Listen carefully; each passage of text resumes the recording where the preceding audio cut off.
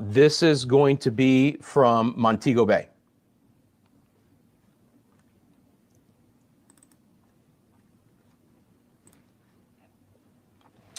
So you can see what's happening now on Montego Bay. Now, again, they're expecting a 2 to 4 foot storm surge there in Montego Bay. And Durian, who is in Montego Bay, saying that they're having very high winds. So there you go.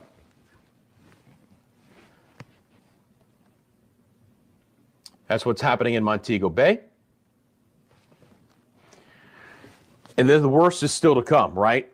Now they're getting, again, a north wind at this point in time, right? A north to a northeast wind. They are on the northwest side of the storm. All the winds are still coming in a northerly direction. Eventually those winds will turn more west and then even out of the southwest as the storm moves through. But you can see, you know, the water is trying to pile up a bit here through portions of the bay. And 2 to 4 foot storm surge is possible in some areas.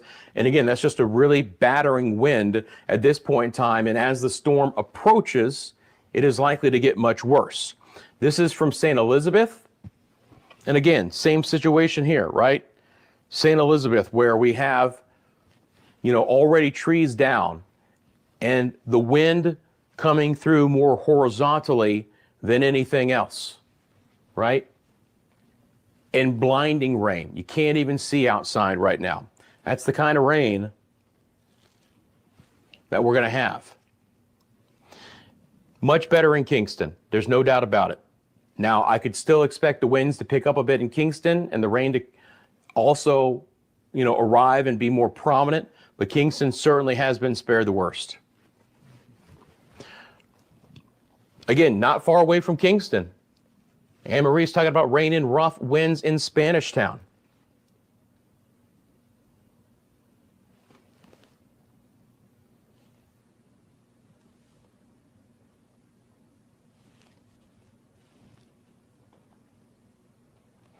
Heavy rain and rain in Mobay.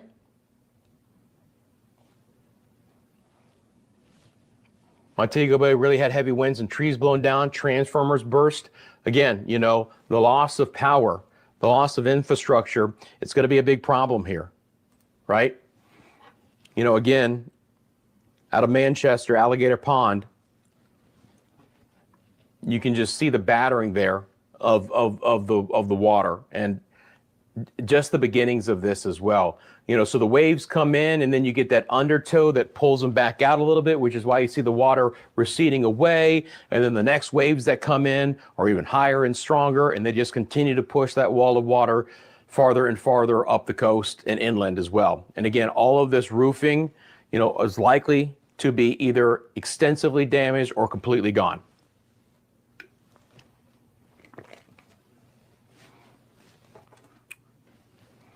Sharon, I would expect the eye of the storm to be over the island at least for the next 3 hours, depending on exactly where it goes. If it's taking more of a due north track, it's not having to go over as much land, but we'll certainly look at that in just a second. This is from Treasure Beach, and again, as bad as this is, guys, this is still just the beginning of what has been developing on the western side of the island, right? Big time problem here. You can see just how strong that wind is, and this is going to strip vegetation. This is going to take roofs. Any other infrastructure that is not sound is likely to fail in totality with these winds, which again, I would estimate these winds are, you know, hitting hurricane force, but that's it. It's probably at peak double this, guys, if not even greater. You know, these are 70, 80 mile an hour winds right now. Maybe a little bit higher gusts, but this is not nearly as, not nearly towards the peak. Not even close, unfortunately. And again, St. Elizabeth here, we have a little bit in the way. Smaller video, but you guys can clearly see some of the trees down there in the yard. Check back in for our friends closer to Kingston. This is Halfway Tree. Again, you want to talk about a difference. This is it. Very, very thankful for our friends in the Kingston area that it hasn't been worse. The shift west of the eye and the storm moving more due north as it's moved inland is just keeping this part of the island farther away from the core winds. Now again, storm surge is another issue. You guys saw what was happening there in the flat bridge camera where the debris was already piling up above bridge level. So water inundation is significant. And it reminds me that we have that video, the picture that I got as well here. So I want to try and bring this picture up for you guys real quick too, because this was going to be Old Harbor. Yeah, all right.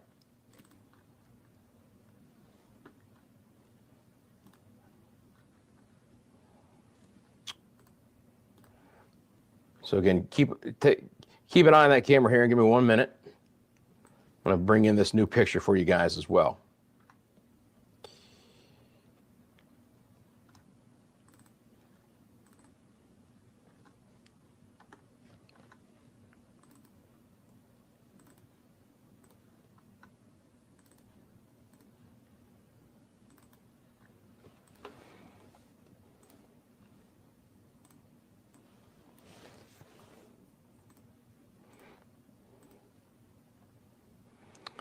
So I double check. This is going to be images of Big Pond, Old Harbor. How many folks are familiar with that area? Big Pond, Old Harbor. We're going to take a look at a photo from there in just 1 second here.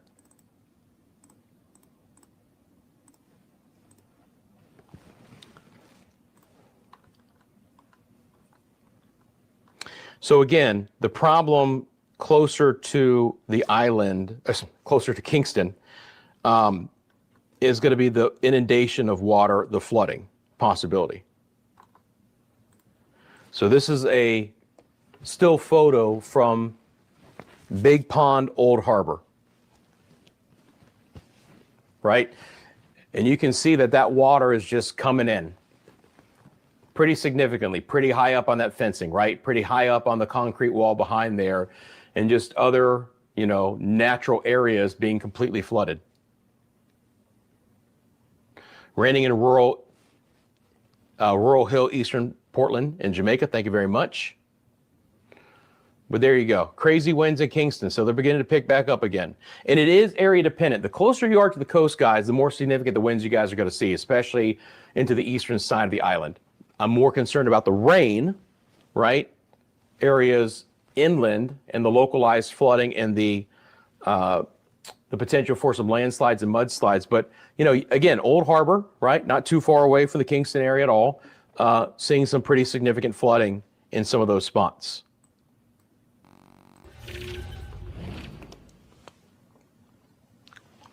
Ricardo, I'm from Montego Bay and it's not looking good.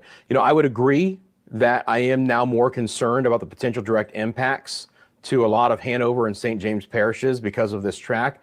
Again, we're looking at basically a due north movement. Now, moving north-northeast at 9, right? And even though it says north-northeast, that's just directly from the Hurricane Center, we can almost see that this has been a due north movement for the past few hours. If we look at the track from where we've had landfall up to Montego Bay, you're only now like 23 miles away. And if it's moving at 9, right, that means the core winds will start to move into this area in about 2 hours, right? That's the inner core winds, but where you see these reds and these blacks, that's the beginning of the stronger hurricane force winds, right? To give you an idea of how extensive the hurricane force winds are, right? The center's right about here. Sorry, guys. Bear with me.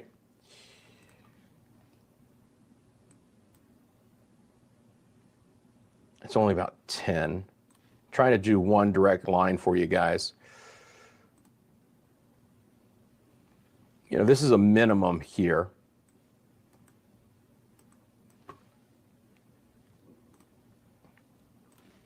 Try it one more time for you. All right, so at a minimum, the core hurricane force winds are about 20 miles west of the eye of the storm, but a full 30 miles east. So this is likely your diameter of the hurricane force winds, at least 50 miles in totality.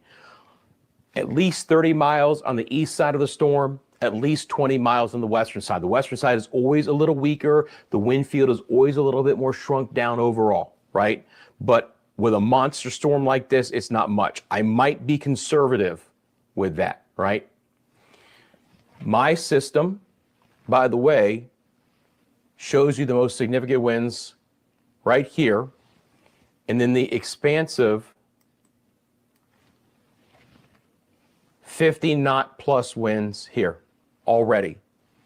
And then the potential for tropical storm force winds in blue across the entire island. But, you know, there we go. So where I drew it, the core winds, it's a little bit old, right? So that is probably up here now, but you get the idea that, you know, my automated system painting on about that same scenario. Hey, Jim, how you doing, my friend? I appreciate your support. Let's get the hearts out in chat for Jim. Thank you for your $5 super chat. Again, not the eye, right? That's where the 185 winds stay.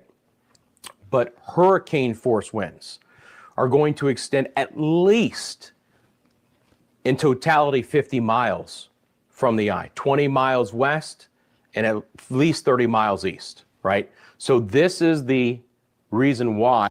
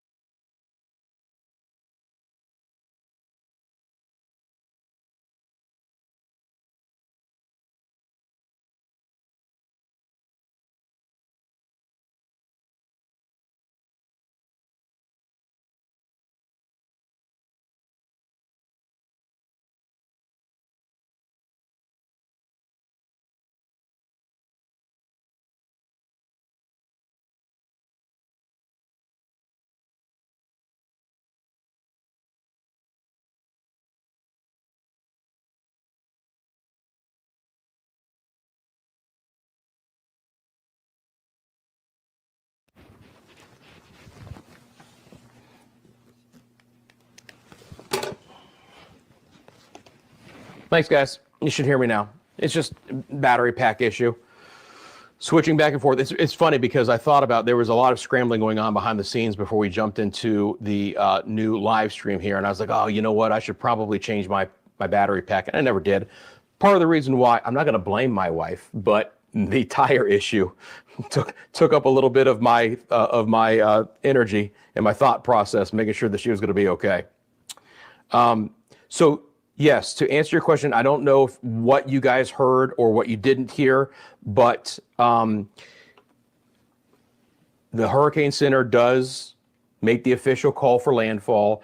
It typically is when the inner eye first brushes land, right?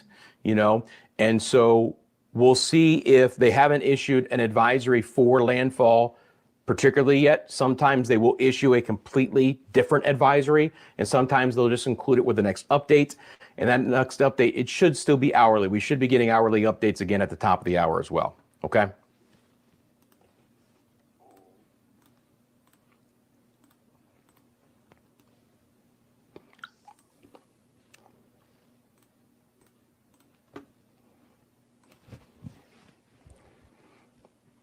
This is your visible satellite imagery of this monster.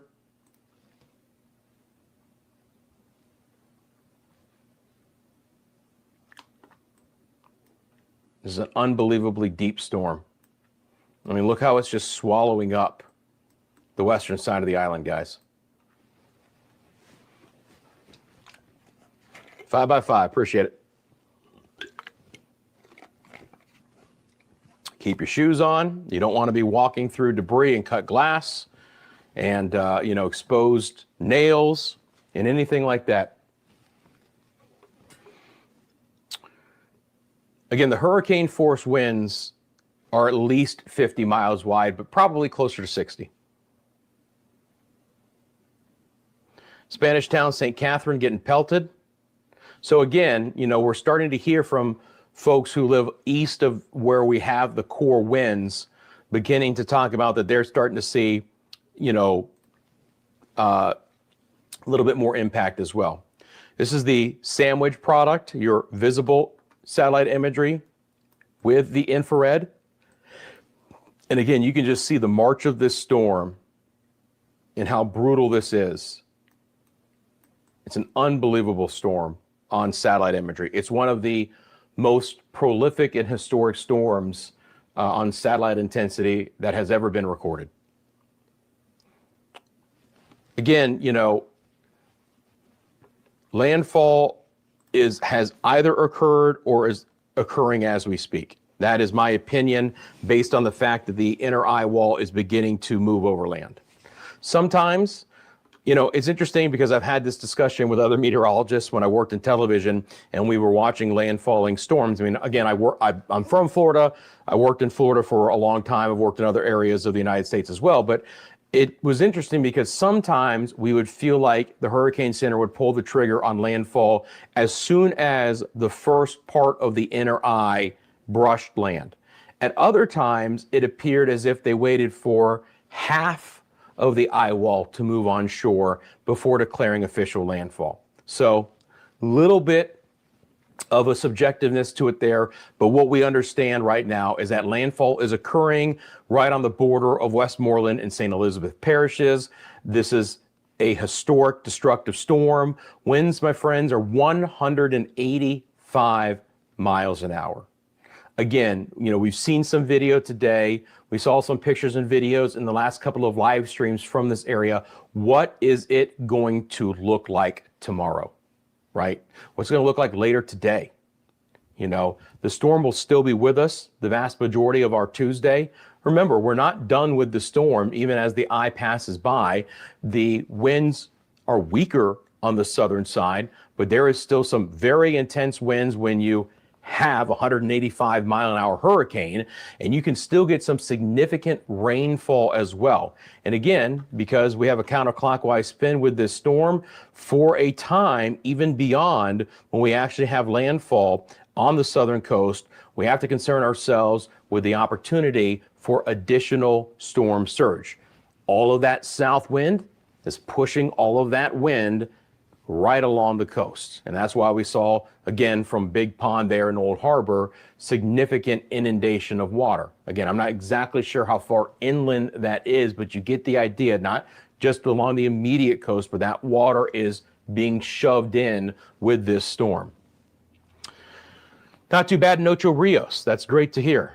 Trelawney now under rain and winds. Hanover is pounding with very strong winds. Fear for the roof. That is, certainly that could be an issue. And Hanover is an area that is likely to be significantly impacted by the storm. Sonia, where are you in Hanover, by the way? Just curious. I'll say the farther east that you live, the worse it is likely to be. The farther west, it might be slightly better, but not much. But all of Hanover Parish is going to see hurricane conditions. Kingston is looking pretty good. Again, I would expect the winds to freshen up still, but, we've been looking at some of the live cameras there, and overall, we're doing okay in Kingston. Now, there could still be some heavier downpours. I'm more concerned about the storm surge closer to the coastline and some inundation of water, but with the actual, wind impacts from Kingston, it does not look to be significant. St. Thomas, not too bad with some rain and wind.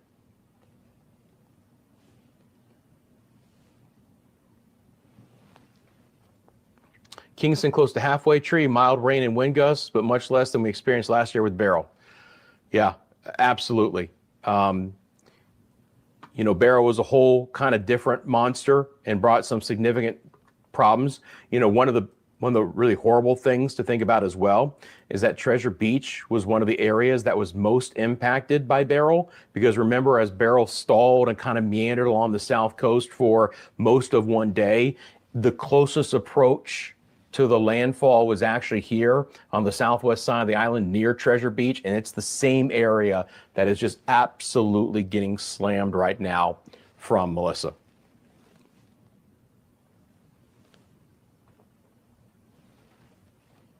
Port Antonio, light winds and intermittent light rain. The eye might try and contract a little bit. Remember, the eye now is going to be beginning to be fully impacted by the land interaction and the friction difference, right? So there is going to be some fluctuations to the inner core of this storm.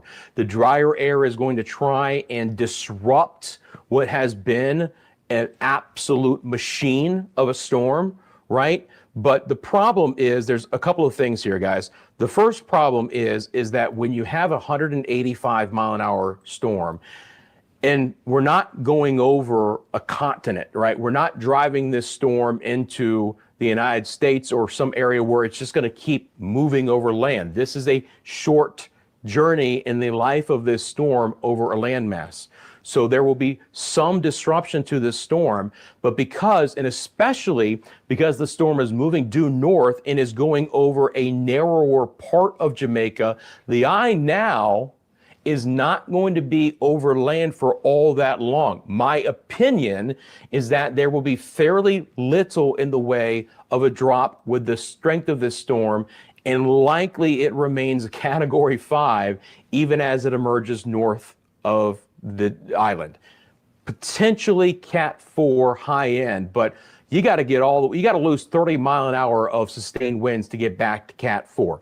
Possible, but with a storm at 9 miles an hour and the landmass here between the Savalomar, Montego Bay, Lucy area, just a little bit less than 30 miles, it's only going to be over land for about 3 hours, and probably only 2 hours where the entire inter-eye is not over some part of the ocean, right? So even though the northern part and the eastern part of the eye is over land right now, the southwest side isn't as of yet. All right, guys.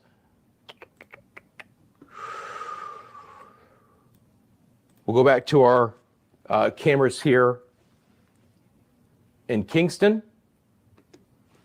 Again, you can see the debris already beginning to develop there over Flat Bridge. That's the problem there. Wave action has come down a little bit in the Kingston Harbor, but the elevation of the water with the storm surge, and then very wet in other areas as well. Hey, Tina, if you look from go find, for the videos, go find Noble Pills, his messages. We have a direct link to a Google Drive that we created. So go check that out. Friends, I'm going to be back in just a second.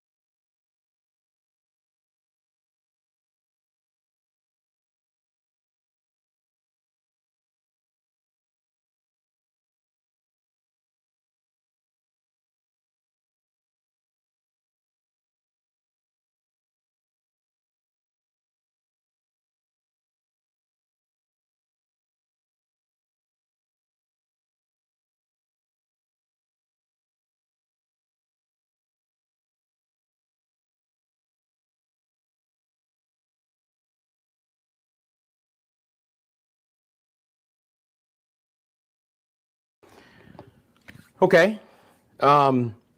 Anyone notice anything different about yours truly since the time I was last on? That was supposed to be a very short break. However, as you guys know, I've been talking a lot lately on the streams, and so I have my handy dandy throat spray here, and I went to spray it, and it went everywhere, including on my shirt. So fantastic. Had to change shirts real quickly. I was like a quick change artist though, but yeah, so good times. All right. Again, my problems, very little. Comparative. Chuckle about it and move on. Back over to some of the video that we've been getting in, and I appreciate you guys.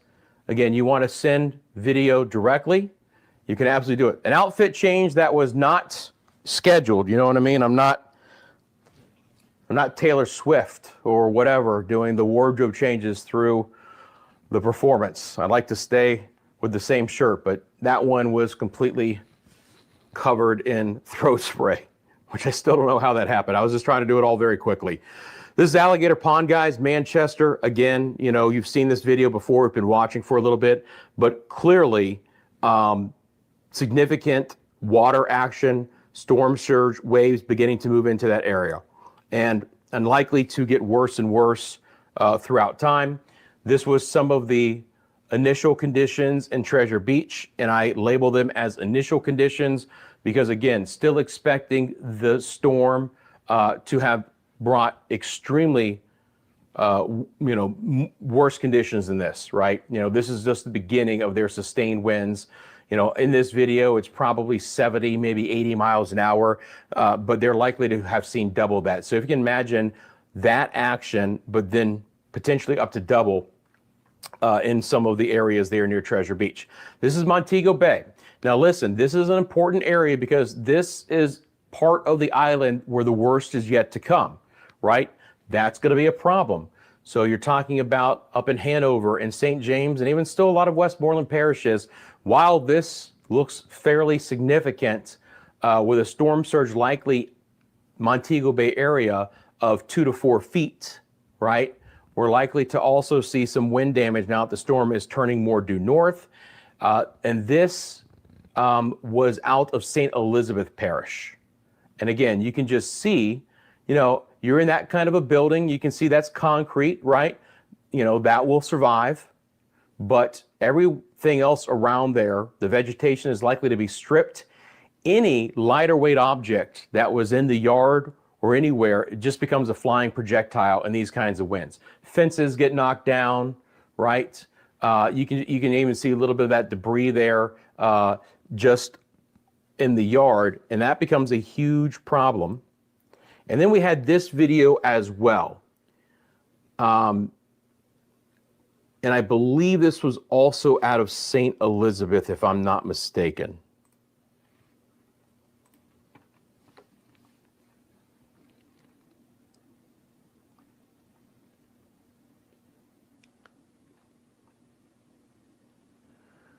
So there you go, and I appreciate you guys.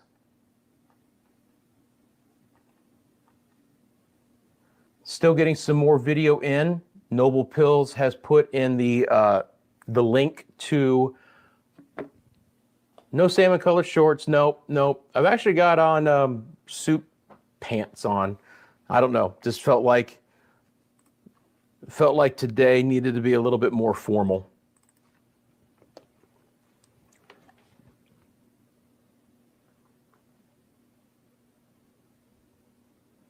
What's wrong with the salmon color shorts? Those were a big hit. Yeah, pink shorts matter too, right?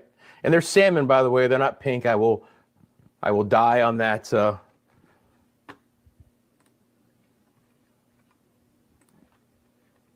On that differentiation, if you will. Let me bring in some more video, guys. Give me just 1 second here.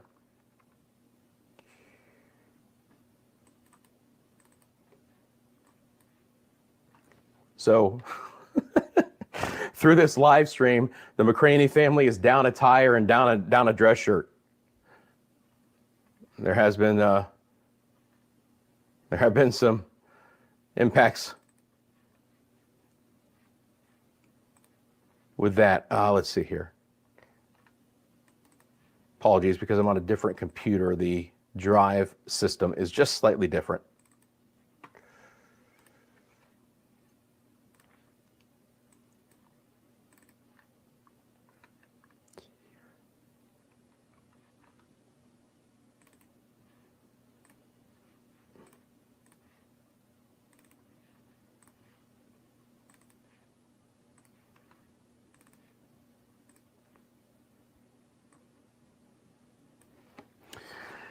So the video I'm about ready to show you guys is actually going to be from a Jamaica Public Service officer in Black River. Okay. So this, I haven't seen it yet, but obviously we're going to assume that this is going to be pretty significant. So give me just 1 second to bring that in and we'll take a look at it together.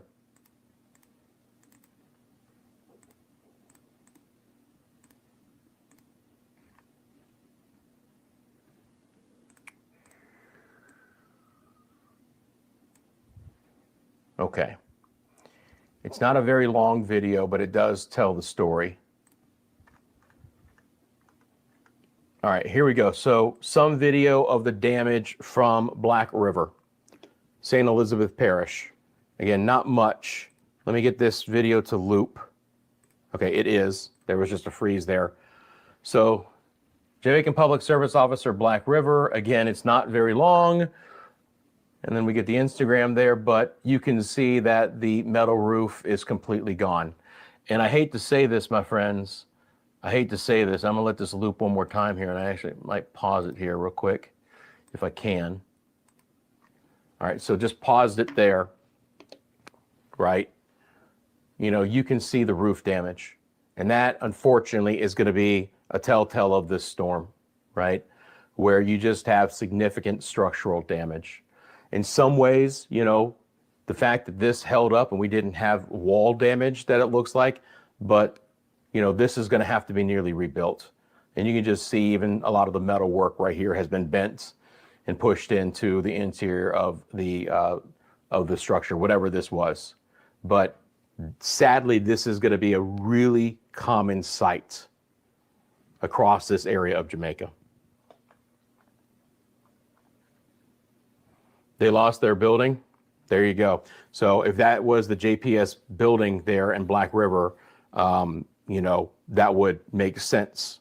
That was coming from the Black River office, JPS Black River office. So there you go. So it's not just the officer, it's him shooting it of their office. Now I understand. Black River Hospital flooded out. Unfortunately, that is tough to hear, right? You know, hospitals, they need generators. They need to keep power because there are folks who are on oxygen and, you know, folks who demand immediate medical attention. That's why they're at the hospital. And so, you know, I'm sure there had been some evacuation of some of those medical facilities, but, you know, for others, potentially they're still housing, you know, patients. And that's a horrible situation when you're talking about that. And then you start to see some water inundation in some of those areas as well. Yep, NAC announced the landfall in the 1 p.m. update. That, again, is expected. Thank you very much. Let's take a look at that. I have, of course, the ability to bring up those advisories directly on my computer. Possibly the intermediates as well. Let's see. I'm not sure about the special updates. Yeah, not the specials. Okay. So let me bring that up and read that with you guys.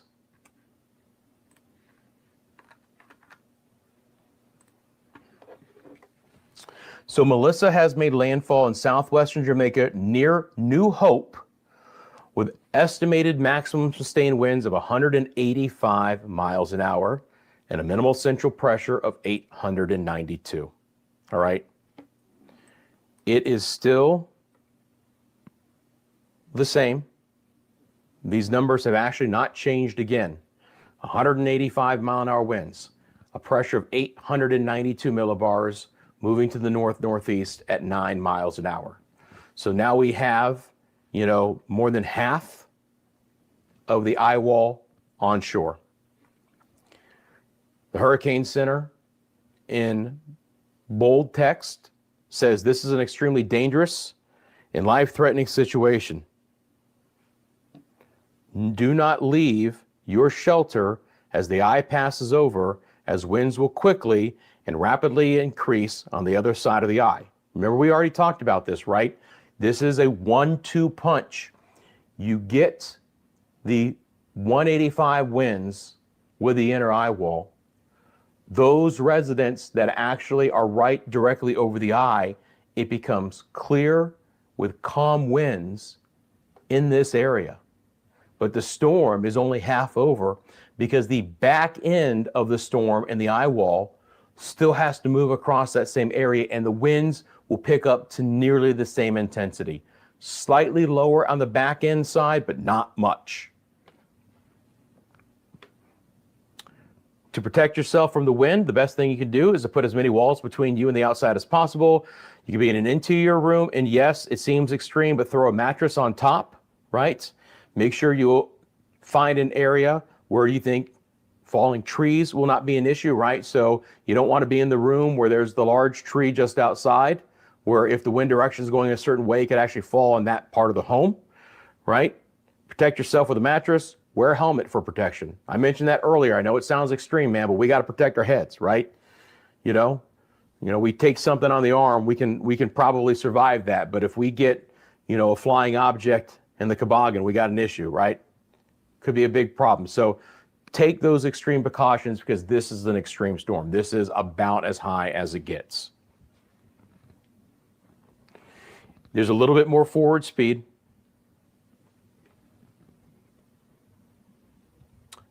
You're welcome, D. Allen. Again, any of the information you guys have, just keep it coming in. That's why I'm doing this. That's why we have this chat, right? So that we can, talk in real time about what's happening. Obviously, if you have an opportunity, you have access to pictures or videos, send it to us. Again, we have the Drive folder that you can drop them into, or you can email mymediamundo@gmail.com. I would try the Drive first. It's the simplest way, but if for some reason that's not working, you can always do the email as well. The projected track is slightly east of where we actually have the storm right now. So that's why I actually took it off the board, because appreciably, it's going more due north, right? Now, eventually this storm is likely to track over southeast Cuba, still as a major hurricane. And there is a higher probability than not that, especially if this goes, even if it bobbles slightly east of north, because again, it's definitely going more north than anything right now, that it will stay over land for a less amount of time. And now the storm emerges on the north side of Jamaica as an even stronger storm.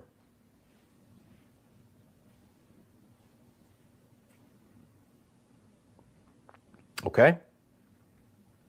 Thank you, Noble Pills.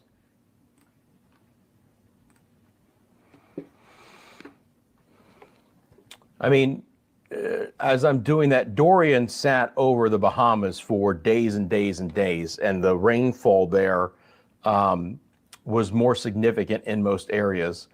But the wind impacts are probably stronger here with this storm.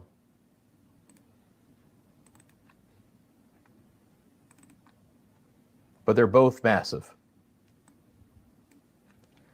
Okay. So we do have some new videos here.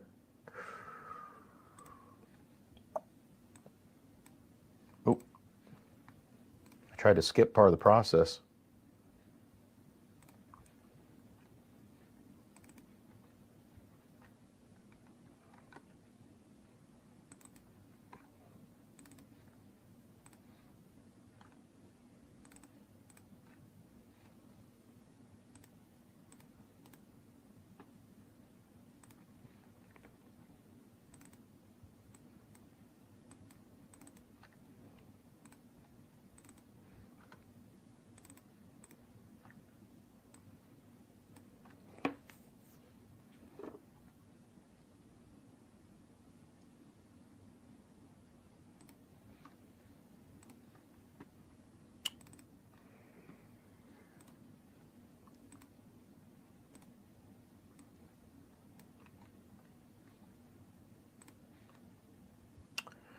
Okay.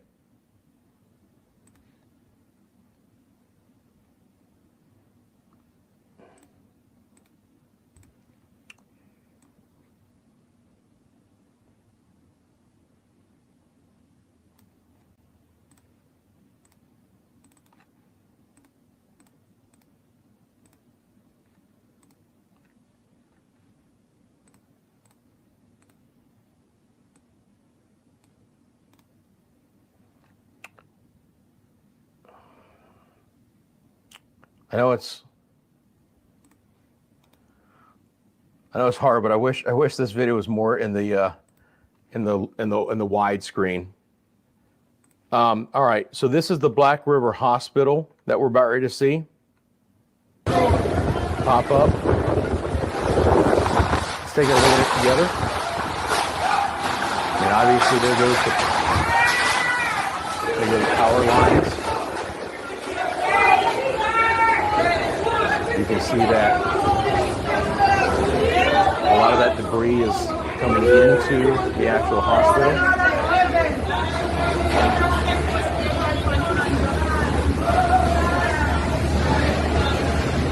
And it looks like some of that wind has actually ripped up a little bit of that hallway. There goes some metal awning kind of material.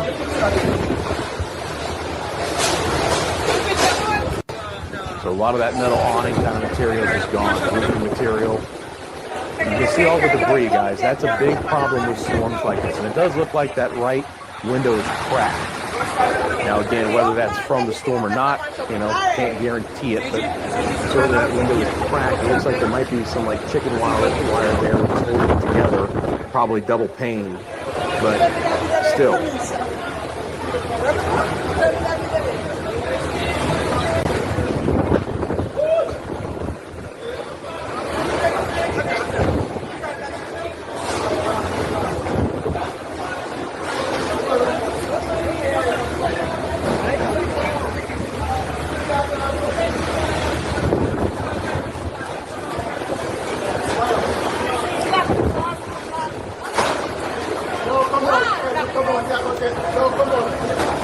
And then we're going to check in on St. Elizabeth.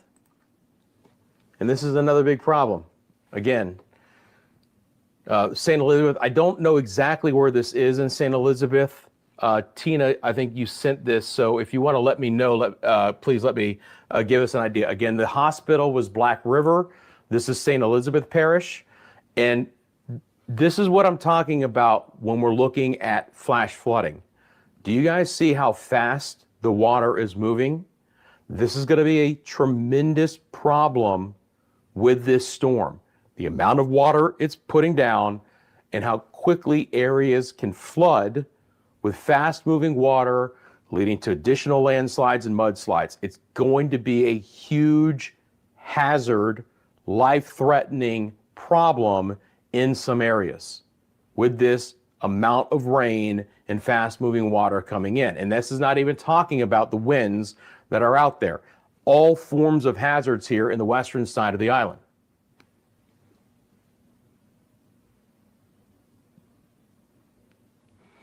That probably is what I got, Tina, or is it a different one? Little Park in St. Elizabeth.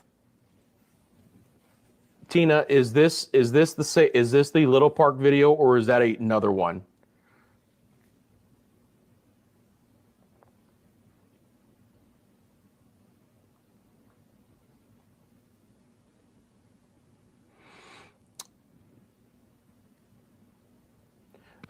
This is the video from Tina, or one of them. Both the hospital one and this one. I just want to make sure that I know which one is which here.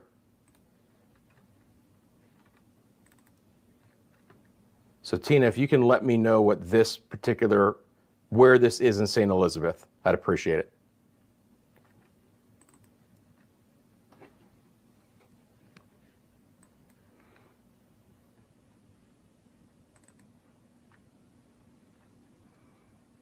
Okay. So you sent me a, I can see there's a completely different one for St. Elizabeth. Yeah, how's the power in Montego Bay, by the way, guys? I appreciate all of the chat going on as I'm working through some of this to get you guys the latest, because this is what I love about this, the interaction. You guys are getting the information in real time, just like I am as well.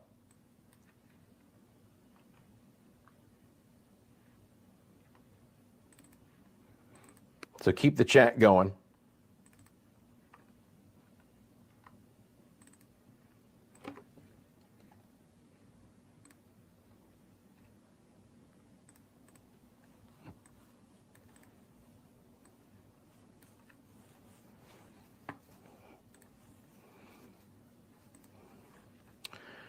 I'm going to switch over real quick to our cameras here. Let's check in on my friends in Kingston. How are we doing in the Kingston area, by the way? Let me know in the comment section below, please.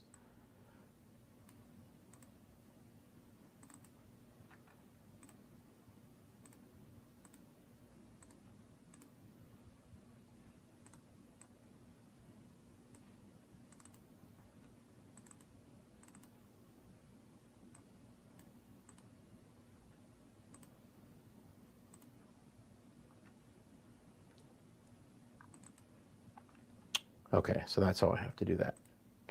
All right, wow.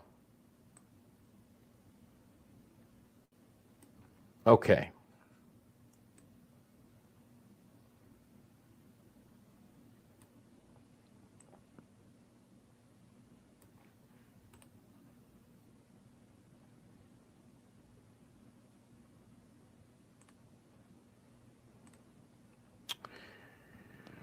You know, Flat Bridge is stalled there. The water level just continues to rise. Again, breezy conditions, but wind-wise, we're doing just fine through most of the Kingston area. All right, here's some pretty crazy video here, guys, from St. Elizabeth.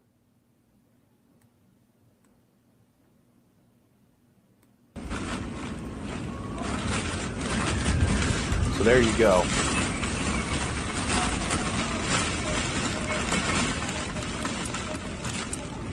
The little park in St. Elizabeth. First of all, you can see the home on the other side. You know, water has entered that home. You see how fast the water is moving? It's a torrent of water. An absolute torrent of water. That will sweep up you, your car, as easily as if you weighed a feather. And will push you down that stream as fast as possible. It's a very dangerous situation, right? The flooding potential is so extreme. I mean, again, I'm not sure if there was any vegetation, any leaves on that closest tree, but if there were, it's gone. And even here, the wind is probably not as significant as it's going to get, you know? The interesting thing about this, guys, and maybe it's just me visually, but it almost looks like the rain and the wind are going in a different direction than what the water is flowing. So you have the rain and the wind coming in an opposite direction from probably higher terrain on the right-hand side of your screen to lower terrain on the left-hand side. Right, if you look on that bush here, it's coming this way with the wind. And obviously we have this huge wall of water, and this is just sheets of rain. Several inches of rain per hour, 4, 5, 6 inches of rain an hour easily coming in with this. Potentially even significantly higher. So rich, deep tropical moisture, and then you have all of this water piling up, and there's nowhere to go.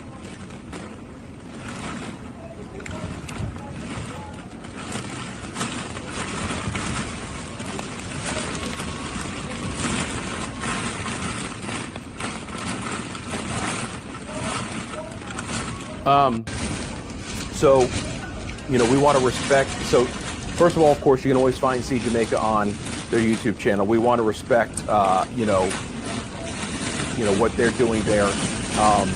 So basically we can show very quick snippets of their stream, you know, in a slightly delayed fashion, but, you know, nothing more than that. I don't want to bring it up and do it live anything more. Yeah, flying objects, wind, crazy.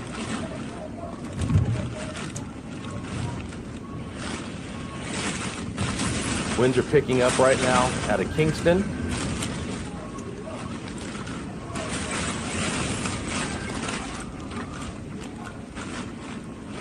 Pretty windy now in Kingston with some light rain. So we're beginning to get a little bit more wind now, you know, in the Kingston area, right?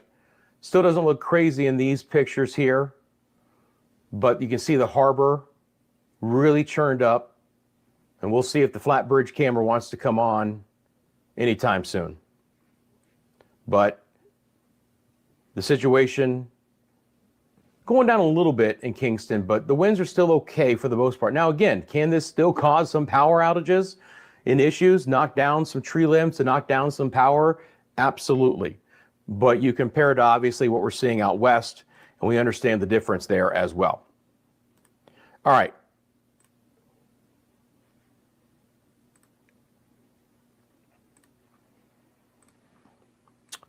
Back out to the weather computer, because I want to get back into what's going on with the storm right now, right? Just an absolute monster. That's what it looks like.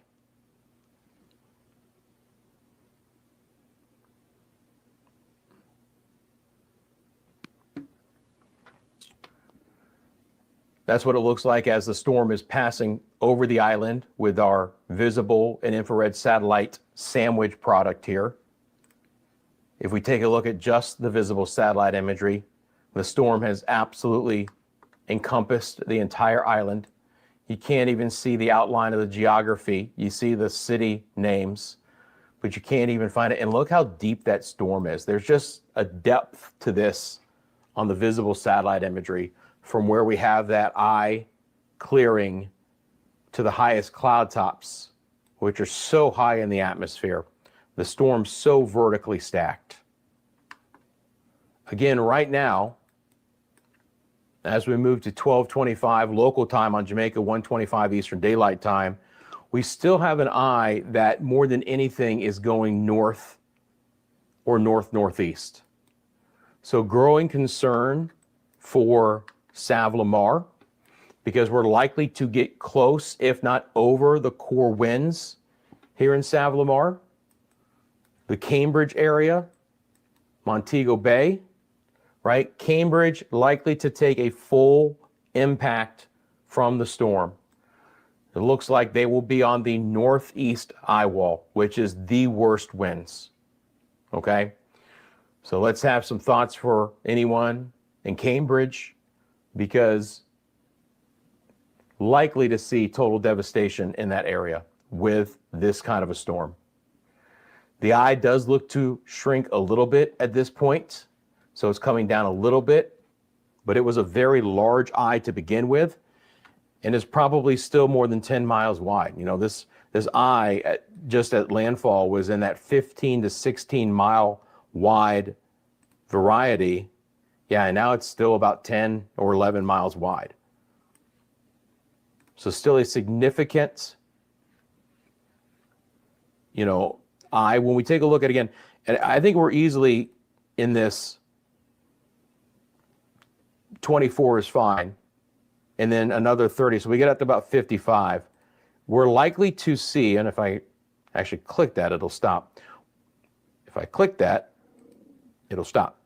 We're likely to see this entire area, as the storm lifts north, experience hurricane conditions. Just the closer you get to the eye, the winds become more extreme to that maximum. But significant impacts will still likely be felt into the Mandeville area, all right? And then where hurricane conditions are likely across all of the western side of the island. Even the Grill is likely to begin to experience some hurricane conditions. The wind profile is always a little bit weaker on the west side, right? It's not as expansive on the west side of the storm, but when we're talking about a storm with 185 mile an hour winds, you have to get pretty far away from that center to avoid damaging conditions, even with just the wind. And we're not talking about the rain, we're not talking about the storm surge. Now for Kingston, again, generally speaking, we're just far enough away for that to be the case, right? So, you know, Eastern St. Catherine, St. Mary, St. Andrew, Kingston, Portland, St. Thomas parishes likely to not experience widespread wind impacts. Some wind impacts, yes, right? Localized wind impacts, sure. Flooding with the storm surge, southern side, some wind and rain impacts, Portland, St. Thomas, a little bit more rain impacts inland. Still could see 15 to 30 inches of rain, guys. Again, you know, we'll see how this ultimately plays out, but that kind of rainfall, even on the eastern side of the island, is a possibility. Again, when we look at this, apologies. Now, look, the wind is not as significant that you see on this map in these areas, but it is on the eastern side of the storm, closer Mandeville West, right? Then up towards the northern side of the island, we're likely to see a little bit less wind than this as well. But again, this would be the eastern northeast quadrant. The rainfall totals, though, are still very much into play for this area. 15 to 30 inches, 375 to 750 millimeters. And again, this storm surge of 9 to 13 feet. That is the wall of water that the storm is pushing on shore. And some of that is likely to be even higher. So you saw some of the photos, right? We looked at the picture there from the Old Harbor area where we had some pretty significant flooding.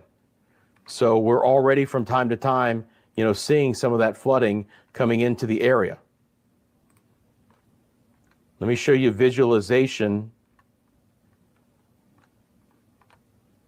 of that. So this was this Big Pond, Bull Pond? I apologize.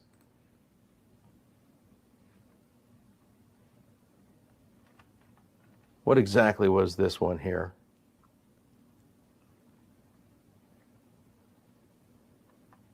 If I go back and find it, it's Old Harbor for sure.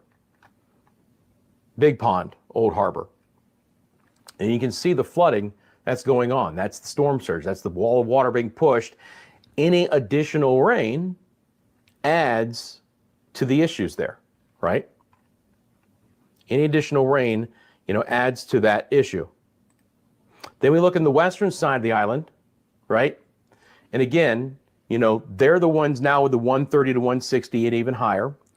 West of where we have the center of circulation, but near the coast, we're still at the 120 to 140, okay? And then on the northeast side, 90 to 120, even on the northern coast. Storm surge, 6 to 9 feet, locally higher west of the center. The storm surge for Montego Bay is forecast to be 2 to 4 feet.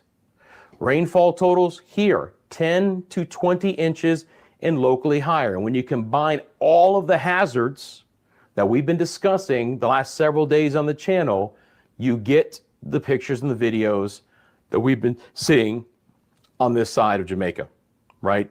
Complete and total devastation in some areas, life-threatening flash flooding, significant infrastructure damage. You know, we talked about roadways being washed out, right? Again, with the water moving as fast as you saw in some of those videos, that's what it's going to do, right? It might not wash out a roadway, but maybe it washes out a driveway. And folks are isolated in that regard because they live in a rural area, right, where there is just one way in and out of their home. And that one way in or out is gone, right? So being isolated like that, you know, is a scenario that some folks in the central and the western sides of Jamaica will have to come to terms with, you know, as their reality starting today. And that could be for days or weeks. So this catastrophic, life-threatening flash flooding, the storm surge, the extensive infrastructure damage, the long-duration power and communication outages. Again, you know, we're starting to lose communication with some folks on the western side of the island. Power's going down, internet's going down, and it could be days or weeks before that's restored, just depending on where and, you know, the priorities and, you know, the manpower to get that back up, right? Could be for a long duration. Landslides, mudslides are already being, you know, shown roads being washed away, and isolation of communities.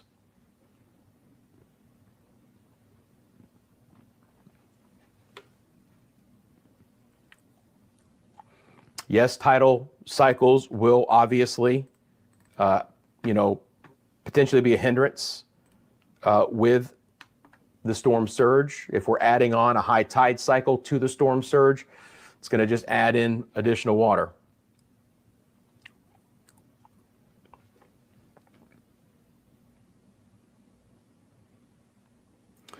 Clarendon is kind of right on the precipice of having the hurricane conditions. Looking okay so far in the south central part of the island. You get Mandeville west, depending on exactly where we're talking about here. We do get back into the potential for the core winds. But obviously, we're a little bit farther west than that. Now, Santa Cruz is getting battered. Cambridge is about ready to get slammed. Right up this corridor and not far down the road. If that holds to be the case, Montego Bay is next. I hate to say this, but it's going to be very hard for Montego Bay to avoid the inner core winds. There would have to be a fairly significant push east in a very short amount of time. The eye right now is about 10 miles wide, 10, 11 miles wide. If it's trying to track due north, the eye is likely over the island for about 3 hours because that is, again, less land and distance for the storm to go over, right? If it's tracking more north and east, that's a longer distance. Now, I would expect from when the eye moved inland to when the back part of the storm to exit the northern coastline, again, with a more direct north path, would be more about 4 hours. But in totality, for the entire eye to be over the island is probably only about two and a half, right? Part of the eye is still over water right now, just a little bit, but it still is.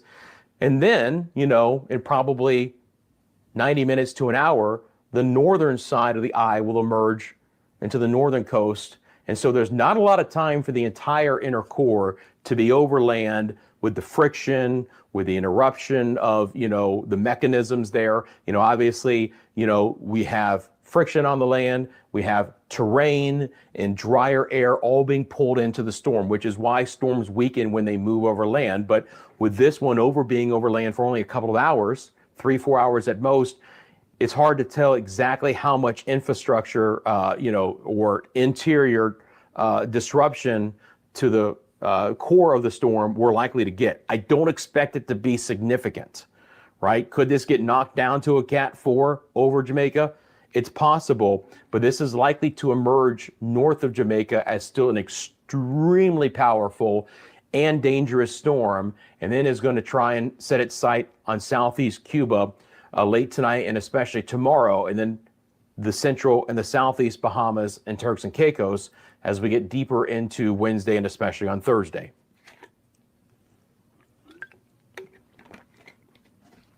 There are some mountainous areas in western sides of Jamaica. You have kind of the hill areas and then the valleys here. And again, I'm somewhat astute to Jamaican geography. If anyone wants to jump in and discuss some of the topography here, interior sections of the western side of the island are a little bit hillier and more terrain. And the problem with that in an overall fashion is that now this higher elevation is more exposed to the winds, and because Melissa is completely vertically stacked, right? These winds are very significant in a very high altitude of the storm, and the Hurricane Center was talking about potentially adding up to 30% additional wind strength to windward facing higher elevation areas of western Jamaica. If you can imagine adding 30% wind to those areas. The other problem is that all of the water rushes down to the lower areas very quickly, right? So you get significant flooding and fast moving water in that situation as well.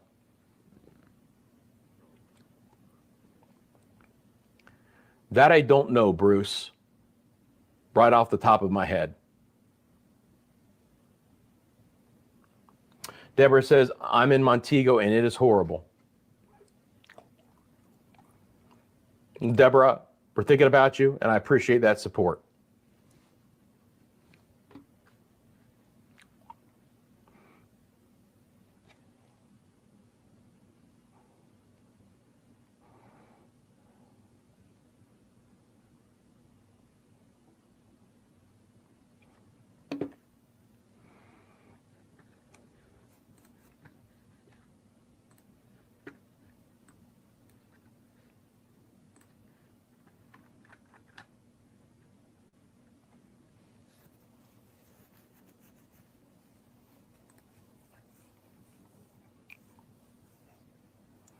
Okay, guys, we continue to get new video. Appreciate that.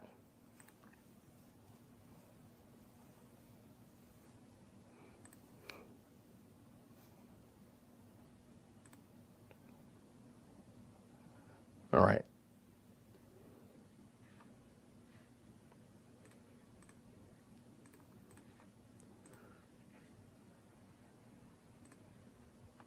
And while I get that fired up for you guys, let's check back in with what's going on near the Kingston area, and I'll be right back in just a second.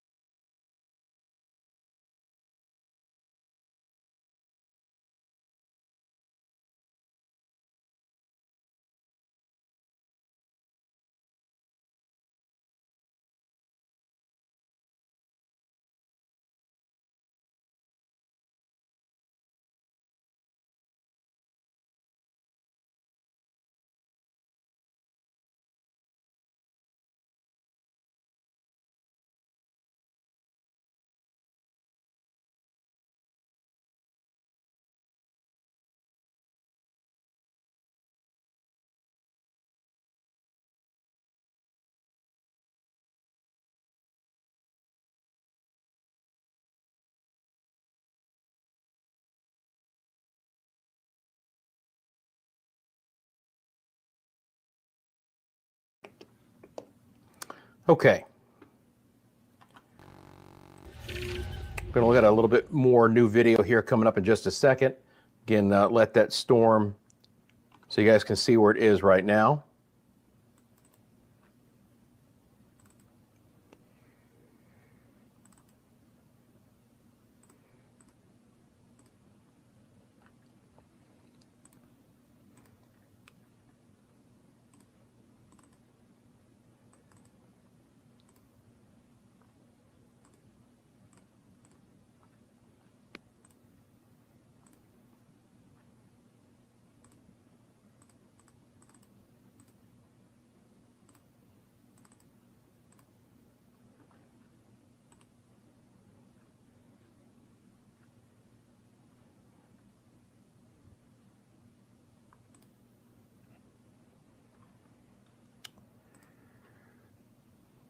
Okay. So the first area we're going to look at here, guys, is going to be from St. James. And it looks like we're looking at it sideways, aren't we? Well, is what it is. There we go. Orientation got right there. Someone was turning the camera.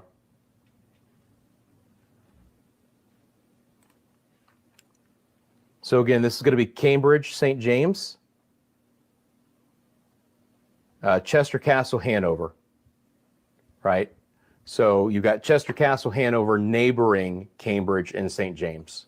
So that's what we're looking at right now. And again, just really solid winds beginning to move in. You've got the power lines that are just dancing and on the precipice of probably not being in their current locations for much longer. And again, everything just blowing very significantly. That horizontal wind, that sheet of rain, you know, indicative of these storms like this.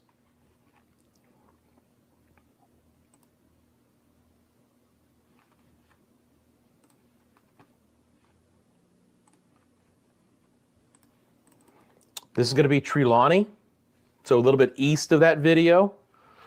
Viewer who sent it in said, hey, look, not that bad so far, but I imagine it's going to get worse. And, you know, this is a beautiful shot, right? Look at all that vegetation, all the trees, all the vegetation. You know, what is that going to look like, you know, once the storm passes by, right? You know, how much of that is really going to be left? Again, you know, that will grow back. I'm much more concerned about homes, but I'm most concerned about loss of life. You know, this is a storm that can cause that kind of devastation, and we just don't want to see that, right? Montego Bay, again, a little bit earlier, so conditions are likely to continue to go downhill with this as well. So we'll have to monitor the situation for Montego Bay. Negril starting to get severe battering winds.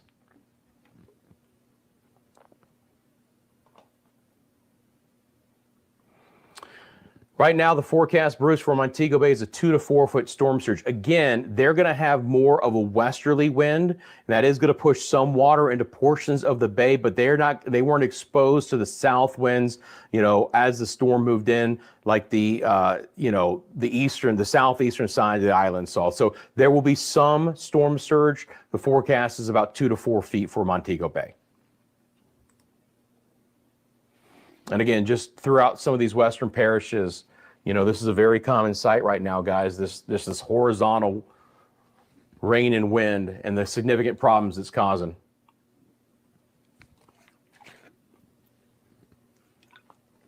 Obviously, you know, fishermen, our thoughts are with you.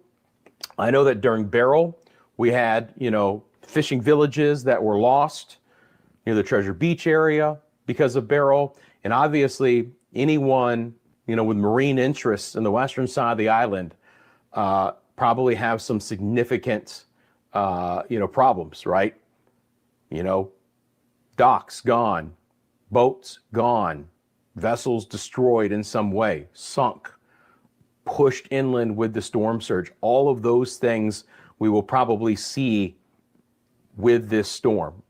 You know, any dock structures are likely to, you know, have succumbed to some of this. Again, just additional video you guys have sent in of just some of the powerful winds with the storm. You know, you get that metal material for the roof or the awnings, and that is stripped away in short order with these kinds of winds. Again, this is from the Black River office of the Jamaican Public Service, St. Elizabeth, and that is what's left over of their office. And this is from Black River Hospital as well. The storm is moving north-northeast at 9 miles an hour. Norman Manley Boulevard, Negril, persistent rain but no flooding. The destructive rains that persisted to batter us. Appreciate that.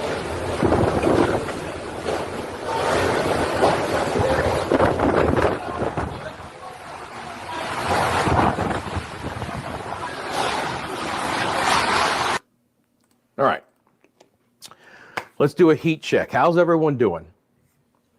Everyone doing all right? Everyone faring?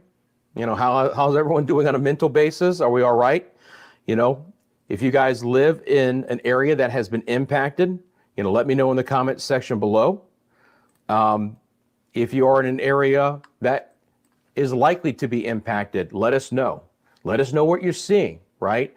This is why we do this interaction with the live stream, so that we can chat. So I know what's going on with you guys. I'm going to pass along the information. This is still an utmost significant, serious storm. I hope that the video that you're seeing from some of these areas is bringing that home for you. And also, let me be very clear.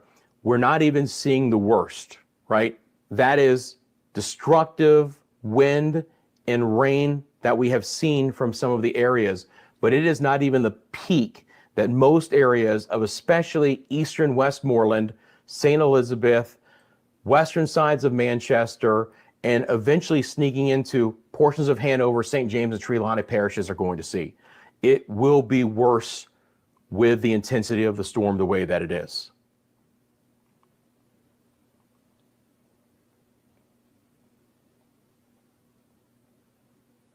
I have no more fingernails. I understand. I get it. Look, it is a very anxiety-ridden day.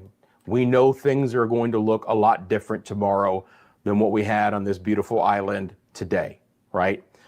We can rebuild.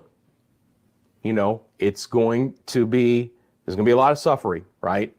With loss of infrastructure and utilities, power and internet being down for days, if not weeks, significant road flooding, loss of cars in flood waters. We just don't want loss of life, right? Unfortunately, I already heard of a few fatalities for the preparations of the storm on the island, right? I hope I hear of no additional fatalities. But this is dangerous, life-threatening conditions moving in and through the western side of the island right now.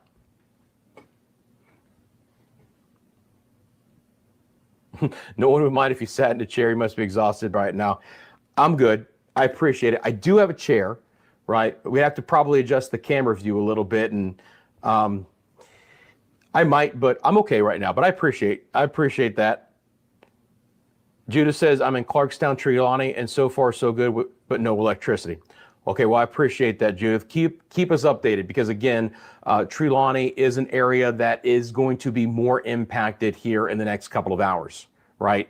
Certainly deeper into the interior sections of St. Elizabeth, a lot of St. James, a lot of Trelawney, at least the central and the eastern sides of Hanover and Westmoreland parishes as well.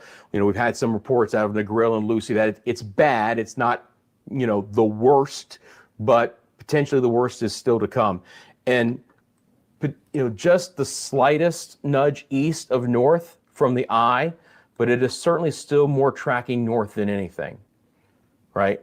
And I think we're running out of time, for some of the core winds to hit Montego Bay. We're running out of time for that to be a change. Now, if this were to take a sudden shift east, that's a plausible scenario, but it's likely Montego Bay is going to experience very significant winds in the coming hour or two. Again, all the newest information from the Hurricane Center, my friends, is going to be on the top of your screen when we go to this product here. Anytime that we have the weather computer up, you'll see that in the latest stats.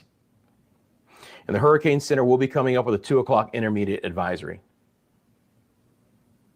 We're all a little rusty, there's no doubt about it.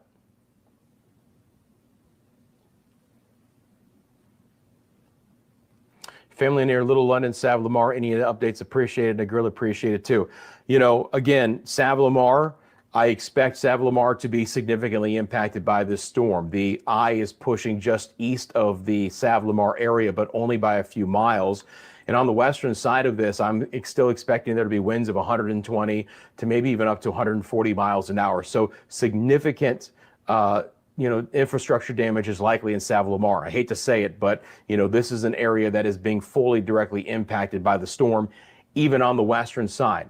Yes, the winds are slightly stronger on the northeast side, but this is a extremely powerful hurricane, and those kinds of winds, even on the western inner and outer core of the storm, will be very destructive. Certainly a storm surge that has pushed inland as well, and obviously significant rain in some spots. So unfortunately, Savlamar is an area that in the aftermath has likely experienced significant damage to that area. It is slightly better when you go farther off towards the west, where we've had reports of some stronger winds, some heavier rain, and some battering conditions from Lucy to Negril.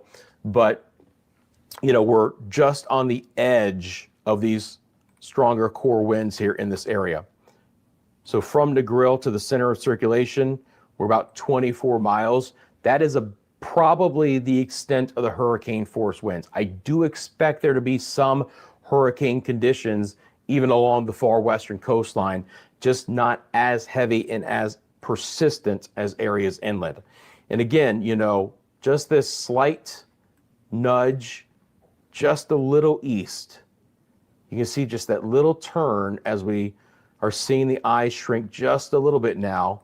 We're almost to a point where the entire eye is fully over land. So we'll see how long that lasts. Did this keep the same eye wall? There has been no eye wall replacement cycle, if that's what you're asking, Fiona. Never got that ERC to happen before landfall. So we never had that structural change in the storm. The winds sound like a plane taking off in its runway.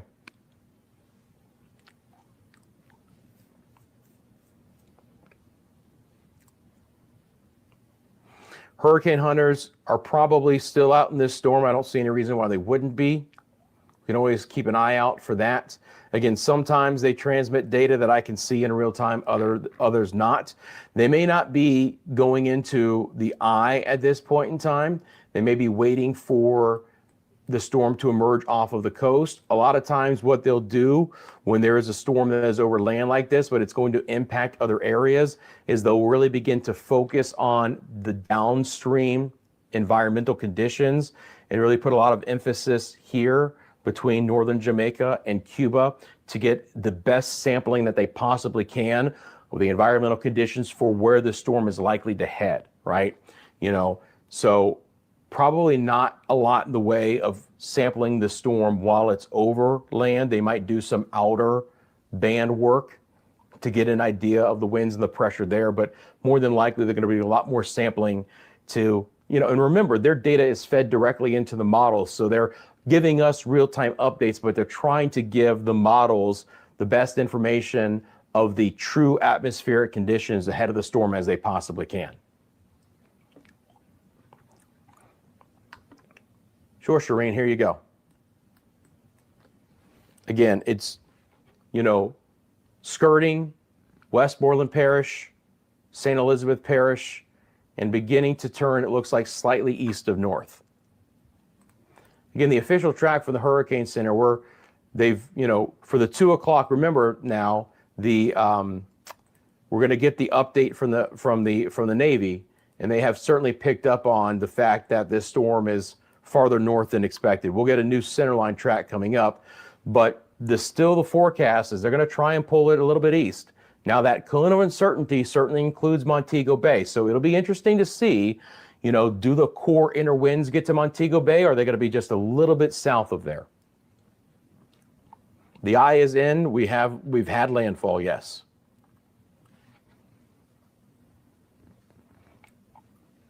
It's good to hear that Portland is relatively quiet there. Buff Bay, again, eastern side of the island.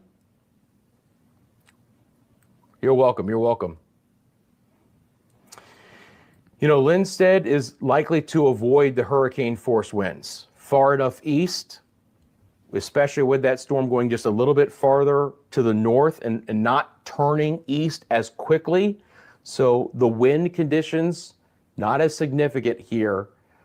Storm surge, still a big issue.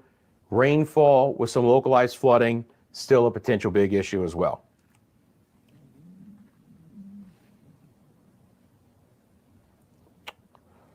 I do not know, pimp juice boxes, if you could be more wrong. Jamaica spared the worst. If you mean like Kingston, yes, but travel over here and talk to someone who lost everything, and I think you'll get a sobering reminder of what this storm is really bringing.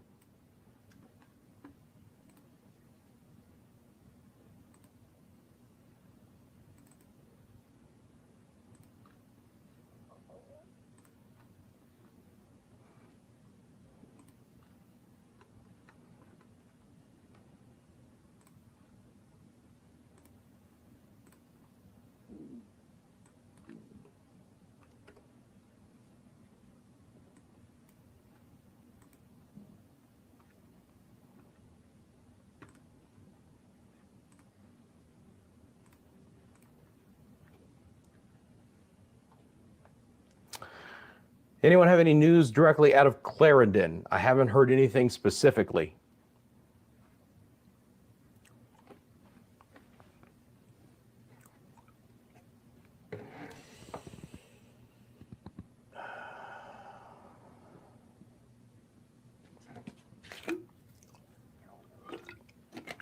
Two p.m. is out. Okay, thank you.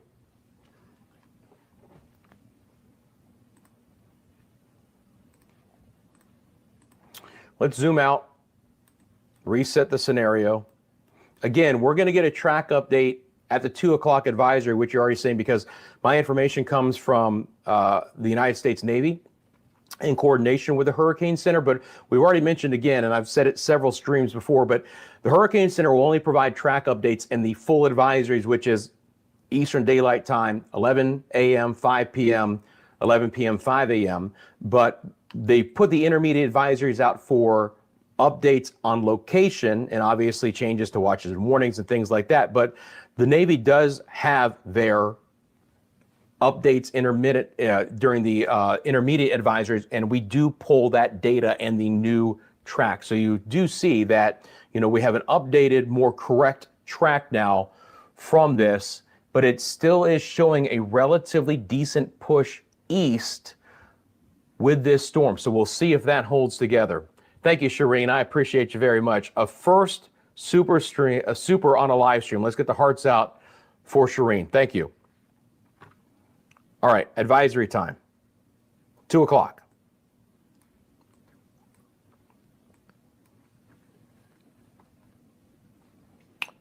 $165, so it's come down a little bit. Northeast at 8 and 899 the pressure. So there has been some impacts to this storm, but the fact that we're still talking about a hurricane that has winds of 165 miles an hour and is still clear as a Cat 5 by a margin is still unprecedented to some degree, right? And still frightful. I'll put the new numbers in just a second. No changes to the watches and warnings. Again, hurricane warning, not only for Jamaica, but for Southeast Cuba, Southern and Central Bahamas. Haiti, under a tropical storm warning. Same thing for the Cuban province of Camagüey, if I pronounced that wrong, I apologize. And Turks and Caicos. So, again, hurricane conditions are likely in the Central and Southeast Bahamas and the southeast side of Cuba with Melissa.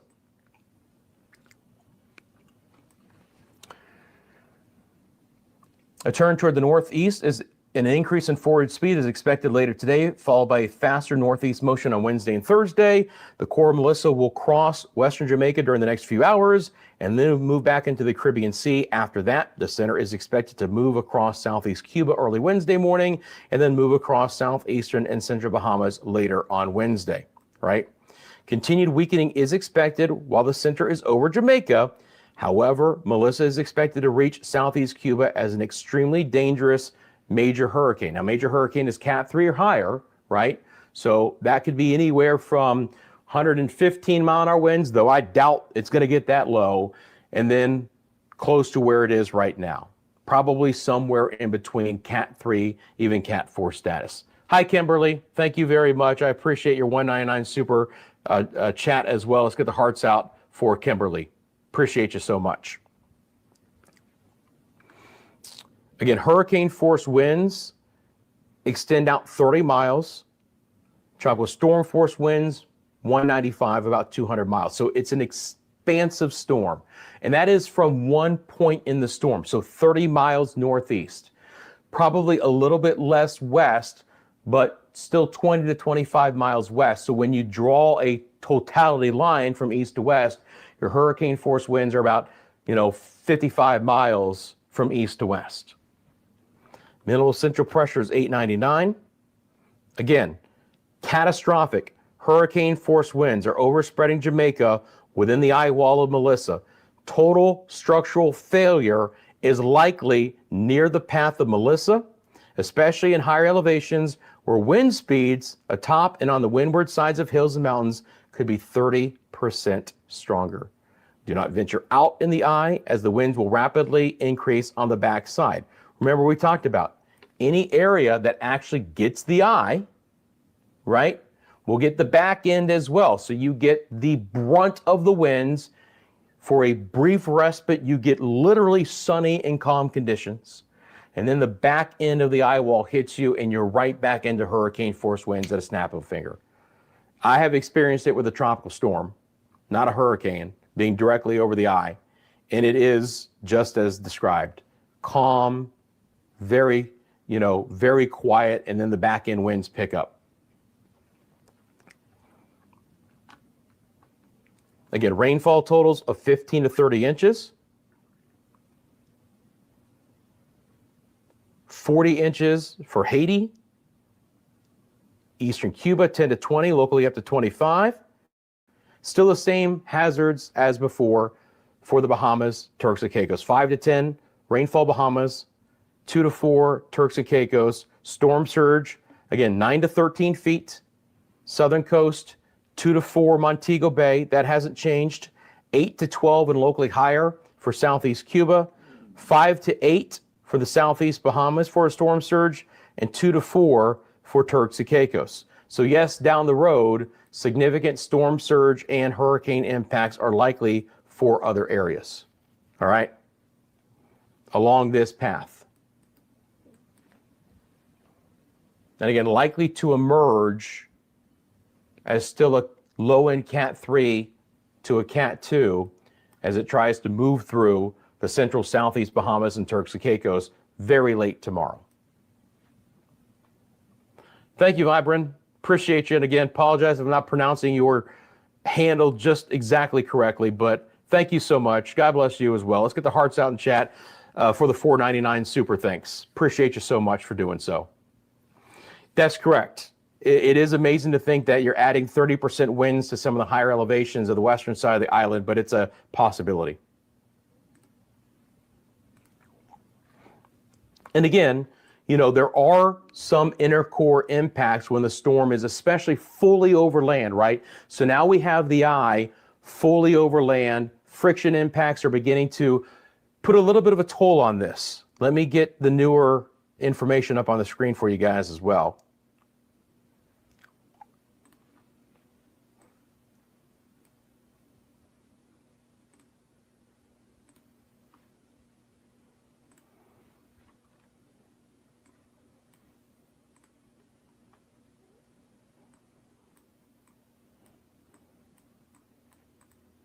Interesting.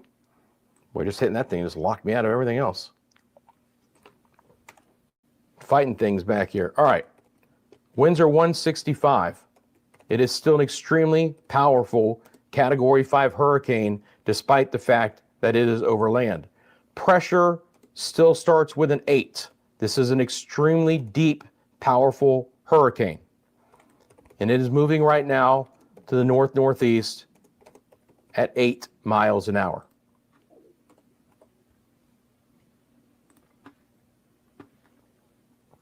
(165), pressure 899, north-northeast at 8. Now, again, let's take a look at this. On this track, and we have to just kind of see how this plays out, right? Is it more here? Is it more here? Is it more here? I think that's a little bit up in the air, but here's what I'm talking about.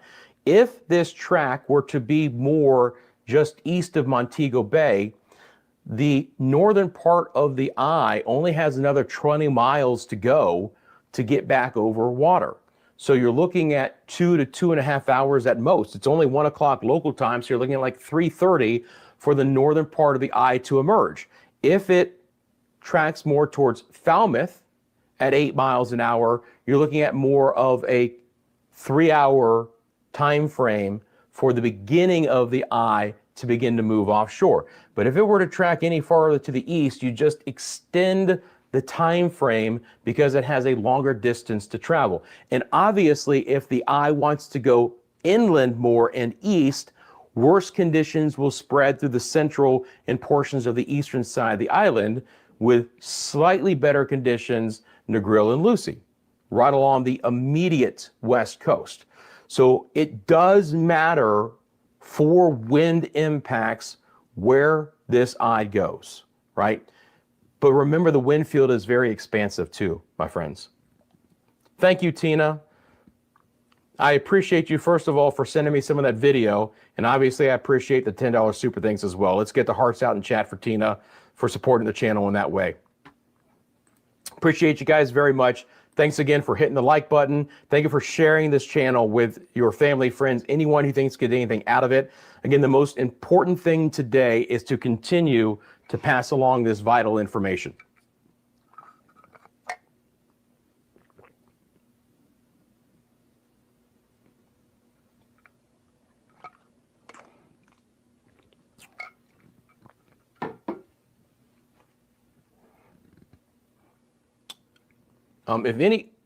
I saw someone mentioned about a Montego Bay cam. If anyone has knowledge of a camera from a resort or something like that, just let us know in the comments section, okay? So if there's a, we're not going to be able to take any live cam from ABC itself, but if anyone, if they've been watching some kind of resort cam, just let us know.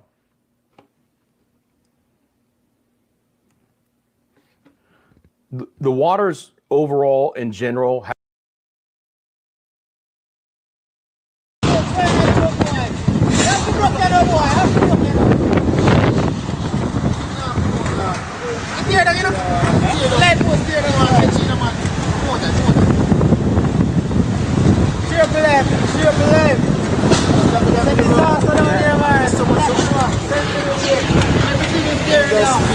oh my God. Respect your rules, please.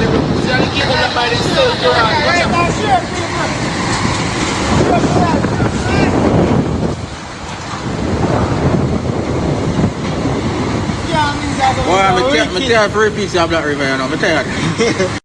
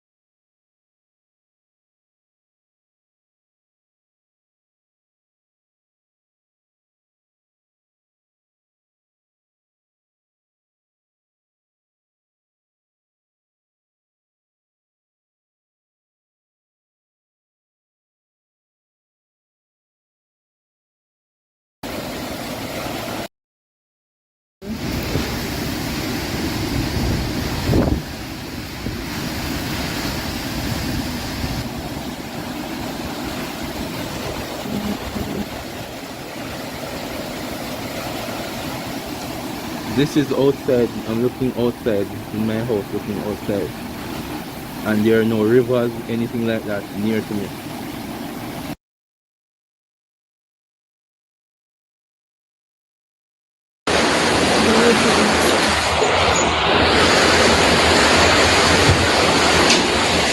Be sure that you have a mattress ready.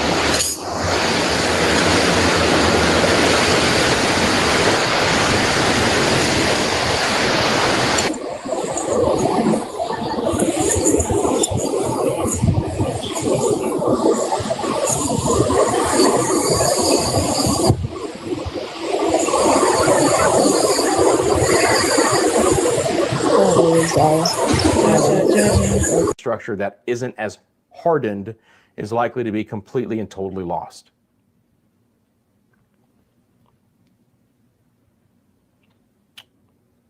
You're welcome, Donnie. Heavy winds in St. Catherine.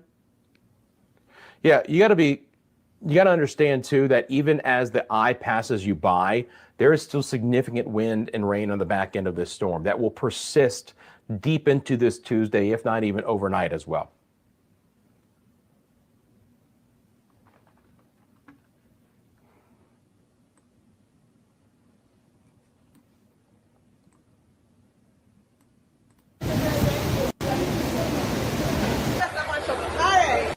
And just going back through some of this video here. Just take a look at that video, my friends.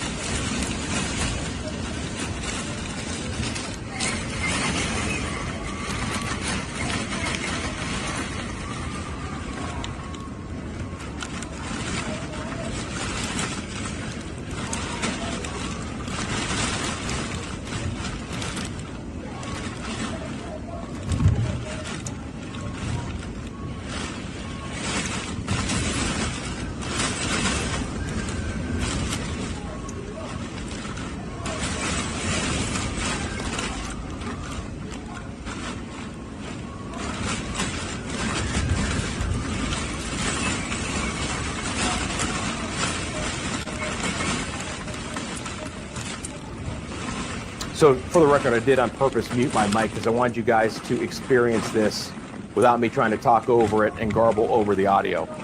But you get the idea of what can be happening there.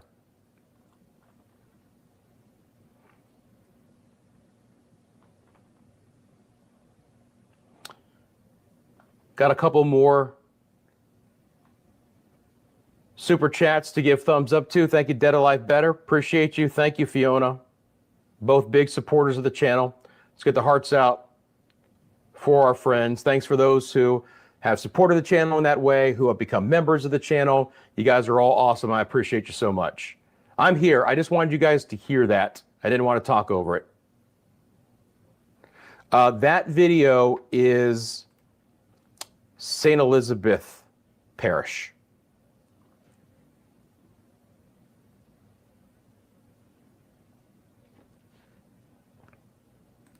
The 2 p.m. update is right here,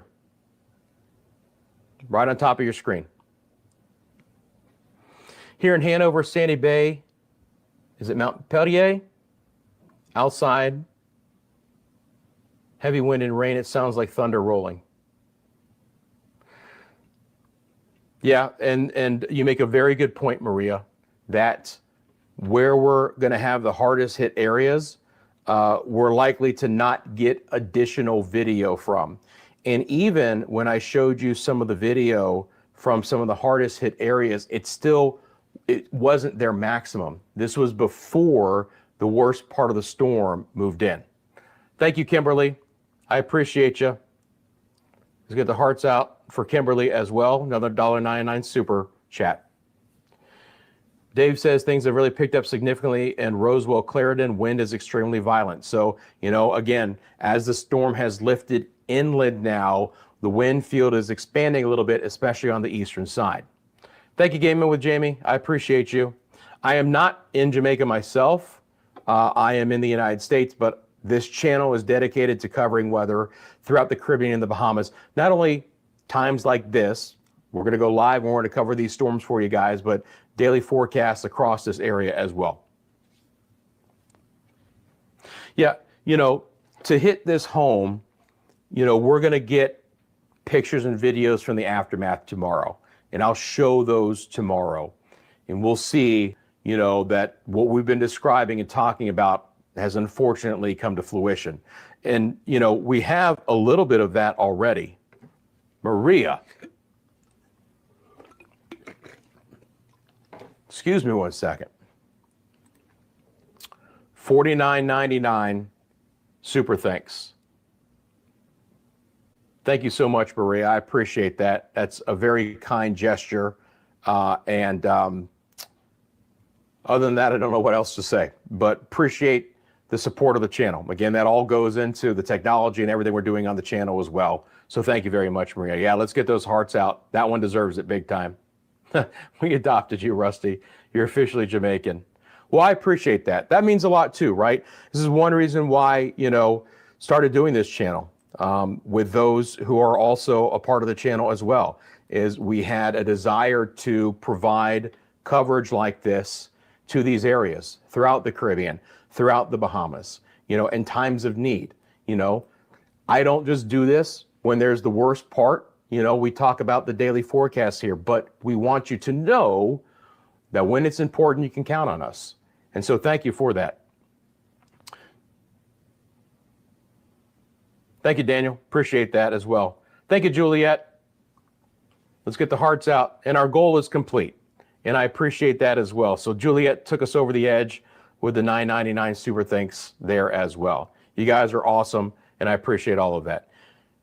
100% overall Kingston counting their lucky stars. We're not going to get the core hurricane winds in Kingston, all right?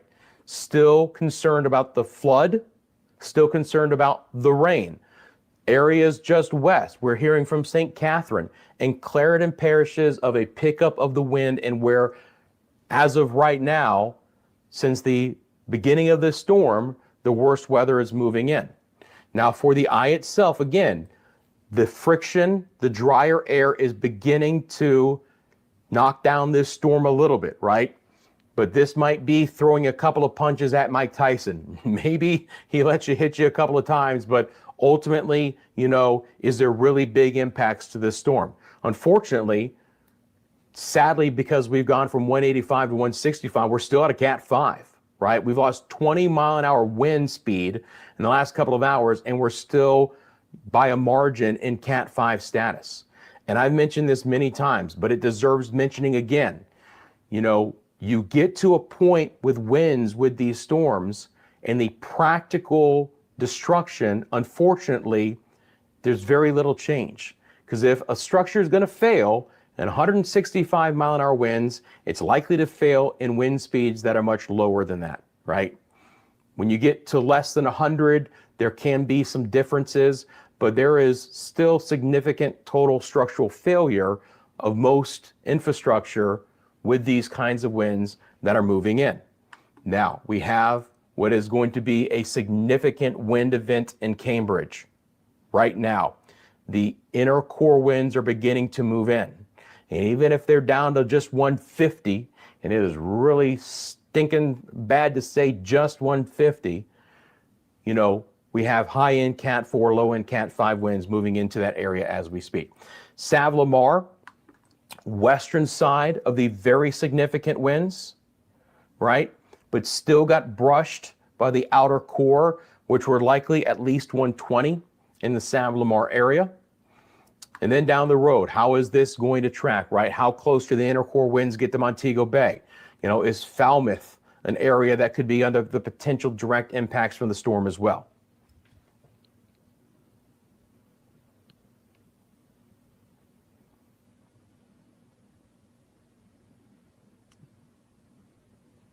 All right, guys, again, appreciate everyone helping us to get to that goal. That's awesome.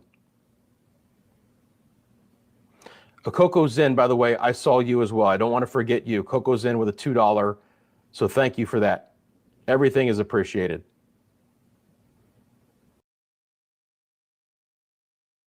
Right in front of my gate, that. Jesus have mercy, God. Look on the road. I rode that, no? I rode that, people, for Bertrand, I rode that. That is the road. Have mercy, God, do all of Again, your handles are different. Tina, Dead of Life Better, Fiona, Kimberly again, Gaming with Jamie, Maria, and Julie for all of your support of the channel. Thank you, my friends.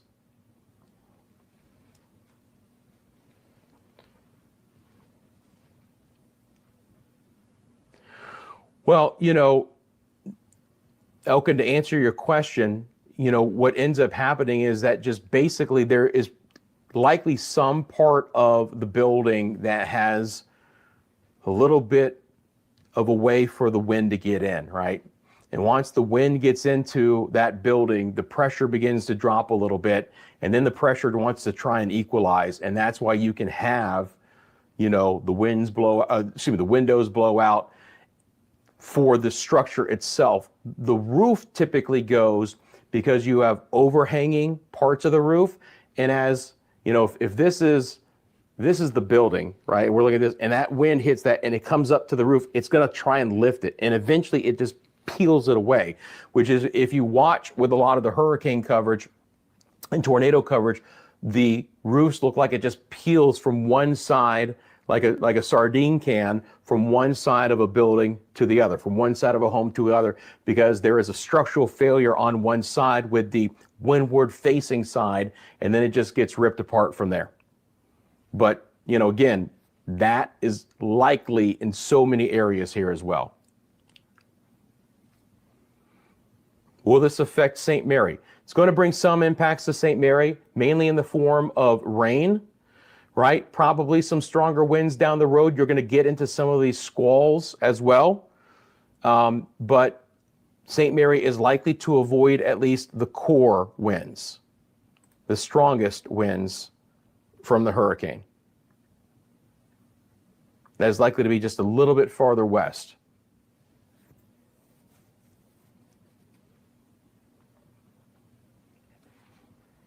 Appreciate it, man. We're powering through. Tell your friends about the channel.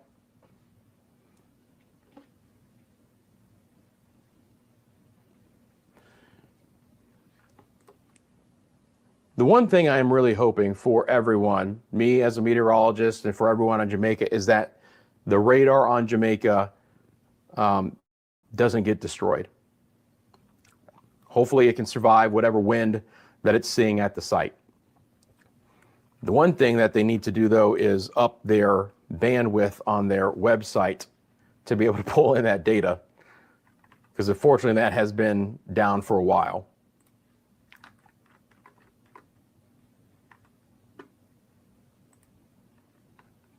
Trying to look at it now and show you guys if it's up, but it's basically just spinning blank.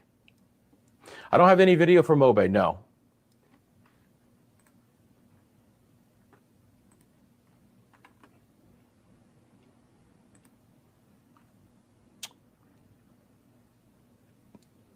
Thank you, Teresa. How are you?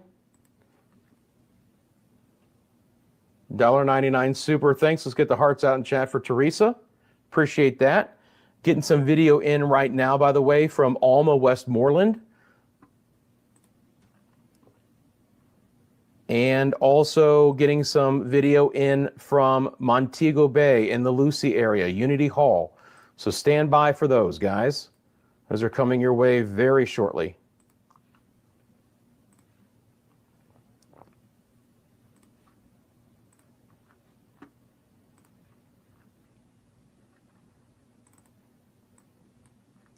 Hey, Reyes, Rhea Eagle Wings, how you doing?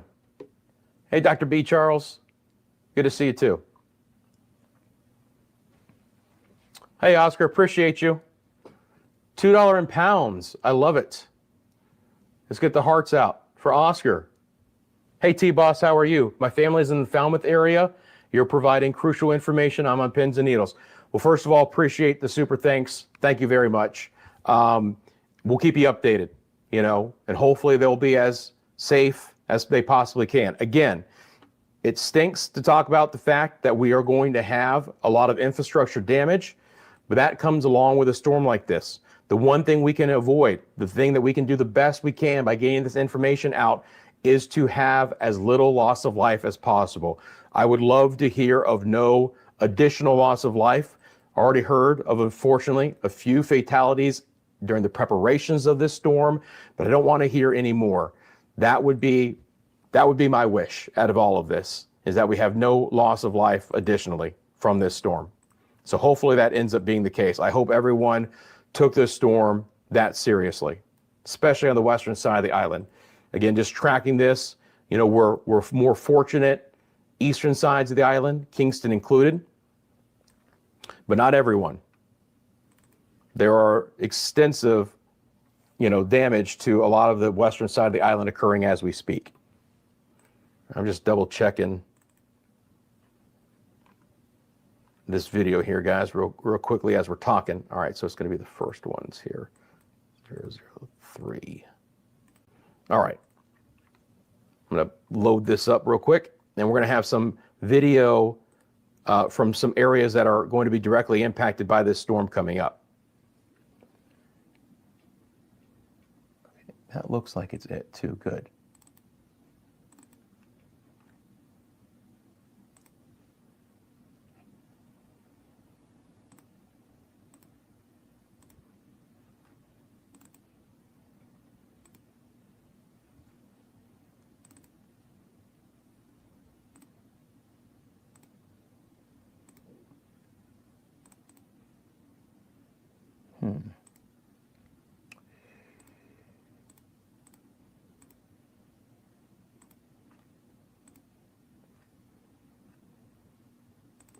Oh, is this?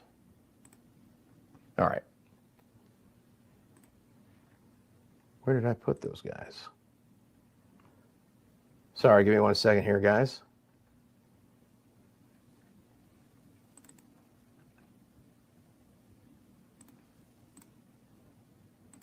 Well, I can show you the one video,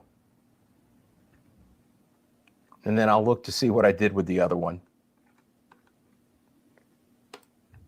All right, so this video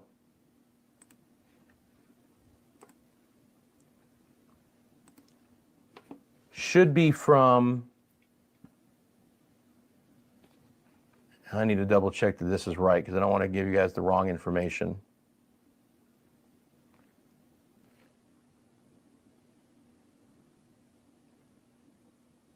Did we only have one? This, I believe this is Unity Hall between Montego Bay and Lucy. From Amber. Amber, if you're watching, let me know if that's right. Somehow, we had a little bit in the way of some file issues. That's that same turned video, isn't it? All right.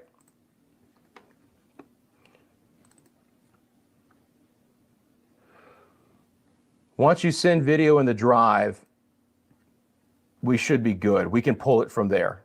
Okay, so this is that video. Yes.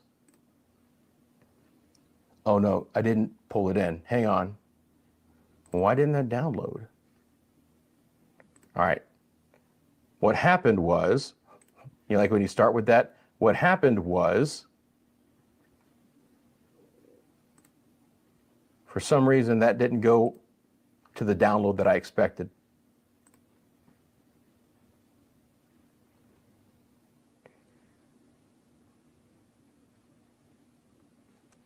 All right.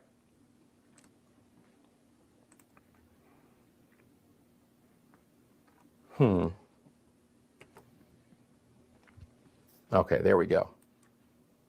So you guys are looking at some video right now, but I'm getting the newer video up for you here.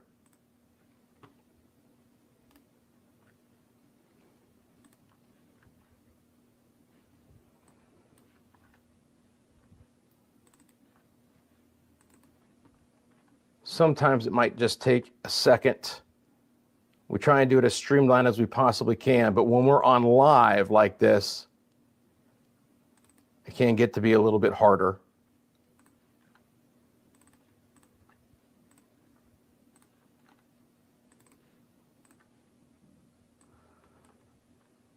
Okay.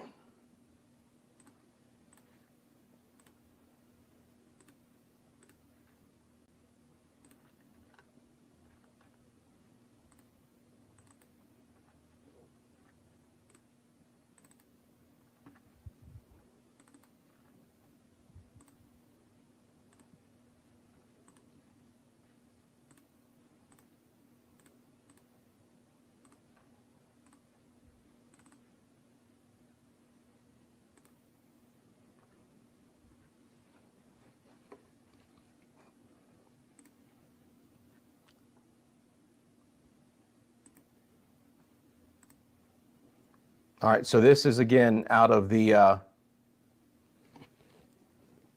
Lucy area.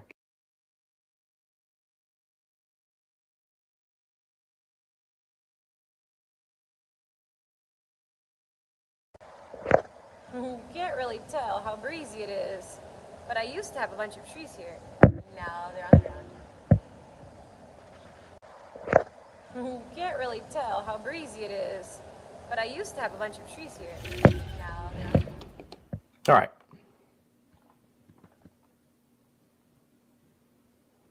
Just saw a roof blown off completely, and I'm in Linstead. All right. Well, Negril, that video was between Montego Bay and Lucy, so hopefully it's a little bit better than that. Expecting, as this storm moves a little bit to the east, that things should be a little bit improved in your area overall.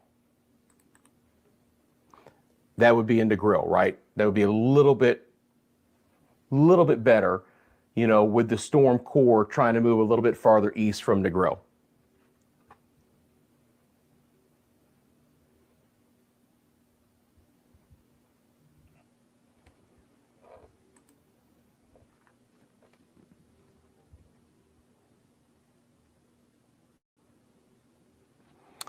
I will try and adjust the audio as I can, guys. I know that some of them might be loud, but each of them is individual and there's a lot going on behind the scenes, but I'll do the best that I can. Black River, White House, parts of Westmoreland severely impacted. The JPS building in Black River is gone. Yeah, we actually have some pictures and video of that as well.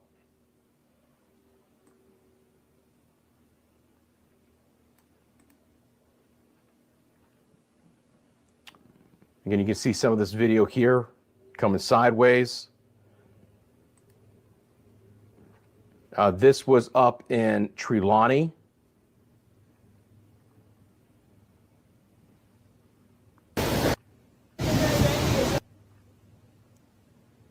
St. Elizabeth a little bit earlier as well. Julie says from the Bloomfield, Savlamar area, Westmoreland, that her cousin lost his entire roof. So you get the idea of those who were wondering about Savlamar. Here's an update that we have at least one homeowner that has completely lost the roof. And unfortunately, that likely is to be, again, a pretty common occurrence, unfortunately, with this storm, that we're going to get a lot of those kinds of reports near where the core winds have gone.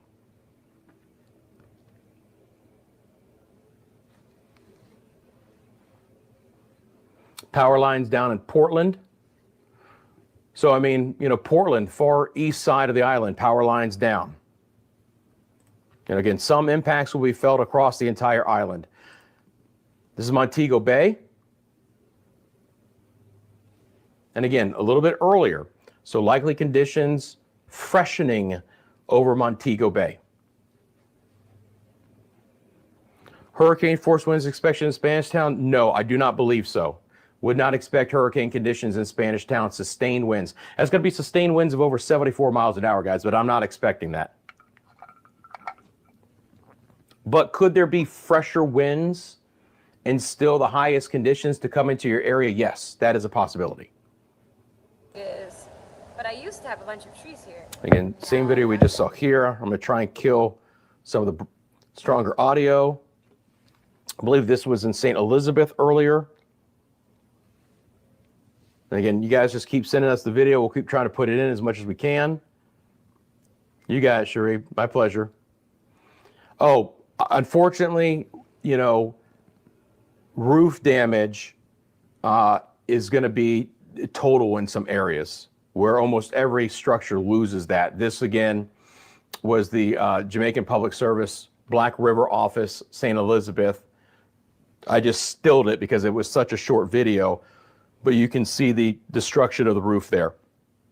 And again, all of the metal just twisted. Even some of the support structure is bent.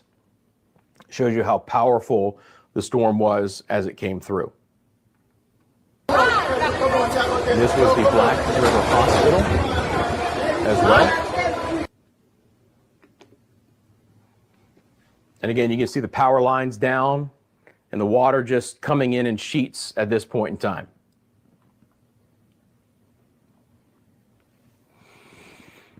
Renee says, and in Hanover, it doesn't look good. Shop roof gone, house roof, and a lot of wind. That is not good. You know, again, Hanover Parish is likely one that will see more significant wind impacts coming up. A look to what's happening closer to Kingston. Again, really good to see that the wind impacts here just haven't been as significant, right? It's the storm surge. It's some of the heaviest, it's the storm surge. It's some of the heavy rain that could still cause some problems. But obviously, we have been able to avoid the core winds here in Kingston. If you do live in the Kingston area, you know, count your blessings as far as that goes. Now, there's still impacts. We're still going to have, you know, some destructive wave and wind action there. And we continue to see that in a couple of spots. Again, we've had, you know, some pictures coming here of some flooding in the Old Harbor area. That's what it looks like. It's a picture, it's not a video, but you can see the water and how high it is, you know, up in this metal fencing area and the concrete wall behind, and then just some of the natural areas that are just continuing to flood. And so that's going to be a big problem. The next full update from the Hurricane Center will be at 5 o'clock Eastern Daylight Time, 4 o'clock Jamaican time. You're welcome, Ryan. St. Lucia in the house. Good to see you. Hope everyone's doing well there as possibly can. Obviously, St. Lucia, things are much quieter than our friends in Jamaica for sure. Okay, start to get major winds in the northwest side of St. Andrew. So there you go. A little bit farther inland, a little bit farther away from Kingston, we're starting to get some stronger winds. Antoinette, says, my family received power from Black River. They won't have power now for months. After Barrow, it took 1 month to get back power. Not sure this time. Gives you an idea, right, of the fact that the infrastructure loss is likely to be devastating and prolonged for many areas. You know, I've shown this graphic now at least 3 days in a row, and it all still applies to so many areas of Western and Central Jamaica. And if you have not seen these instances so far, consider yourself very, very lucky. Again, ongoing threat for all of this, the significant flash flooding and the moving of water, the life-threatening storm surge as well, the infrastructure damage. Again, we're hearing about more homes and businesses losing roofs and windows and just other structural failure, long duration power and communication outages for days, if not weeks, landslides and mudslides to accompany the fast-moving water, from higher terrain to lower terrain, roads that are washed away, and total isolation of some communities, and even just some homes as well, right? Those homes that are out by themselves, more rural areas, maybe one dirt road in and out, fast moving water over that washes it away, maybe impossible to travel, even in more urban areas with debris flows as well. You know, debris from all of this vegetation that's getting knocked around and significant trees that will be lost with these kinds of winds. You know, just even trying to get out and about until that debris is closed could be virtually impossible. And that could take days as well. So make sure, and I hope you have, because obviously the time is gone for any additional preparations for the non-perishables, the water, have those batteries charged up. If you're still in the path of the damaging winds, make sure you do have your shoes on. If you want to take an extra precaution step, I know it sounds extreme, but put as many walls between you and the exterior as possible. You want to wear a bike helmet, some kind of protective headgear. Again, the last thing you want is there to be a window broken and some shattered glass headed your way, or then some flying projectile move in. And I want to be clear, when we are talking about winds that are Category 5, light and even medium weight objects become flying projectiles with a storm of this intensity. So it is a serious matter. And even the Hurricane Center kicks it up one more notch and says, you want to take a mattress and put that between you and the outside to protect yourself, do it. That is the extreme situation that we're in the western sides of Jamaica at the hour.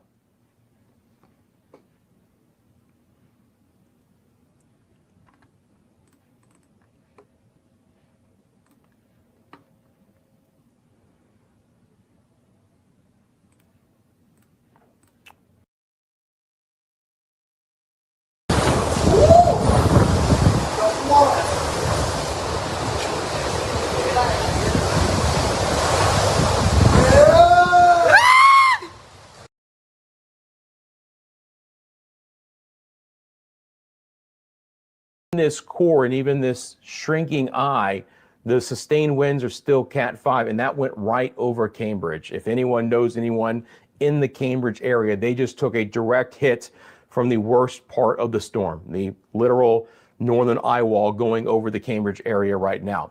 We'll see how close it gets to Montego Bay. That is going to be a very close brush. We'll see how close it gets to Falmouth as well. Again, moving north-northeast at 8. So it stayed in that forward speed of the high single digits, 7, 8, 9 miles an hour since, daybreak this morning. That likely is going to keep the core of the storm for about another 2 hours over the island, and maybe a little bit longer if it tracks east, because it's just a longer duration as far as travel over the interior sections of the island. Anywhere east of that, up to 30 miles, hurricane sustained winds of over 74 miles an hour.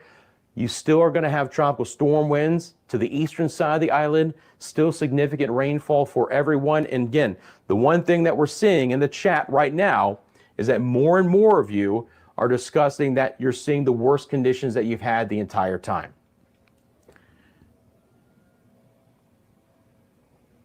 Thank you. Again, I want to get the name right. Shares fee 8. Again, your handles. Can I just call you Share? I hope I can. Thank you for the $15 super chat. Let's get the hearts out, guys. Appreciate you so much.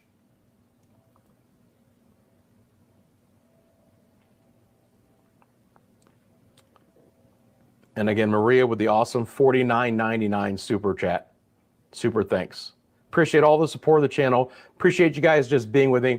I really do. And let me take just one quick second to say that it means a lot that you find enough from this channel and from the coverage we're providing to spend part of your day with me, right?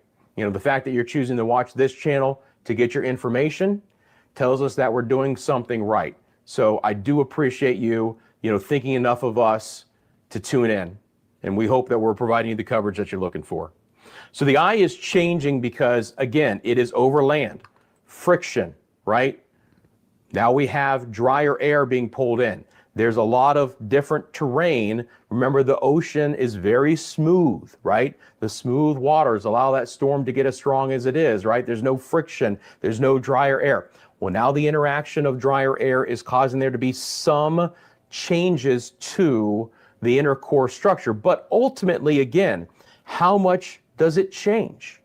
What are the top winds as it emerges? We know that regardless of how the land interaction is going to impact the storm, we still have major hurricane conditions through all of the western side of Jamaica, right? But down the road, what does it look like as it heads towards Cuba? How far east does it go? How far east do the winds spread, right? There will be wobble wobbles all the time.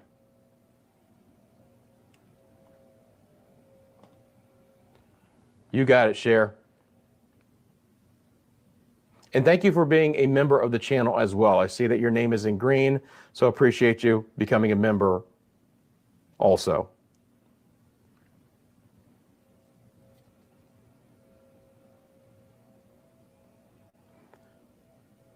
All right.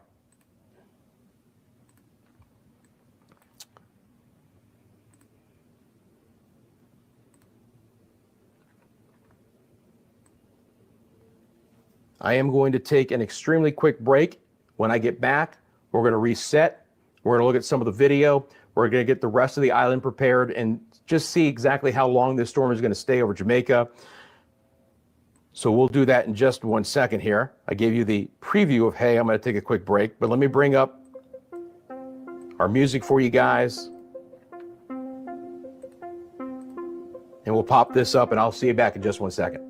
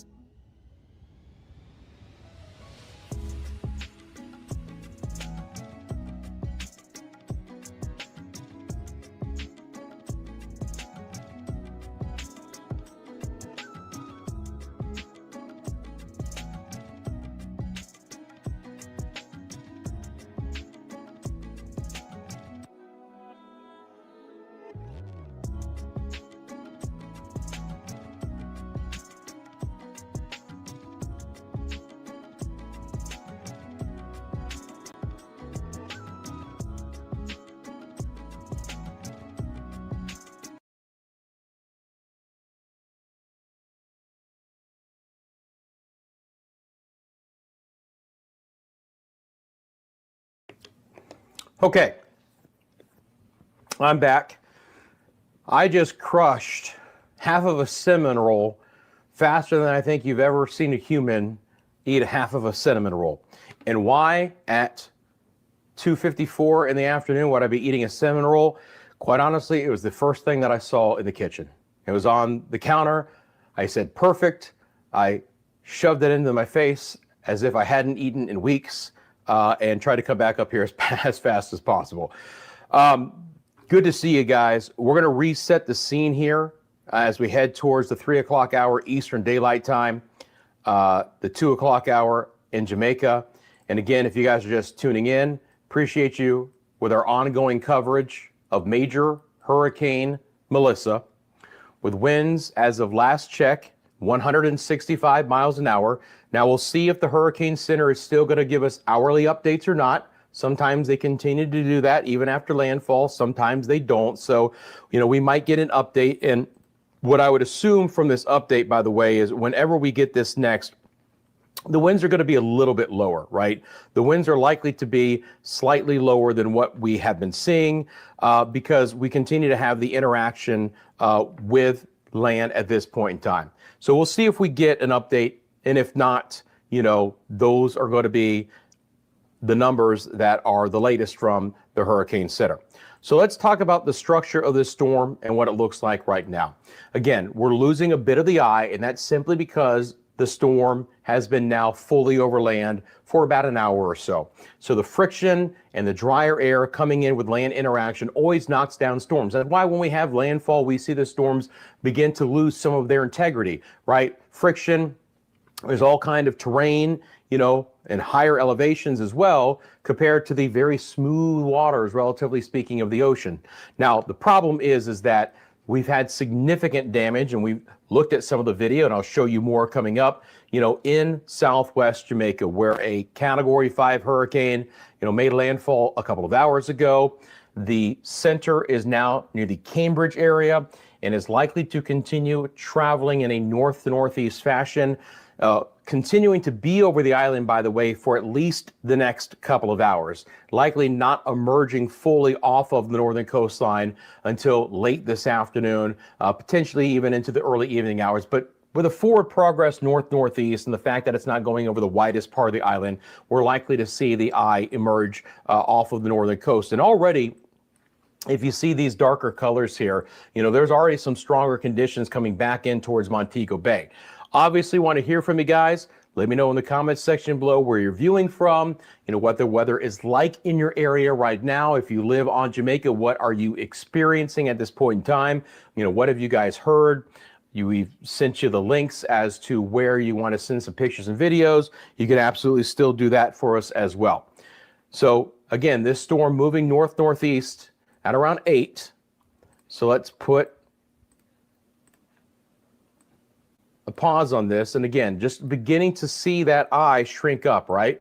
So there is some inner core structural changes ongoing with the storm, which will lower the overall maximum winds. But look how much of the storm is offshore, right? This is the core of the storm, but only a small part of the storm that's really being, impeded by Jamaica.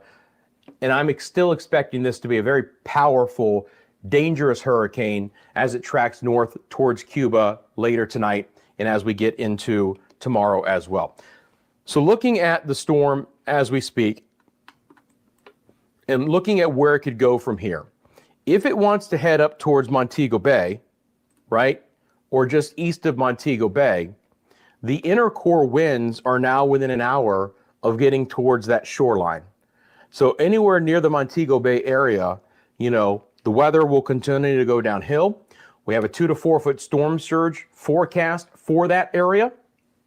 And we would likely to start to see the northern eye wall begin to move offshore here in about an hour.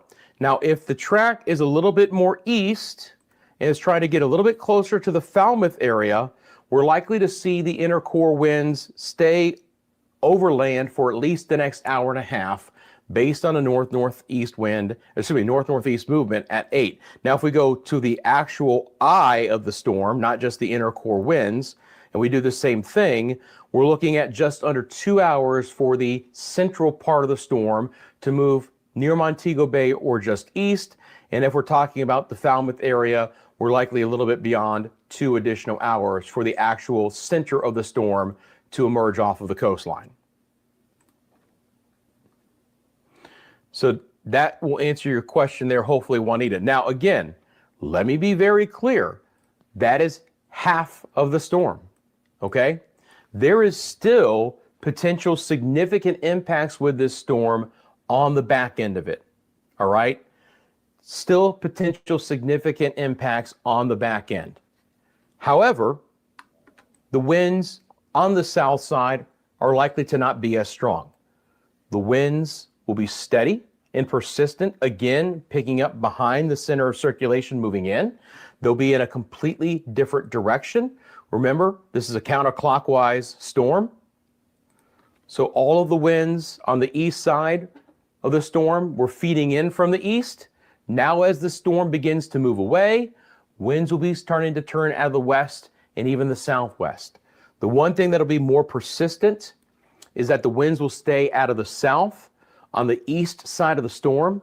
And that's why I'm still concerned about the storm surge, even as far east as Kingston away. Now, again, most of St. Catherine, but especially St. Andrew and Kingston and Portland and St. Thomas, and even most of St. Mary parishes are likely to not experience hurricane force winds, right?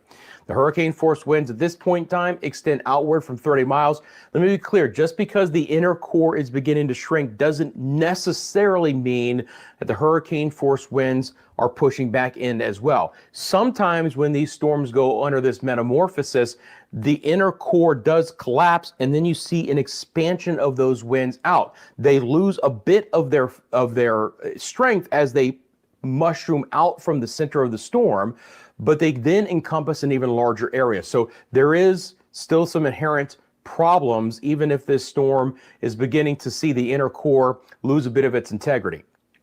It's going to emerge off of this coastline, still is a very powerful storm. As soon as the center gets back on shore, it's going to regenerate some. This is not a situation where we have enough land interaction to appreciably knock this storm down, to a category much lower than what it is at this point in time.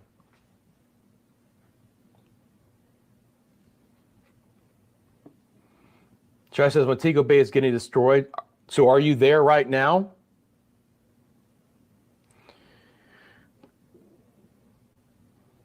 The back part can be quite powerful. Not as strong, but still fairly strong.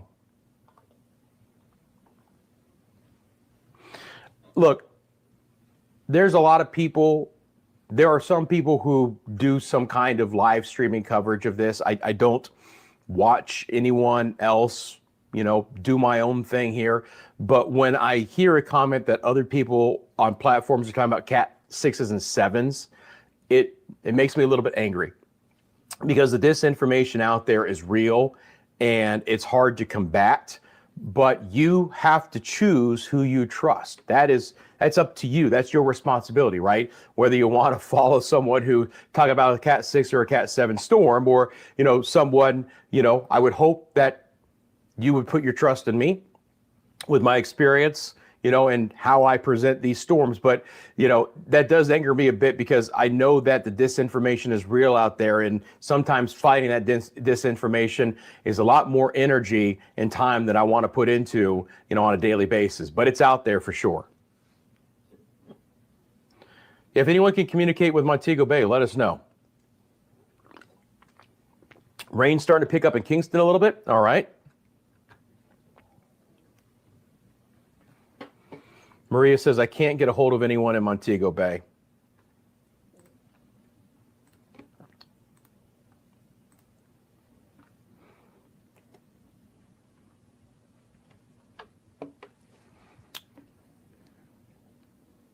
Okay, getting additional. Theo says there's fallen trees in the Linstead area in St. Catherine. So even as far east as St. Catherine, we're getting something there. Getting some new video too. So again, it'll take me just a minute to get that in for you all, but I appreciate your patience. Also some video from the Savlamar Hospital from Mario. Okay.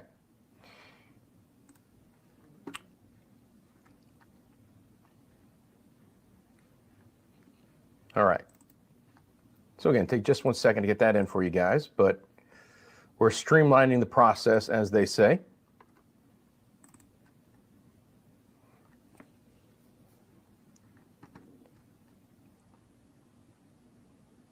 Let's see here.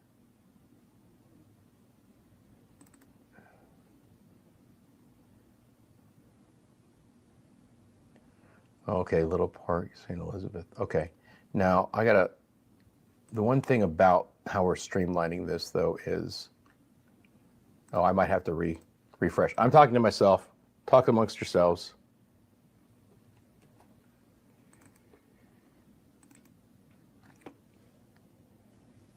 Okay. I actually have a lot of different videos here, which is great.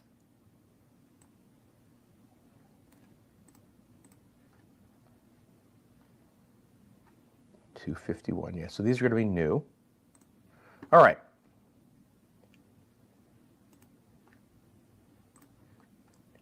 Just got to work our way through it, as they say.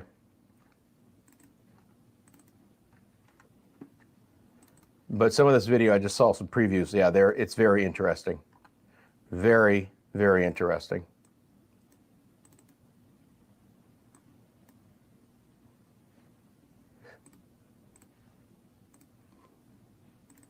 And I do appreciate you guys taking a quick second and renaming them, the area. That actually helps as well. Because then I know for sure, I'm like, oh, okay, here we go.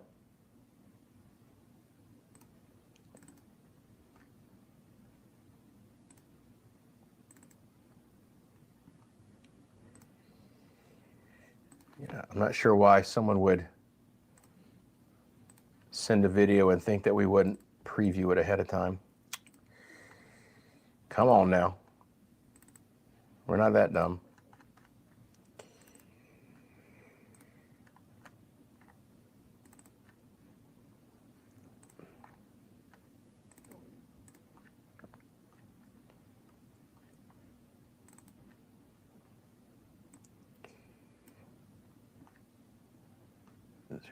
Okay, I want to show that one first.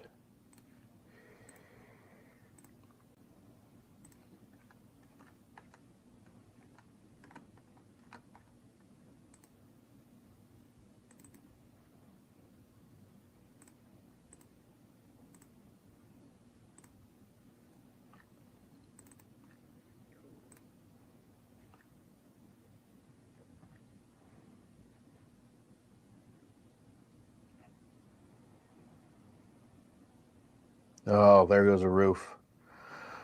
Okay.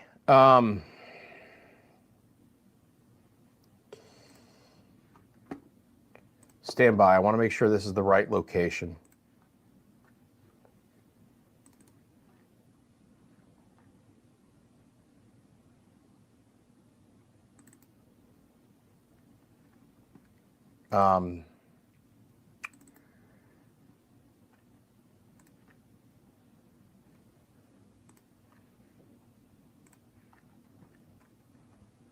All right.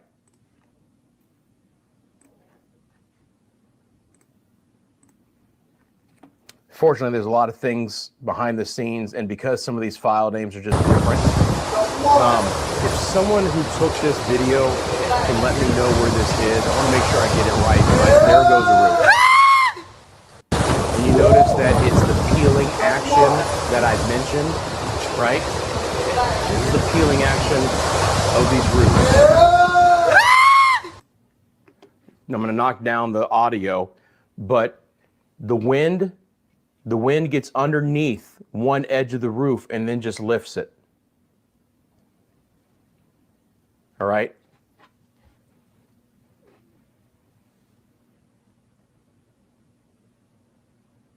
So this is the kind of wind. And again, does that look like it is 150 mile an hour winds? No, it's not. It doesn't take that much to do this. And again, in infrastructure that's not hardened, you know, that looks to be a fairly flat, mainly metal roof. So the winds come in, they get underneath that, and there's lift created because of that, and it peels it away. That's Sav Lamar? Okay. So that is the Sav Lamar Hospital. Okay.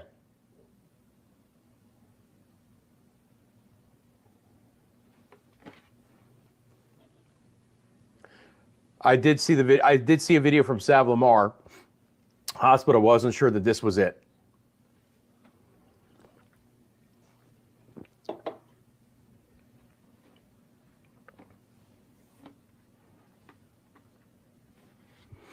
All right, people saying that's the Sav Hospital. Okay, and that is what it was labeled. Just in the back end, there's a lot of different file names, and obviously, you know, you guys know this area. You guys know what the Sav Lamar Hospital looks like. You know, so I appreciate you guys coming in and letting me know. Hey, Hammer Down, appreciate you. Thank you very much. Let's get the hearts out for Hammer Down 3000. $10 Canadian super chat. Appreciate you very much. My friend works there. The hospital is so important to that community. And that's what stinks, man. Like so many of very important community buildings, you know, hospitals and churches and even schools are likely to be damaged significantly, right? Even if structurally walls and foundations are sound, loss of roofs, loss of windows, you know, tree damage, power line damage. I mean, it's just going to take so much to rebuild in a lot of these spots. And again, you know, we're talking about a storm that at the peak had 185 mile an hour winds. And this wind is nowhere near that. This wind is nowhere near that right now. You know, I would put this at minimal hurricane force strength. I mean, it's not as if we've got this just rocking wind. We have seen plenty of other videos today where the wind has been stronger than this. But again, you know, it can be a cumulative effect. Strong wind gusts can weaken, you know, roofs, especially if they're not, you know, really down on some of the, beams and just, they're just not as structurally sound, right? And especially the overhanging roofs where that wind can just get in and underneath. I've seen it so many times, right? You know, where that wind just gets right underneath that roof and peels it away.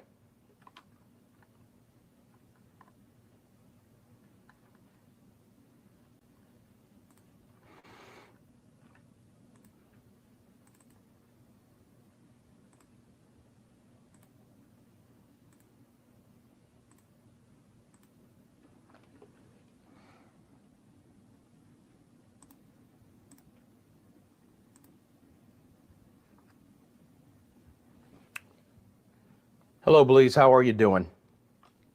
I'm going to load up some more video for you guys while you look at that.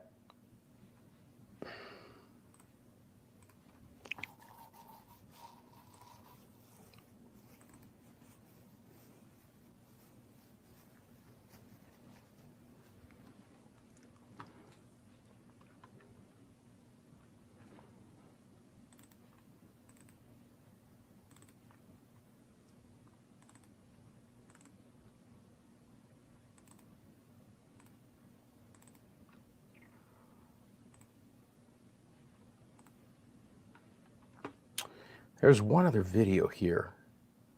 Okay, so this is the Sav Lamar Hospital. Okay. I think we got it. And then, I guess I'm missing one, and I apologize. There's one other video I wanted to show, but I think it got lost in the...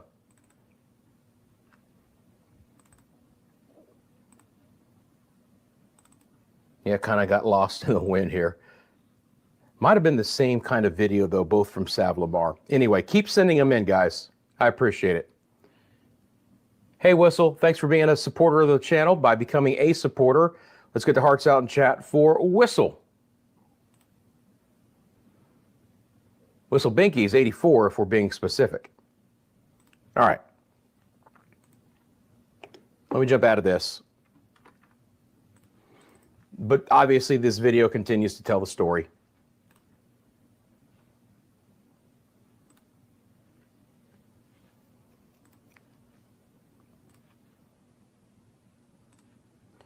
Let's keep up with the storm. What's happening now? Be a little bit harder to track that we're losing the integrity of the eye. But inner core winds are still expected to be major hurricane strength. Notice that there's even some lightning. Maybe it's only a strike or two, but there's a little bit of lightning still associated with this. So we're just inland now from Cambridge and a little bit east of Montego Bay, but not by much. And again, the monster storm that it is, hundreds and hundreds of miles wide, still bringing some significant impacts in the form of some rain and some storm surge out east as well. Strong winds in Kingston, St. Andrew right now. Okay, thank you, Wendy. We'll take a look at that video here in just a minute as well. Go back over, check out Kingston. Well, that's what you got to think about, right? If the east is starting to get hit pretty hard, what are they seeing out west? And that's some of the video that we're showing you guys. I like it all, Marie. Let's keep united. The more we're prepared, we'll have more chances to survive. I like it. Sales Only says large power lines and poles are rocking. Yes, they are.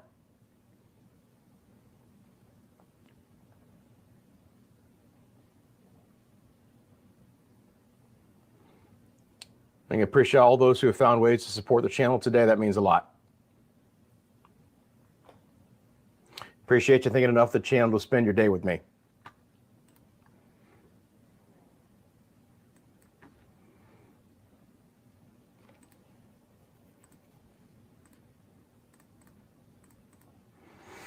For those interested in the track, again, we're going to get a 5 o'clock update.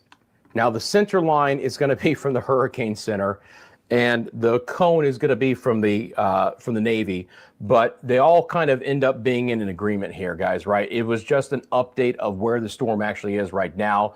The problem is that this is likely to be a major hurricane as it moves towards Cuba as we get into late tonight, but especially overnight through Wednesday. So we have the hurricane warning here, and then we have a hurricane warning for the central and the southeast Bahamas.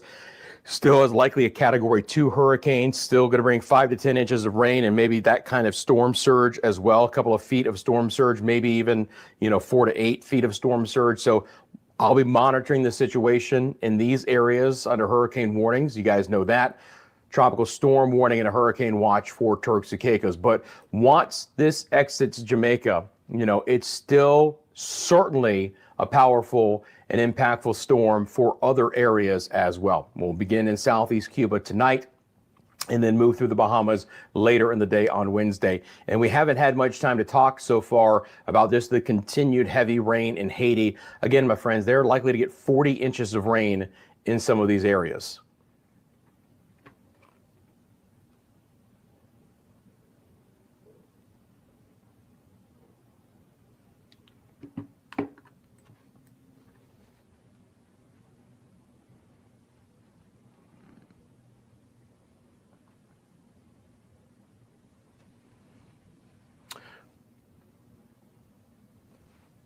Dead or Alive Better, you lost a coconut tree in your yard. I'm sorry to hear that, man.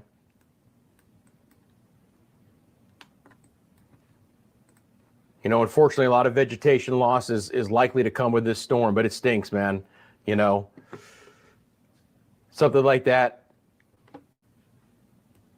Luckily we'll be able to replant, reproduce, but having to go through it, any kind of personal loss, can be a big headache.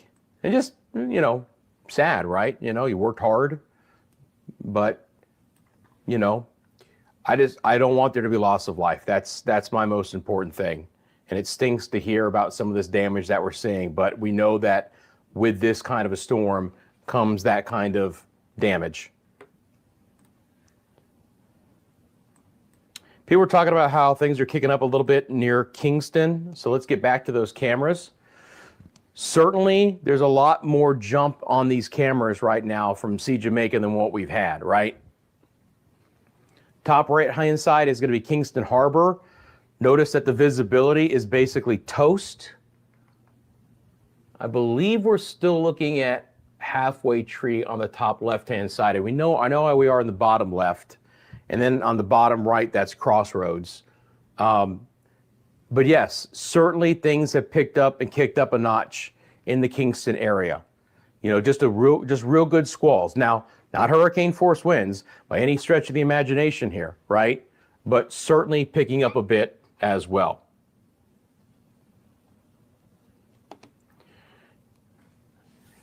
I want to thank RCA6579 for the $20 super chat. Let's get the hearts out for RCA6576 for that super chat. Thank you so much. I appreciate that. It says, thank you for all of your hard work and keeping all of us informed. Well, I appreciate that. Really, really heartfelt thank you for that. And I believe we also had, we had Whistlebink. Okay, I knew we had a supporter. That was Whistlebinky. RCA 6576, and then Dead of Life Better. Rusty, have more about life. Keep up the good work. I'm with you too, man. I hear you. Thanks for letting me know, though. Again, you know, that information helps. We know that, you know, we're continuing to get additional damage in other areas, and Dead of Life Better, definitely, man. From what I know about you just through these streams, I can see that absolutely being the case.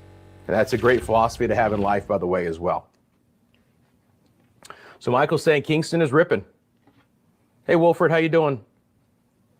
Belize in the house. Great to see you.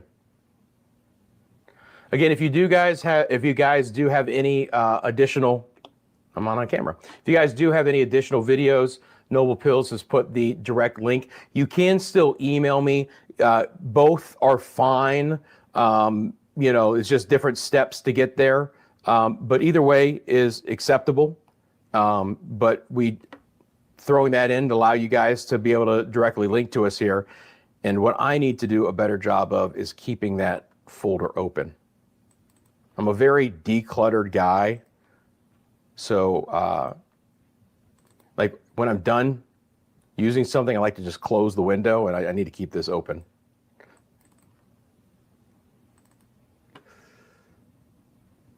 .306 Sav Lamar. Here's Sally. That's empty. Okay. I'm going to pull that video right. That might be the video that I'm missing, but it was another Sav Lamar video anyway. Anything on how long it'll take to pass over Jamaica? So we're still looking at more than likely about 2 hours over the island, the actual core of the storm, then emerging off of the coastline. But it will take many, many hours beyond that. Let me be clear. Many, many hours beyond that for the back end of the storm to completely move away. There are going to continue to be impacts nearly island-wide deep into this evening, if not even overnight. Yes, the eye and the core winds move away, but the back end of that storm is still quite powerful and will still continue to provide enough rainfall for additional flash flooding and enough wind to cause additional infrastructure problems, right? And the storm surge, especially on the east side, will continue. Obviously, tidal cycles will have some part in this, but until the storm fully moves away, we're not going to get a lot of the receding of the water even on the shorelines. This is going to be a big issue the remainder of today. Watching from St. Anne, appreciate you tuning in. Michael, you uploaded a bunch of new videos to the drive. Okay, I'll check it out. I was just there.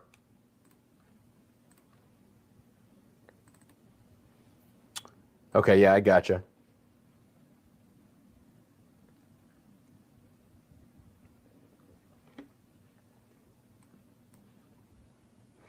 While I'm doing that, let's check out, again, what's going on here. You know, the visibility is so much lower in the harbor right now, right? You can barely see anything in the harbor at this point in time.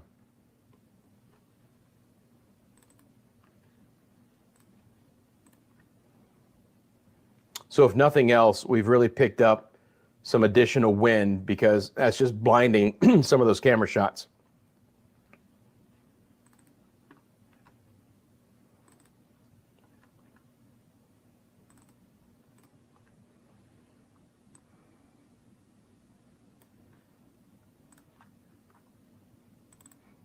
And Michael, I do appreciate you naming them. It makes it a little bit easier too.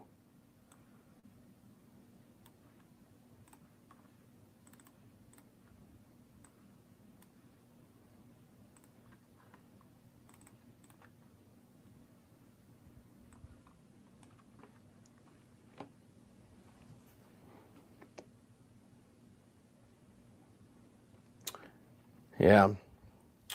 See Jamaica's channel, even they're having some power issues there. Again, appreciate letting us use that on a limited basis.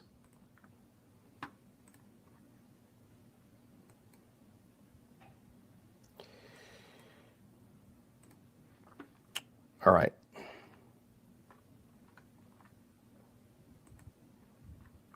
Probably take this one video at a time because I just dumped in a lot.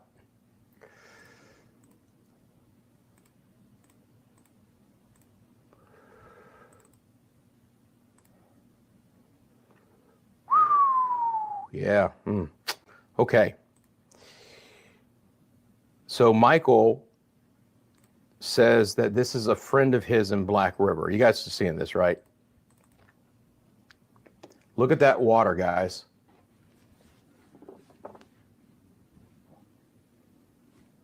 Holy crap. This is the concern. Look at that water. Again, Michael says this is a friend of his in Black River. So this is near Landfall. I want anyone who says that Jamaica didn't have any issues to come look at this video. And if you didn't experience this, you just consider yourselves quite lucky, because this is horrible. Tough to look at, actually, because you know that's just, we talked about the total devastation, guys. This is it. That water, that height, that wind, it's a deadly combination. It's a destructive combination.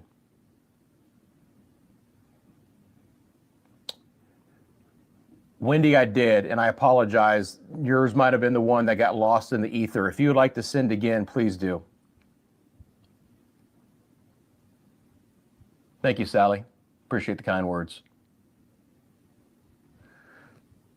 Appreciate Michael sending this in. Said it's from a friend of his in Black River. I'm going to load up his next video while you guys keep looking at that real quick. We'll just kind of go one by one here.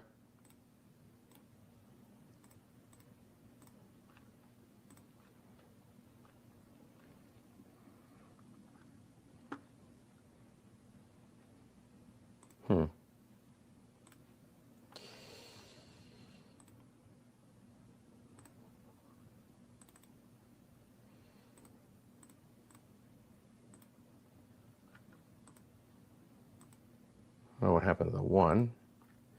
Jake's Treasure. Okay. Next one is going to be Jake's Treasure Beach.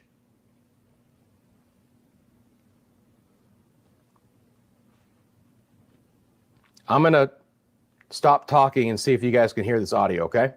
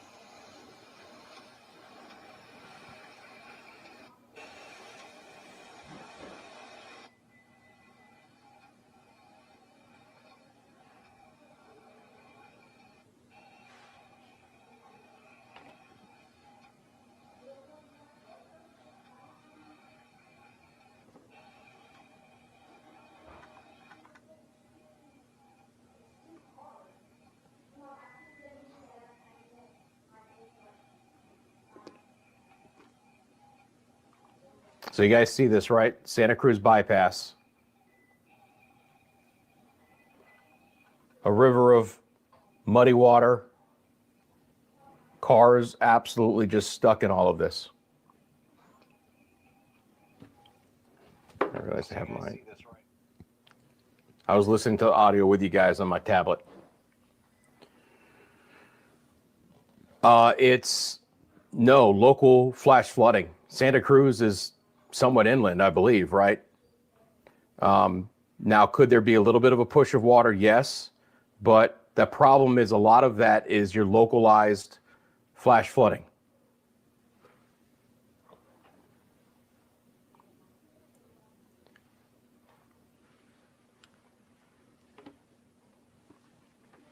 It's tough to look at, guys. Again, Santa Cruz, if I'm not mistaken, is here. I mean, so relatively speaking, somewhat away. And when you're talking about, I want to make sure my mic's on here. When you're talking about some of the higher terrain areas here, right? And we talked about the western hills and the lower valley areas, rushing water like that is what happens. It's the problem, right? Yeah, absolutely, with the Black River, right? And the surge there and the push of water inland too. There are local effects and impacts, right? You know, I have a fairly solid understanding of, but that being said, there are still some local impacts as far as terrain and flow with some of the river basins and some of the hills and the valleys that, you know, you guys who live in that area know better than I do. But I just know that with a storm like this, the impacts are going to be significant and felt very wide, and probably to an extreme more than most have ever seen in that area, and probably well more than anyone has ever seen in that area. Okay? So that's what this storm is doing as we speak. How far in the island is the eye right now? The eye, we're losing a little bit of the signature because of the interaction with land, but it is located right about here, just northeast of Cambridge. It has moved through the Cambridge area. It is just southeast of Montego Bay. The maximum winds are likely to fall a little bit more as the storm continues to interact with land. The friction, the drier air being ingested into the storm knocks it down, which is why we're losing the signature of the eye. But let me be clear, we're not losing the overall integrity of the storm. And while the storm will emerge off of Jamaica as a slightly weaker storm, it is still going to be a very powerful major hurricane as it moves closer to southeast Cuba tonight. So, you know, some of the higher end winds are coming down, but not by much. That hurricane is going through what they call cockpit country, a highly vegetative area. All right, thank you, Dead of Life Better. You know, and unfortunately, again, with these winds, it's going to strip everything bare. Going to strip everything absolutely bare.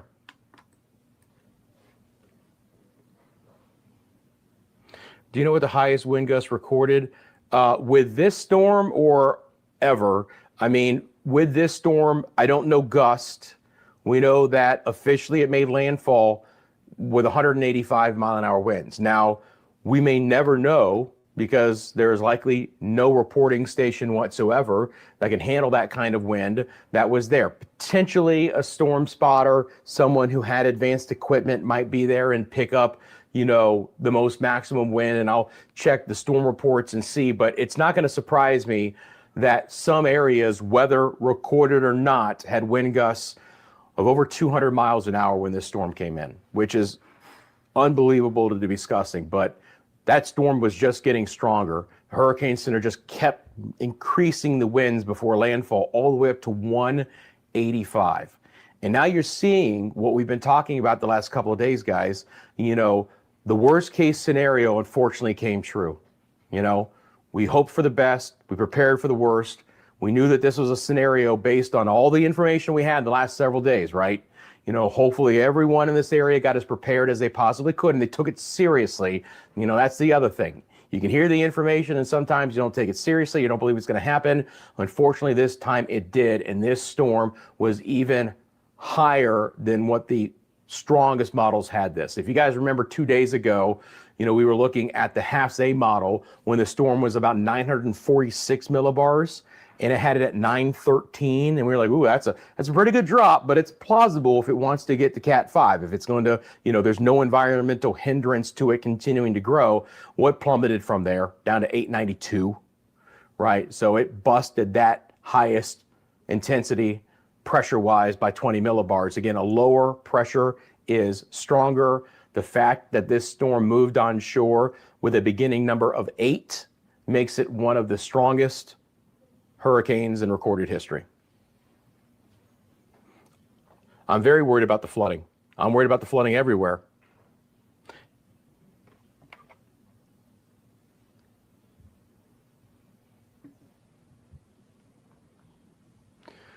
Two more hours or more for the eye to leave? Yeah, probably.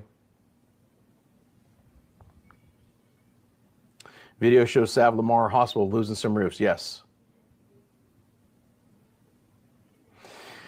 You're going to find people refusing to evacuate everywhere across the world. Happens in the United States, happens anywhere, right? It's just, people just, for whatever reason, they refuse not to. Okay, thank you.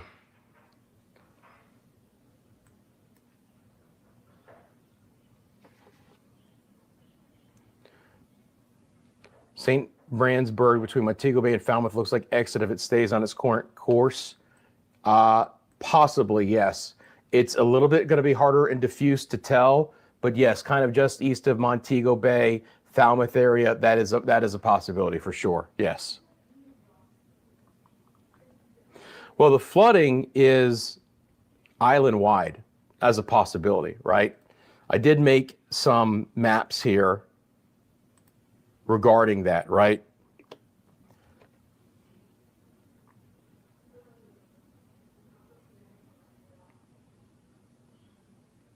Excuse me one second here, guys.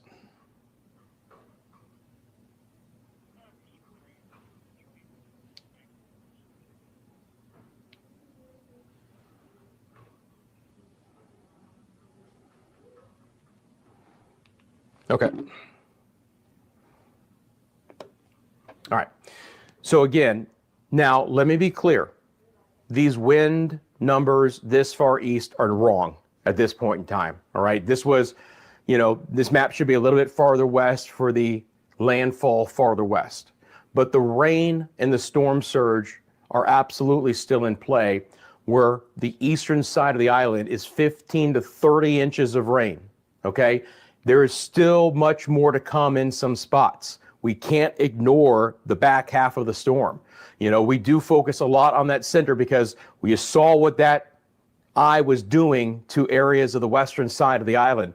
But don't let your guard down on the east side of the island. Am I having a stern voice? I don't know. I'm really tired, but I hope I am. Okay?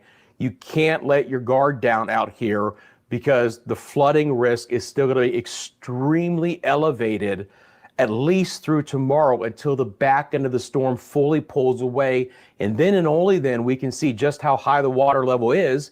And there's many areas where it is going to take a long time to recede. So it's still a big problem. I'm really glad the wind, and it's freshening some as far east as Kingston, but I'm glad the winds haven't been as impactful here, but we've still got the rain and we still have the localized storm surge of a very big issue. There's a lot of flooding issues here in parts of these areas as well. When we go out west, again, west of the center of circulation, we were still picking up 120 to 140 mile an hour winds in the Lamar area. Likely to get the 90 to 20 Montego Bay, 90 to 120 Montego Bay west. However, it's a little bit closer approach than when I made this graphic, so those numbers could be slightly lower. We should probably prepare for triple-digit winds in this area, especially in Trelawney Parish. Rainfall totals here, and again, sometimes the amount of rain is one factor, but how fast does it fall is the second, right? If you get 10 inches of rain, an inch an hour, you're not going to have nearly as much flash flooding as if you get 10 inches of rain in 2 hours and you get 5 inches an hour, because that's so much more water in so little of an area in short amount of time. So the amount of rain that the southwest side of the island and now building interiorly has seen is a tremendous problem, right? And again, this is a huge amount of rain, 250 to 625 millimeters locally. And the storm surge, you saw that even west of the eye with some of the video, the storm surge is significant, and we're still not seeing the worst of it. You know, that Black River video is appalling and shocking, and that, I promise you, is much more of a widespread occurrence than what we're able to see right now. The fact that we're even getting any video out of some of these areas is actually astounding. But it does help tell the story, and you know, those folks are sheltering in place and they're just looking out their door and they're seeing a torrent of water that powerful moving in. So again, you know, three-pronged, you know, historic impacts to the island: the wind, the rain, the storm surge.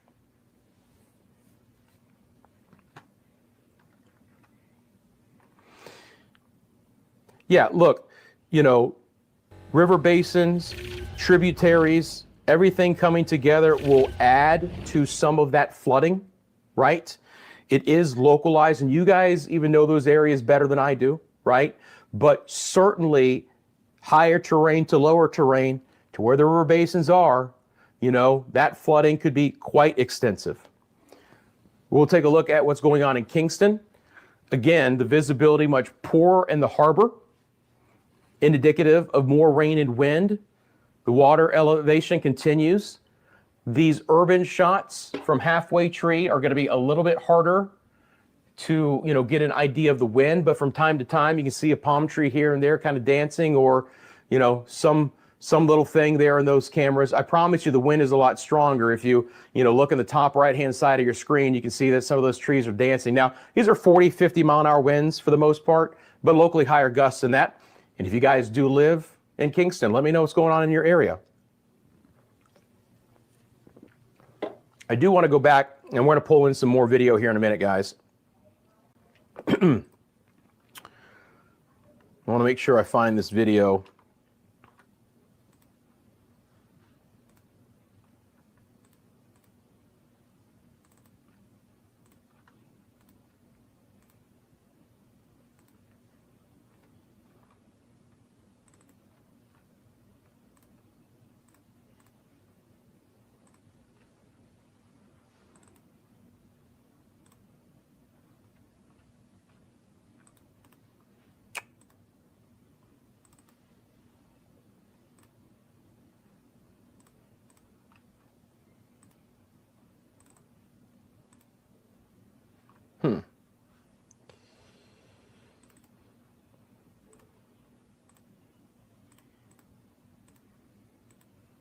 All right, there it is.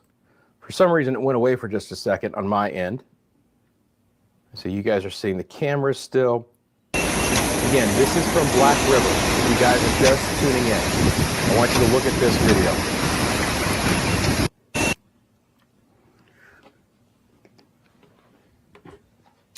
I mean, I'm going to assume this is just a peephole of a door or some kind of small circular opening.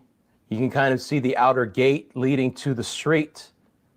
And then you have what looks like the Colorado River rapids behind them. It's an unbelievable amount of water, and it's unbelievably fast. Again, this is the Black River area.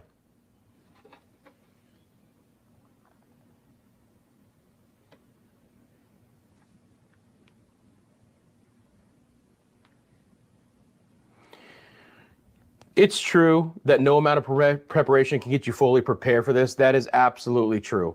You can be as prepared as you possibly can be, but it's hard to prepare for this. You know, you just hope that you are safe during this storm, and you know that you can rebuild all the property. But imagine getting caught in any of this. That's the problem. That's why I was stressing so hard the last couple of days about having to take this storm seriously, because if you weren't prepared or you didn't understand what could be coming your way, you might have been caught off guard as to this kind of destruction in Jamaica.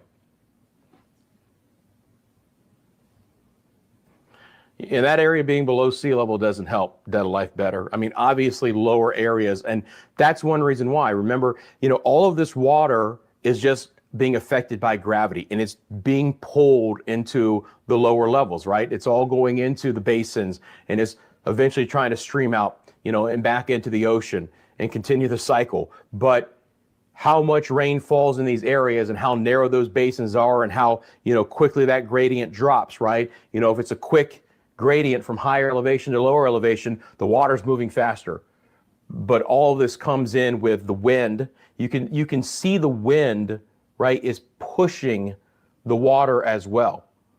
You know, this water is going the same direction as the winds are at this point in time in this video.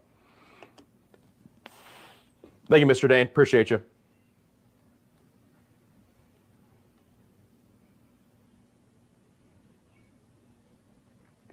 Okay.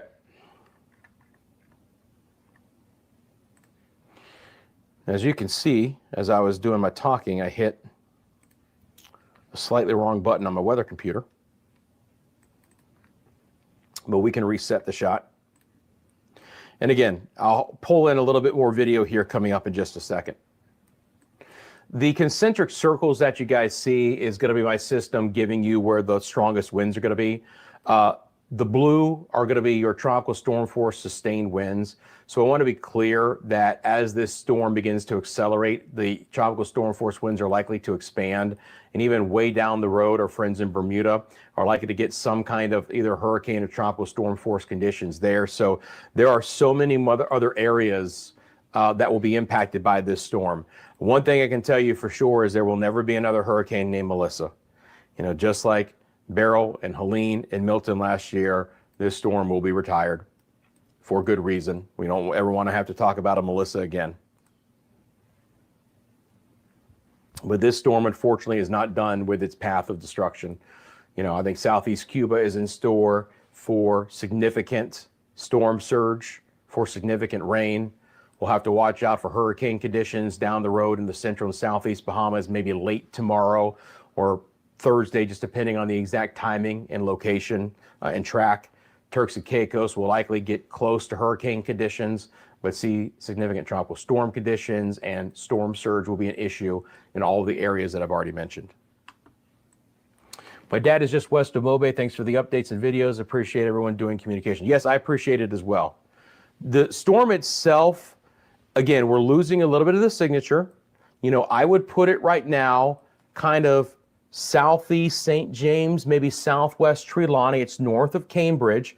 It's right here, right?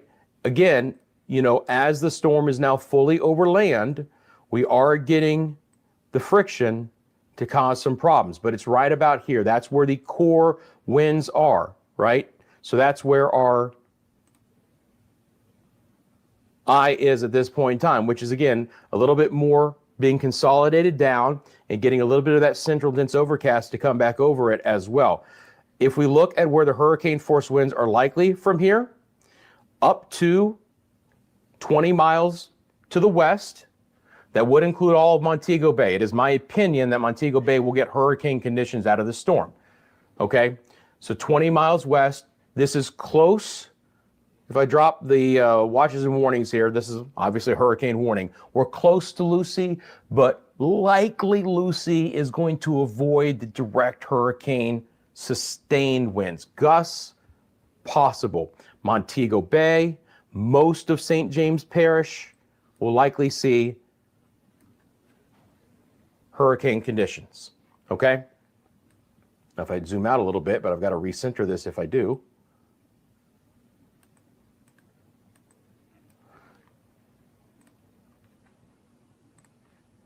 Now, east of here, the hurricane force winds still extend out somewhere around 30 miles, right? So that's as far east as the hurricane force winds are likely to go. You know, so we could easily be pushing fairly deep into St. Anne Parish, right? I don't have the parish outlines on here, but I think we're fairly deep into portions of St. Anne. I mean, we're not, you know, well, Ocho Rios is in the northeast side of St. Anne. So let's say kind of the western sides of St. Anne. That's what I'll say. All of Trelawney, western sides of St. Anne, not as far east as Ocho Rios.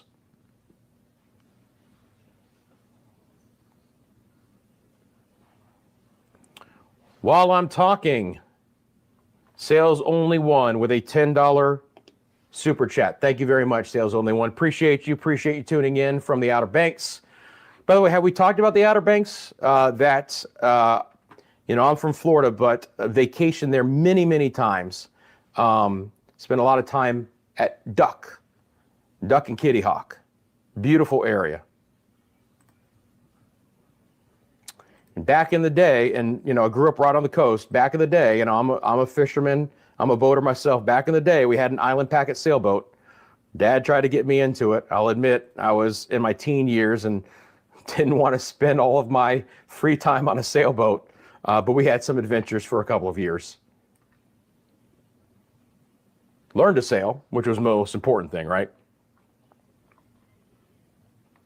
Yeah, just to, anything normal sea surface, normal pressure across the globe is about 1,012 millibars on average, right? Normal day, no big area of high pressure area, no big area of low pressure area, about 1,012 millibars. So we're more than 100 millibars lower than this. A lot of really strong hurricanes, 920, 930, 940. I mean, you get a storm at 940 millibars, you're likely to have a Cat 5, just like Melissa was earlier. And then it just kept bombing out and got all the way down to 892. Really, really significant.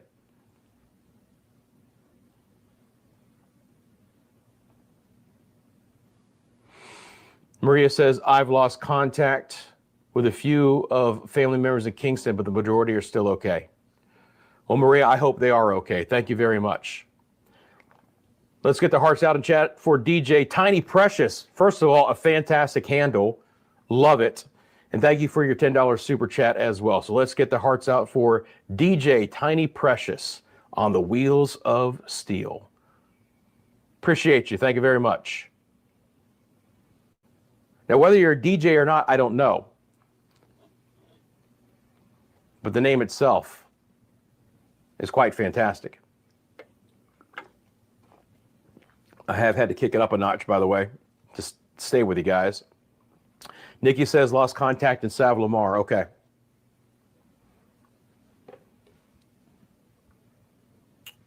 Where will Melissa be? About 8 o'clock, 7 o'clock? Expecting Melissa to have moved offshore by then.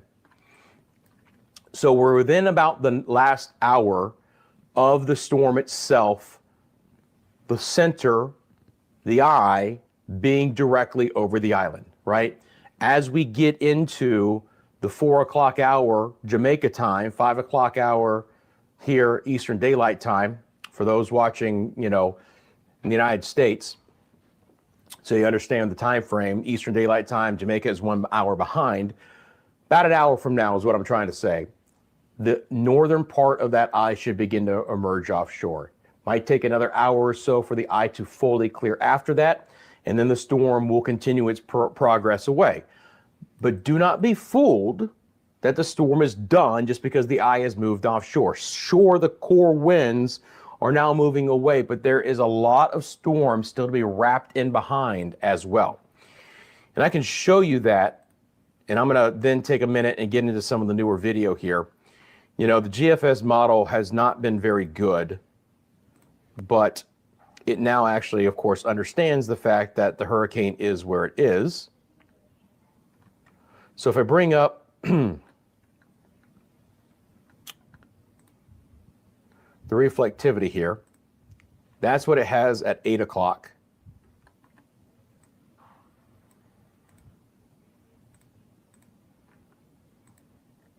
So this is what it has now. Now again, it's painting the storm slightly farther east of where it is.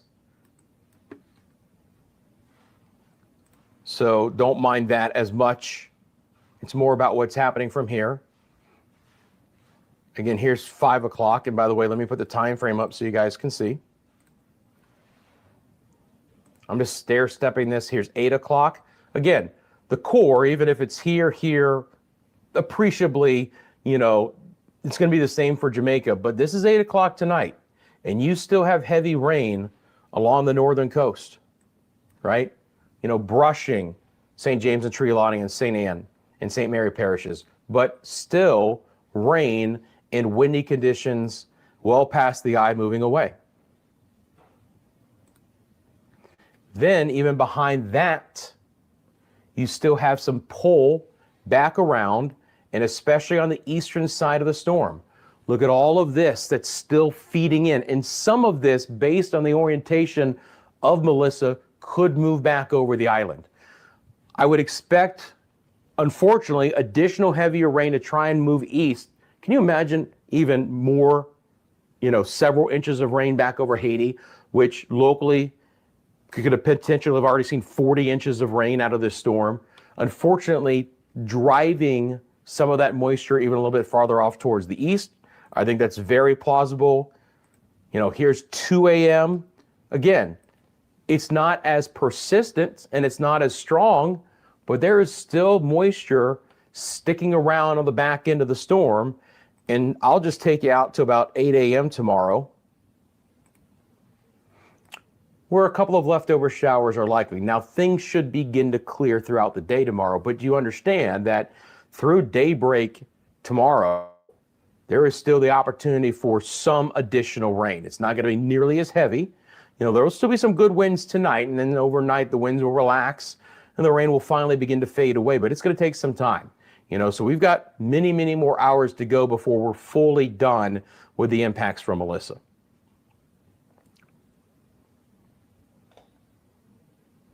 Hey, Donovan, thank you very much for your $10 super things. Let's get the hearts out in chat for Donovan as well.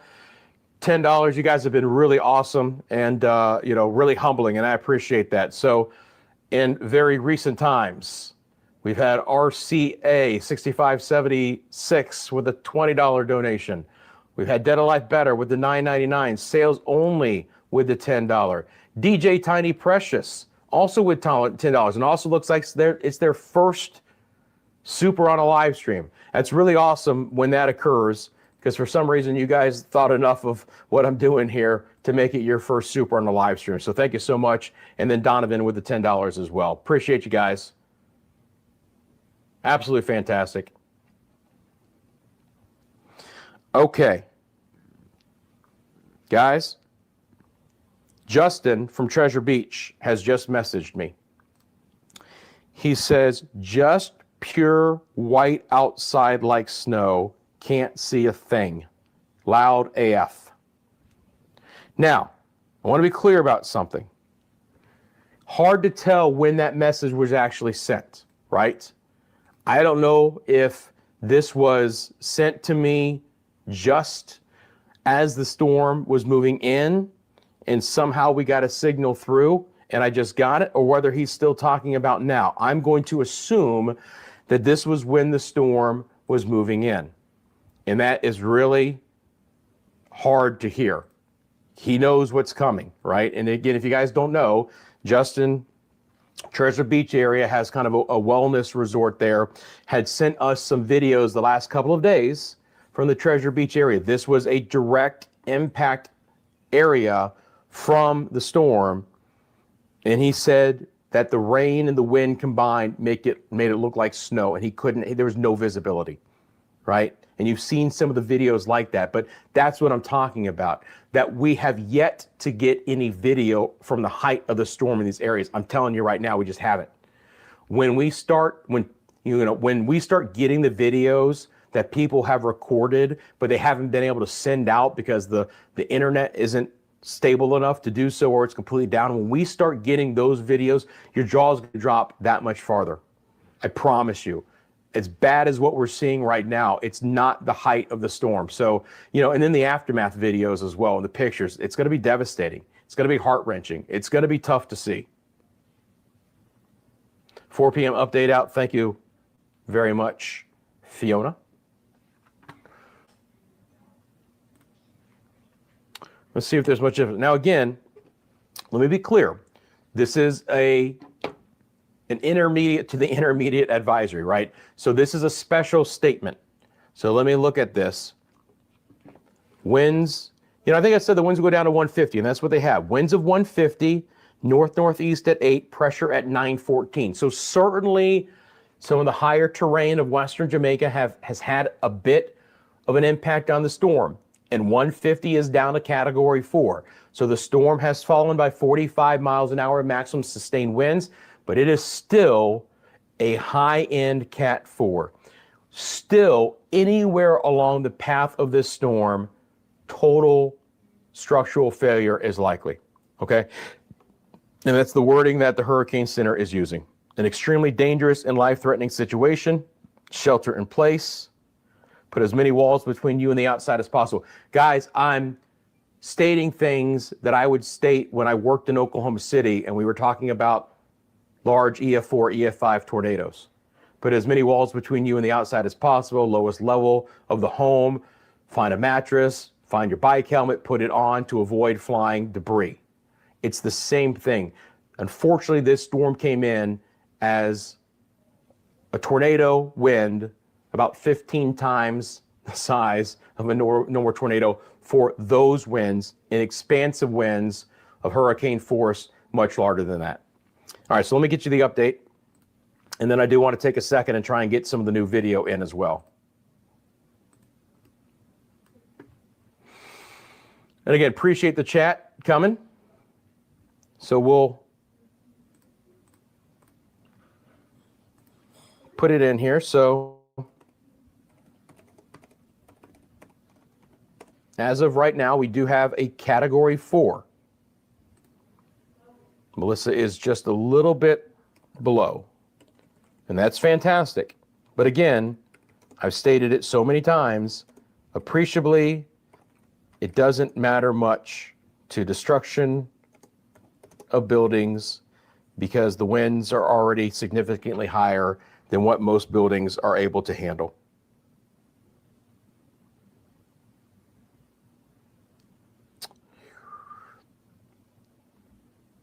Just want to make sure I get the direction right, north-northeast at 8.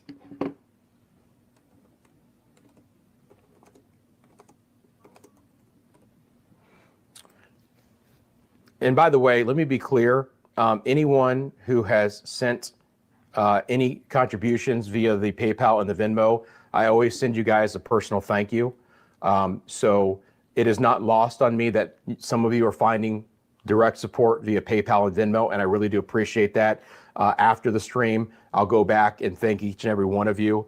So just know that, I really do appreciate that support as well. So thank you so much. Please change words at top. Didn't I just do that? Is that what you're asking about, Fiona? Yep. Cat 4, 150, 914 north-northeast at 8. Did I do it right? Let me know if I screwed up in some way.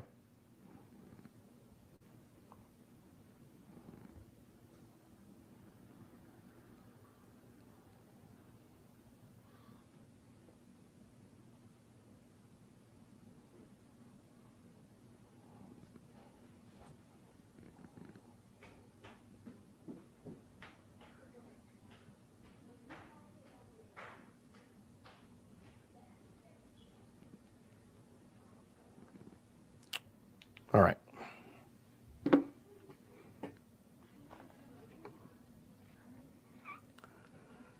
Our houses are built differently, but roof people go 106-kilometer gusts in Kingston.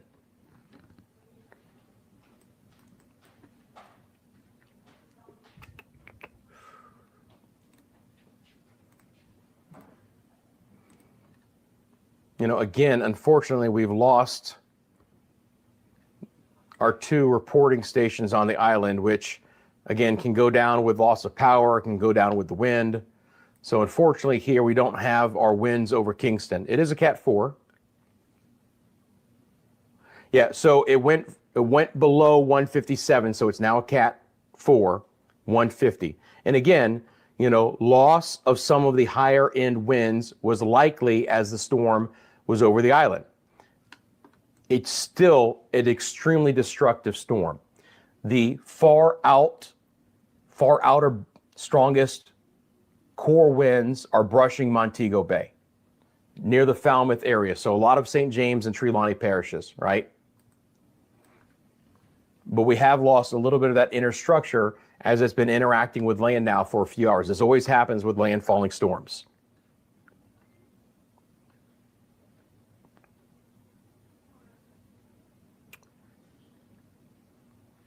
do have wind gusts on here. So again, unfortunately, we're just losing, you know, when we lose power in these areas, we lose these sensors too. I nodded at screen. Nice, nice. Am I right, Fiona? Yeah, you're good. You're good. Okay, thanks. So the eye is shrinking and contracting because, again, the friction and drier air being ingested with the storm being over land. This is why storms dissipate when they get over land. Remember, relatively speaking, oceans are very smooth surfaces for these storms to form unabated. Now, we have the terrain difference, the drier air, the friction, it all begins to disrupt the mechanisms of the hurricane, and some of that begins to disrupt the interior part of the storm as well. So it's taken a punch on the chin, right? But this is such a strong storm, and it's not going to be over land long enough to have significant differences. You know, sadly, even taking this down 35 miles from 185 to 150 is still making it a high-end Cat 4. You know, if this was coming in like this, most storms would be like, holy crap. I mean, this is a powerful, powerful storm. So the fact that the pressure has gone up to 914 and the winds have gone down to 150, you know, and it's been knocked down a bit, but it's still this strong, shows you how significant of a storm this was and is, but was when it made landfall. Okay. So Justin has just sent me a video, and this is going to be from Treasure Beach. Okay, 3:03 Okay. in the afternoon. This is in the afternoon. All right. Now, I know you guys can hear that. I'm going to effort to get that in as quickly as possible as well. He's doing a walk and talk for us just like he did before. All right. So I tell you what, I'm going to take a second and get all of this new video in. What do you guys want to look at? Do you guys want to look at the radar? Do you guys want to look at the break video? Tell me real quickly what you want to look at here when I upload these new videos. I'm only going to be gone for a couple of minutes, but I want you guys to, experience what you want to experience. Then we'll look at the videos. I tell you what, I'm just going to keep this up. How does that sound? I'm going to keep this up. I'm going to get all of these new videos uploaded for you guys, and then we'll regroup, and I'm going to show you all those. Okay? Yep, I'll leave the radar up. All right. As I do so, I'm going to give you guys that lovely hold music too. Full service here. All right, I'll be back in just a second.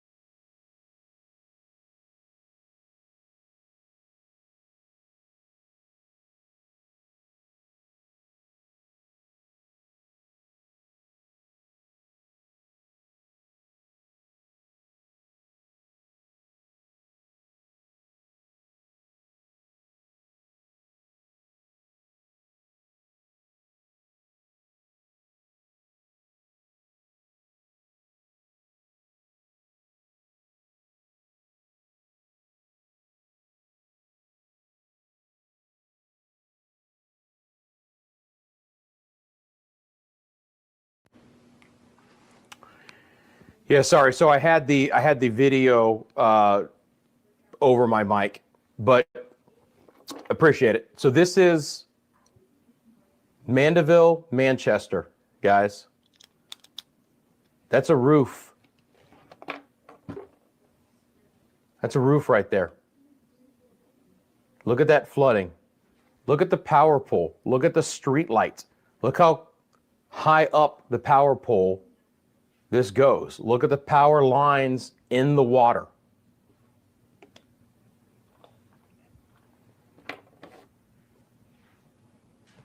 So power lines in the water. Manchester, Mandeville. Oh, you guys are still seeing that? Okay, my bad.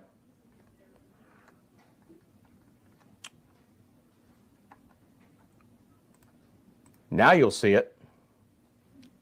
I had it in preview mode, basically. So hopefully you can hear me, and hopefully you can now see this photo. So I gave you the audio preview of it. But look at this, guys. Look at the roof. The power pole. There's the light. The power lines themselves that are actually in the water right now. This is from Mandeville, Manchester Parish. All right. Again, significant flooding. The water is not really moving that quickly. I know it's a photo, but we don't see the ripples in the faster current here.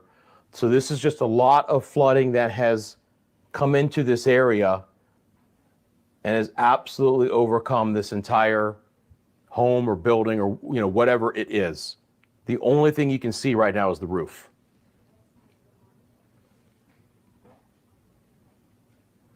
Yeah. All right. So you guys are seeing it now. That's good.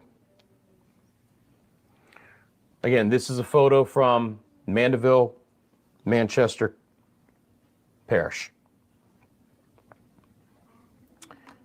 Got a video in from Mobay. Let me show you that.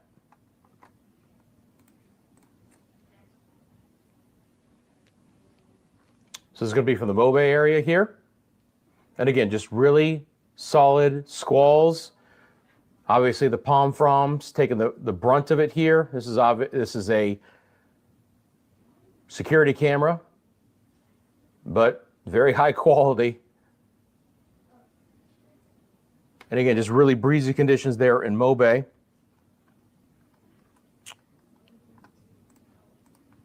And here's Portmore recently as well. Again, breeze, bit of squalls from time to time. You know, nothing horrible, but still certainly some impacts there as well.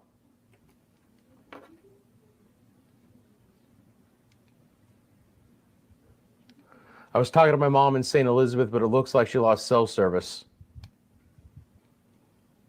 And that was a rescue operation. Okay. Yeah, the runoff from the mountains is extremely scary. Again, just trying to get down to the lower elevations.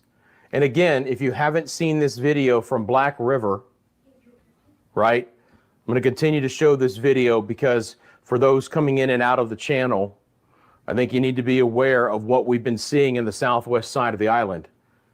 Now, this is probably the roughest video that we've seen, but there will be additional videos like this and potentially even worse just incoming, right? It's going to be, unfortunately, a very serious situation with that fast-moving water for a time to come. But just look how fast that water is moving, guys. It really is unbelievable. Hey, I eat sauce. Appreciate you. Great name, by the way. $5 super chat. Let's get the hearts out in chat for I Eat Sauce 99XD. Been watching you since I became aware of the hurricane, and I watched all last night as well. Thank you for keeping us updated, brother. Well, I appreciate you tuning in. Appreciate you thinking enough about the channel to take a second and join us here, and appreciate you being a part of the Media Mundo weather community. So thank you so much for that. All right. Again, apologize for a little bit of the technical things. We're doing a lot at once for you guys, trying to pull in all of this video and all of these photos. When we're live like this, you know, it's really easy to set up in the background. It's a little bit harder as we're providing you this coverage. One thing I will say is that our plans for next year, as we continue to advance the technology of the channel, is to vastly improve that, along with some other really cool things as well.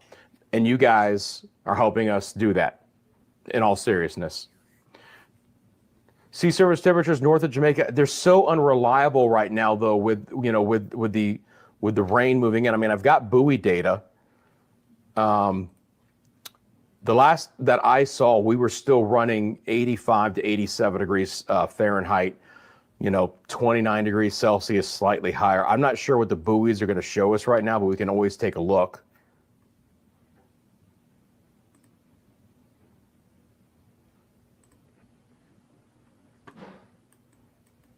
I've got no buoy data here.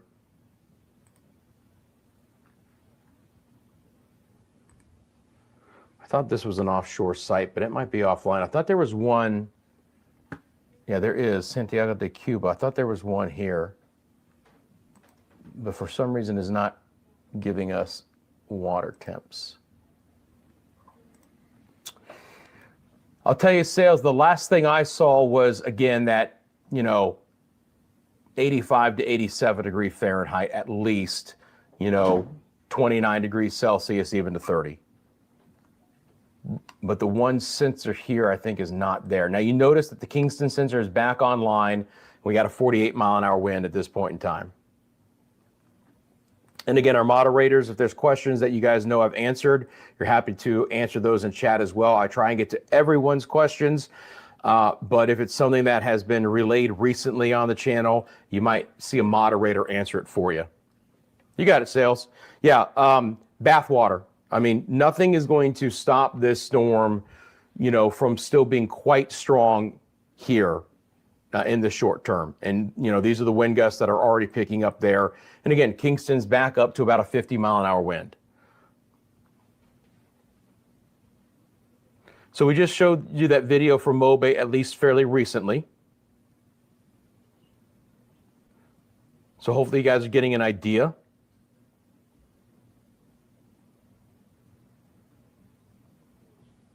How long until it leaves? We're probably within about an hour for the northern eye wall, which again is much less visible right now on our satellite imagery. We can look at Viz to see if there's any little bit clearer, right? You can almost see these waves out here. This might even be what's called a Rossby wave, just kind of, you know, striations in there. Now again, because we're getting a little bit later in the night and now the sun is setting to the west, we're starting to see the shadowing effect on the east side of the storm.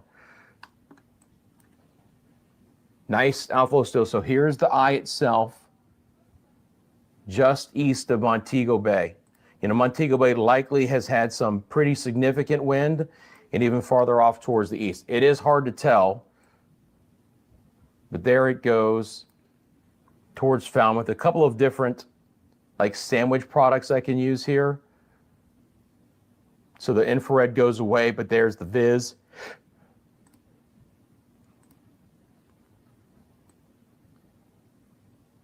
Again, this is just a couple of different of the products that I can use. So I'm putting the eye right now just southwest of Falmouth.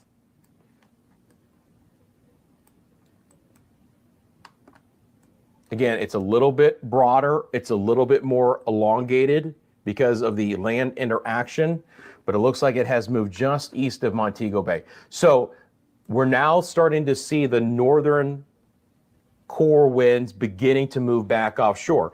Remember, because the storm took a more northerly track, it's not staying over Jamaica as long as it would have if it was turning more north and east, right?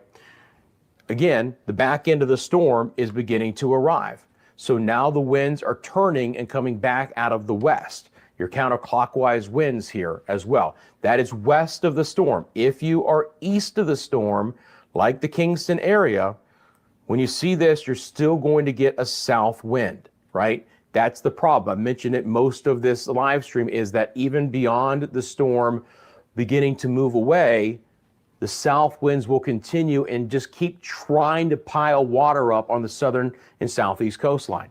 So that's still going to be a big issue for a time to come.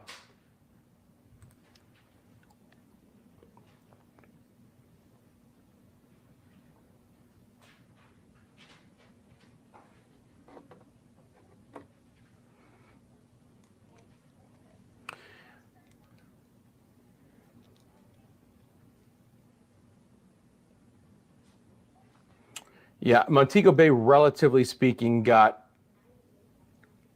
lucky, but it's not going to surprise me if they've had some damage. It's not going to surprise me if they had about a 2 to 4 foot storm surge. There still is likely some water inundation in Montego Bay as well, but the winds are just trying to push east of that storm. And again, we have the, 4 o'clock update for the Hurricane Center here.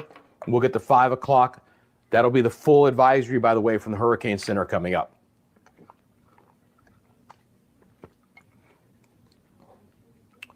The wind in Spanish Town, awful. Lots of water in the area. So, again, we're beginning to see more impacts coming into, even the Kingston area, Portmore, Spanish Town, Halfway Tree, places like that.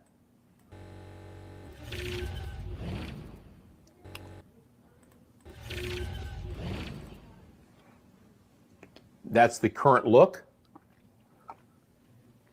Again, you can see the battering wave and winds at the harbor. Certainly some differences and some significance. The farther south that you live along the coast, the more impactful that's likely to be.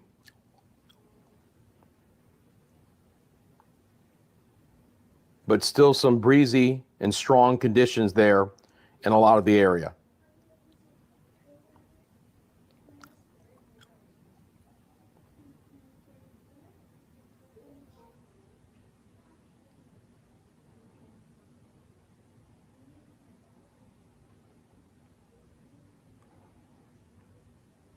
You know, I would put those winds easily at 50 miles an hour on the top hand side of your screen.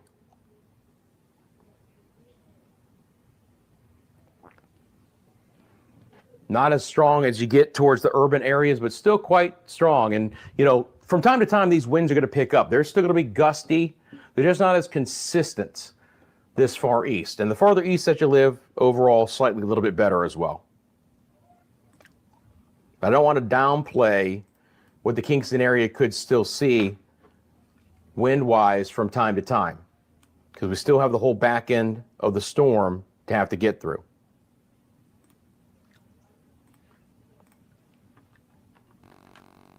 A lot of damage in Mobile. You'll probably see footage after the storm because the cell service is down. Absolutely. You know, I've been trying to stress that factor enough, right? That a lot of what we're seeing right now is not whatever the height of the storm for that area. Unfortunately, it's likely to be a lot worse than that. But again, cell service going down.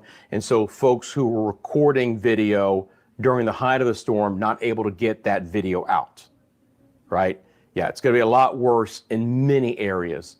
You know, the pictures and the videos that will start trickling in, you know, are going to be significantly worse and tell an even worse story through a lot of these areas. I am also, as I mentioned, trying to effort this video from Justin. I had to trim it down a little bit, but it's here now. So I'm going to get that in for you guys. Again, Treasure Beach area. So we'll be able to see that.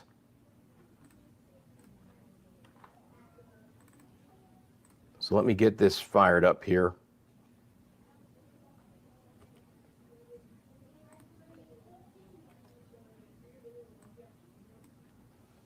And so again, if you guys know, Justin has been sending us some video from time to time in Treasure Beach. He just sent me a video in the aftermath, okay?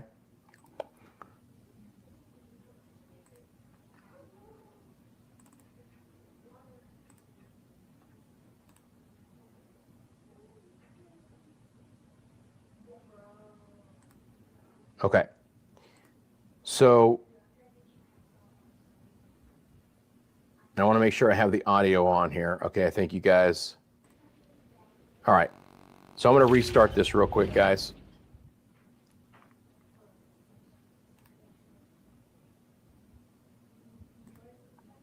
All right, so this is the aftermath of the storm. It's going to be Justin in the Treasure Beach area. The main road to Great Bay is fairly clear. Poles still seem to be up carrying electric, though there's no power right now. Okay, it's 3:03 in the afternoon. The wind's dropped enough that we can step outside the property now. This is Great Bay. A lot of debris and foliage everywhere.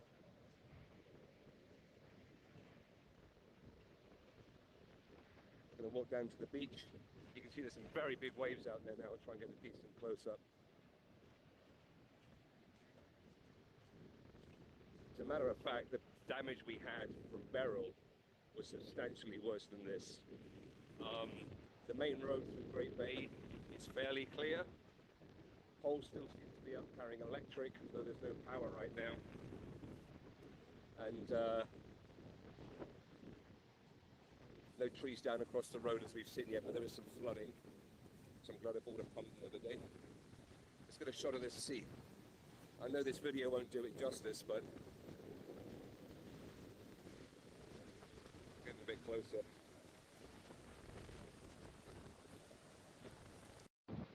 Okay, it's 3:03 in the afternoon. The wind's dropped enough that we can step outside the property now. This is Great Bay. A lot of debris and foliage everywhere.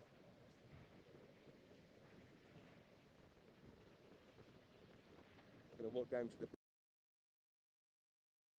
All right, so I was listening with you guys.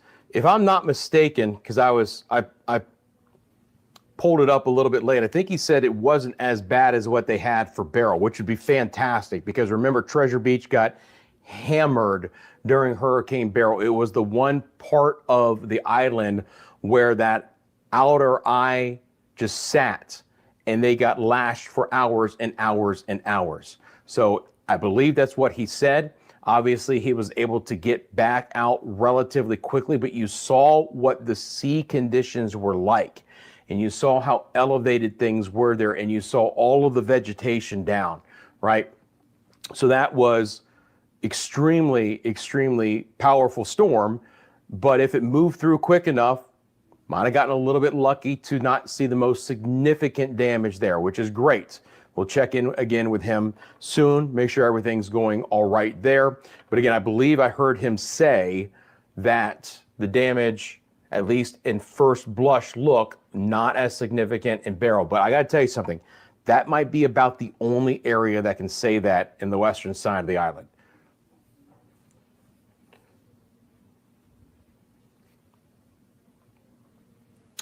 Norman Manley Boulevard, DeGrill, rough winds still battering us, experiencing persistent rains, roof damage, and trees are down. Okay, thank you very much. EVAT 7950.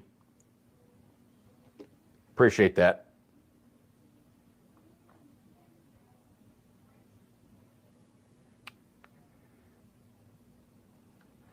You know, someone says, stop hyping the storm. It's a big nothing burger. Sure. Yeah, it's nothing. You know, just 10 feet of water outside someone's house, ripping through like it's in the Colorado Rapids, like you'd be on a raft right now. And oh, by the way, probably 80-mile-an-hour winds, but nothing. It's nothing burger. You know, those who want there to be damage, it hurts. Those who are upset that they didn't get the worst of the storm is also head scratching, right? If you live on Jamaica and you didn't see some of this, of all the video that I've been showing you guys, how lucky are you, right? Because so many others who have seen this kind of damage would want to be in your shoes right now. Right, you know, look at this. You know, they trade positions in a heartbeat, trust me.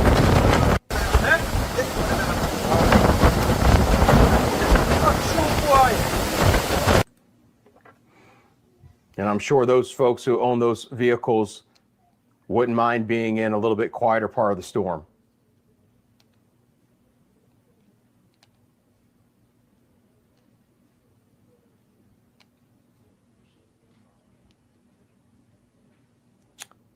Now, these are tough images to look at, guys, and we know that it's going to take a long time for these areas to get right again.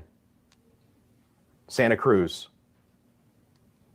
And talking about the Black River and the basin and the tributaries and how all of those elevated, fast-moving conditions. I believe this was St. Elizabeth. And I think I have kept the video. This is from the Black River office in St. Elizabeth from the Jamaican Public Service, but I want to make sure. And then that's the hospital. And remember, we have the roof that we lost as well. So that's Justin's video. I don't want to lose this roof video that we had either. I gotta find that again.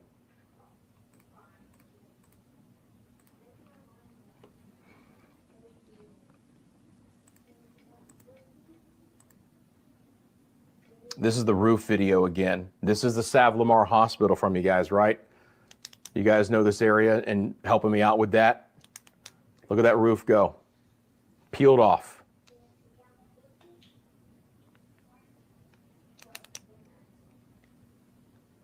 Oh no, it doesn't matter to me, trust me. I mean, as far as, you know, people can say what they want, but we have the evidence to show you, you know, that this storm was historic in some areas and warranted all of the messaging that was ahead of the storm, whether people want to listen or not, or whether, you know, they believed it, that's up to them. Someone asking about Savlamar, this is video from Savlamar. Now, again, don't equate this to something that your father might be seeing there, but from my understanding that this is the Savlamar Hospital, and you can see the roof being peeled off. Now, every structure is different, but obviously there were some impacts in Savlamar. Savlamar would have been on the far west side of the core winds as the hurricane moved through. Savlamar is flat, hospital and police station gone. Okay. Well, obviously, some of the reports that we're getting are not good. Now, again, you know, it's going to be tough, right? It's going to be tough for those who have family and friends and interests in these areas in the communication. You know, how quickly does that come back online, right? You know, it could be agonizing days for that to happen, and in some areas even longer than that, right? But hopefully, again, everyone was very prepared, you know, and we'll have to wait and see how that infrastructure gets rebuilt. But it might be days before we're able to communicate with some of these areas again. The harbor is getting hit, man. The harbor, Kingston Harbor, is getting nailed right now. This is why I said, do not discount the back end of the storm. That is the strongest winds that we have seen in Kingston Harbor. That is significant wind right now on the top right-hand side of your screen. Anyone has any information in Montego Bay, please pass it on.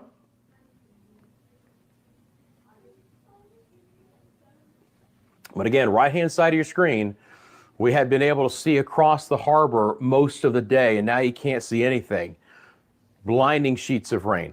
It is a little bit different story in the Devon House area and Halfway Tree and others. And, you know, again, as the camera pans back out just a little bit, you can see how strong those winds are, and it's just battering that camera at this point in time. Again, the harbor is more exposed, so the winds are going to be stronger here, but it's significantly different near the coast at this point in time. I'm going to change mic packs real quick here, guys.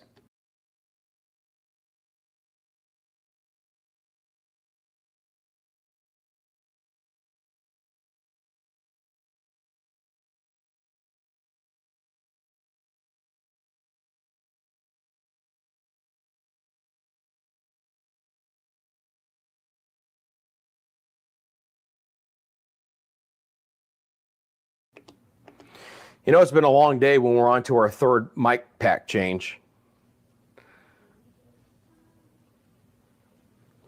All right, people asking for updates.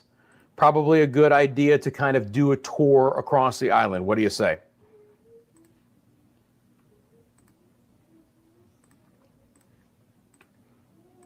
All right. So let's take a second here. And again, we're going to be very close to the 5 o'clock update from the Hurricane Center as well. So as we speak, the center of the storm is beginning to brush and move offshore from the Falmouth area. It's about where we have the center right now, okay? It's very much weaker as far as the core winds because of the interaction with the island over the past several hours. But structurally, this is still a very significant storm. It will likely never regain the status that it has, and because it's a Category 4 now, it is likely not to elevate back to a Cat 5 before it moves back into southeast Cuba, because the north side of the storm is already interacting with the land there, and we still have some land interaction on the southern side of the island as well. So anticipating the core to move offshore in the next hour or two, we should start to see the eye a little bit clearer once it does so. Now, beyond that, winds will start to be turning out of the west in the western side of the island while staying out of the south on the eastern side of the island. Again, counterclockwise winds around our storm. Appreciably, once the eye moves offshore, the very worst of the wind and rain is gone, okay? That being said, the back end of the storm is likely to continue to lash the island for the remainder of this Tuesday, in some areas deep into the overnight hours and potentially into Wednesday morning, before we are fully said and done with the rainfall in the area. And so the lingering impacts, even as the winds begin to diminish, will still be some squalls, some gusty winds, additional rainfall adding to all of the headaches that we've already seen on the island, and the storm surge, which is likely to continue in many areas because the winds, especially in places like Kingston and Port Royal and Old Harbor and areas of the southeast side and even a little bit farther west along the southern coast, will continue to be out of the south. So as the storm is moving away, it's still trying to pull on the east side with the south winds, all of that water with it. And it has to, unfortunately, push up and inundate some of the areas along the southern coast. So that's one of the lingering issues here. And then all of the significant flooding that is still likely ongoing and more that can happen as the water continues to rush down into some of the lower areas. So we're likely still seeing hurricane conditions just east of Montego Bay. So a lot of St. James and Trelawney parishes, maybe the far northwest side parishes of St. Anne. The wind field has definitely diminished as far as the highest intensity, but that can also expand that wind field a little bit as well. So even though the winds aren't as strong, we can start to see some of that wind profile potentially expand just a little bit as well, right? So there are still some high-end wind impacts occurring with the storm as we speak.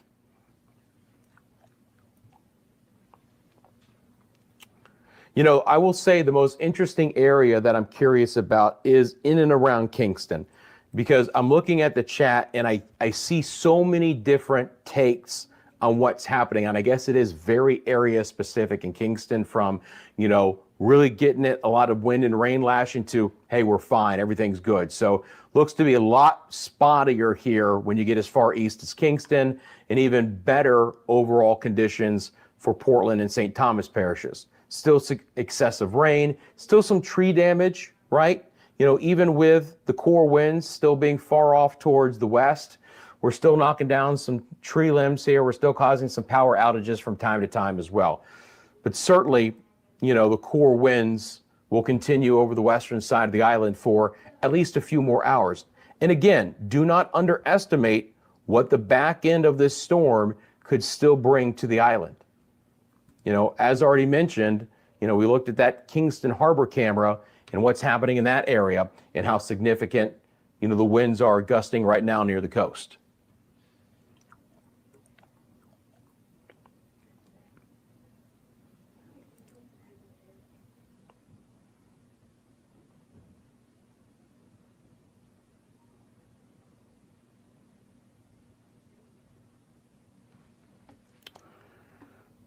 All right, so we'll get the 5 o'clock advisory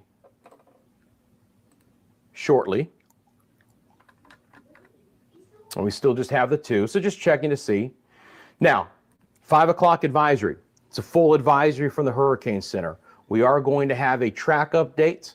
We are going to have an intensity update. So it'll be all new information at the top of the hour that we'll want to keep an eye out for and pass along as well. Empress Ash, where are you seeing the 133 in Falmouth? Certainly not disagreeing with it, but just curious as to where that's coming from.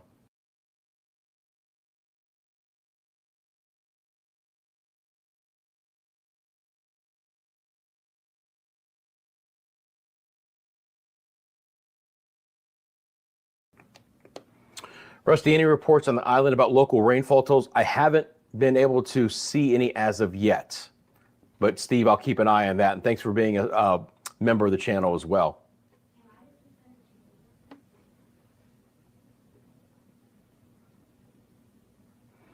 You know, some of that information I'll hopefully start to be able to compile, but I haven't had any official reporting yet as of the hour.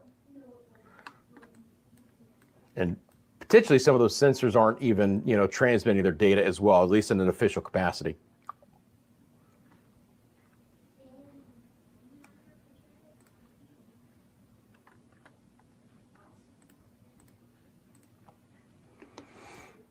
Again, just to check out the camera again, you notice that the squall has passed the camera site there at the Kingston Harbor, so now the visibility is just a little bit better. But the wave action, you know, still churned up. Still a lot of white caps there. And it's not so much about exactly what the waves are doing. It's about how high the water is relative, right? And how far inland it can inundate some areas. We saw some video earlier out of Old Harbor, a picture earlier out of Old Harbor of some significant flooding, right? And you see how high up that fence and that concrete wall that the water has gotten. Key City says Clarendon is flooded. Travis Kelly says his mom's entire roof is gone in Manchester. Very sorry to hear that. You know, unfortunately, I think, you know, there's going to be a lot of those instances, you know, where we lose roofs, we lose windows, we lose out structures. It stinks, but what we don't want is loss of life. You know, we can rebuild. It's extremely, you know, taxing mentally and physically to have to go through this. You know, that's why we're going through it together, and I appreciate the community. But having to, you know, be the one who has to rebuild, it can be a very, very stressful thing. But obviously, we can do that. But loss of life is a whole different story, and hopefully that doesn't end up being part of the story of this storm. It might be a while before we fully know.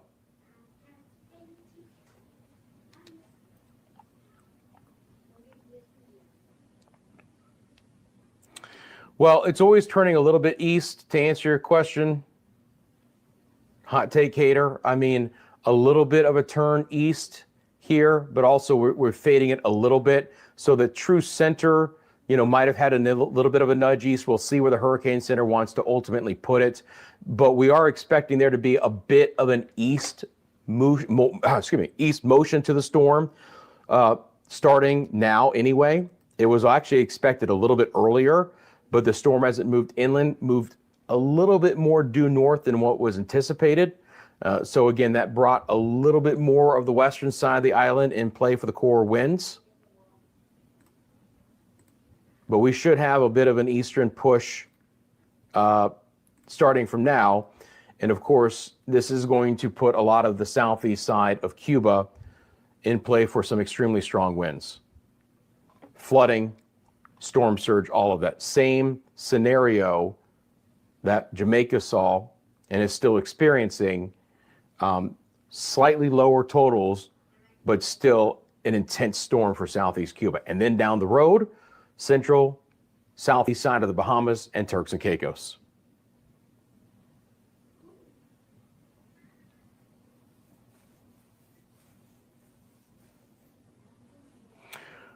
Well, to answer your question, RC6614, I don't know why NBC would be discussing winds of under 100 miles an hour. Recorded and observed is probably two different things when you're talking about an area that has not many sensors and availability to that data in real time. And I don't know why they would say that. You know, if they did, if they did, then they're wholly wrong. All right.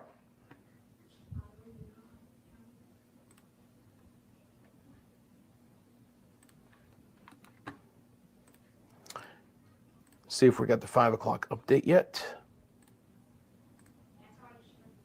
Yes. Okay. So here's the brand new full advisory from the Hurricane Center.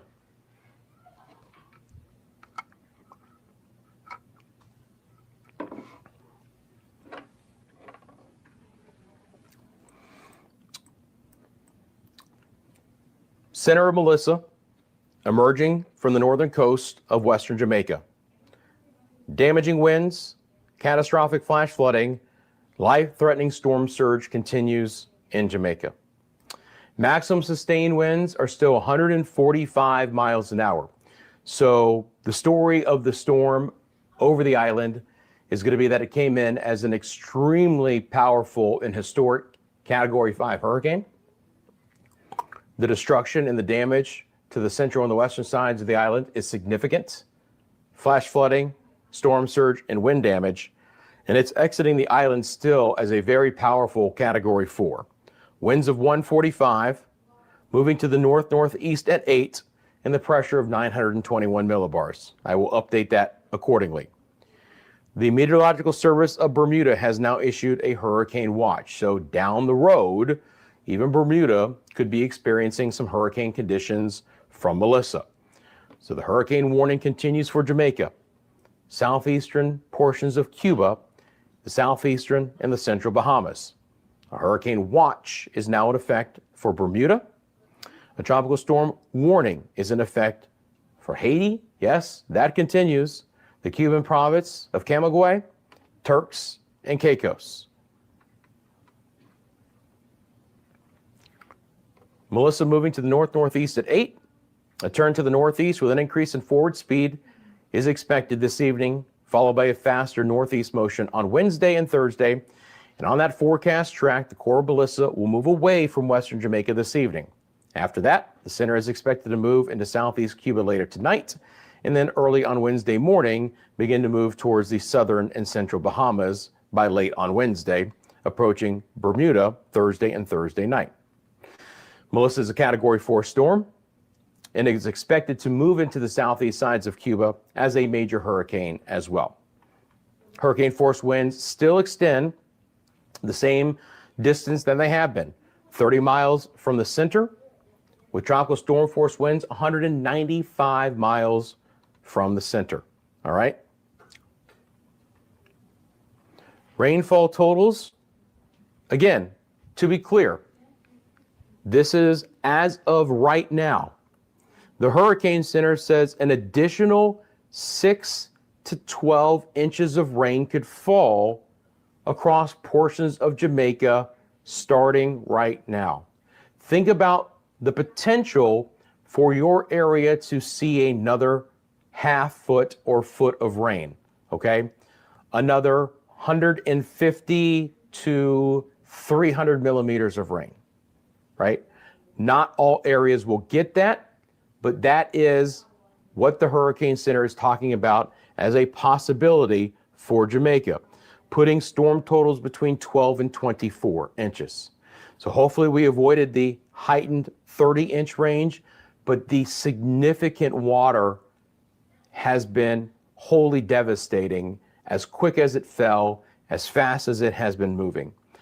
Ongoing catastrophic flash flooding and numerous landslides will continue through Tuesday night. So unfortunately, the areas that have been hit the hardest, which again, we're not getting the video and the photos from right now, will continue to have the most serious consequences through at least this evening, if not even on Wednesday morning. Again, eastern Cuba, 10 to 20 inches, locally up to 25. The Bahamas, 5 to 10 inches through Wednesday. Turks and Caicos, a little bit lower, 1 to 3, okay? Hispaniola, again, an additional 2 to 6. Totals for the storm, 40 inches of rain. Storm surge, Montego Bay area, 2 to 4, right? Potentially significant storm surge in Cuba of 8 to 12. The Bahamas could see a storm surge of 5 to 8 above normal ground level. That's for the southeastern Bahamas. And then 2 to 4 normally above ground level for Turks and Caicos. Minor flooding is also expected along the coast of Haiti, and then a ton of surf as well. So again, these numbers are still extremely, extremely high. I'm going to give you guys the new track here in just 1 second. To make sure that I've got the most updated track, I'm just going to reset something in the background for 1 minute while you guys look at what's going on in Kingston. Thank you all, Maria. I appreciate it. Yeah, Wendy, I wouldn't be surprised if we have lost some roofs there on Montego Bay. Kimberly has heavy breeze in Ocho Rios. So even as far away as Ocho Rios, we're getting some heavy, breezy conditions. Hopefully not destructive, but again, certainly in the tropical storm force variety.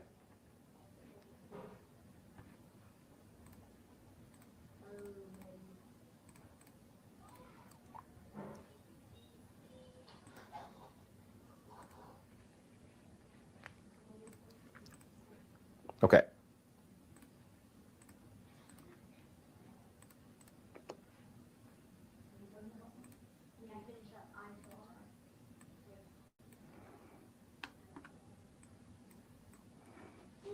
So again, likely to move through Cuba beginning very late tonight and overnight as a Category 4 hurricane still. Again, not likely to lose too much more intensity, potentially a little bit. And I'm going to update these numbers in just a second as it moves to the southeast side of Cuba. 10 to 20 inches of rain. Significant storm surge there. Could still be a major hurricane as it approaches the central and the southeast Bahamas. I hope we're not talking about an actual major hurricane moving through those areas, right? Let's hope it weakens as it does so. But down the road, starting late tomorrow, we'll have to keep a very close eye on the potential impacts for places like Cat Island, San Salvador, Rum Cay, Long Island, Exuma, the Acklands, Inagua, Mayaguana, Turks and Caicos, with at least tropical storm conditions there. And then down the road, Cat 2, accelerating potential hurricane conditions in Bermuda late this week as well.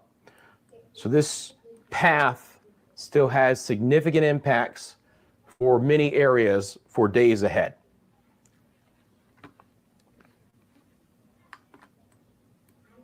And anywhere in red, hurricane warning.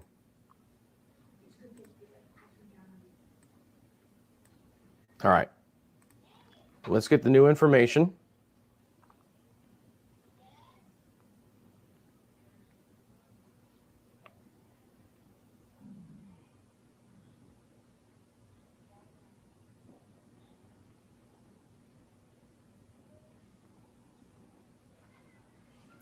So again, we're still at 145.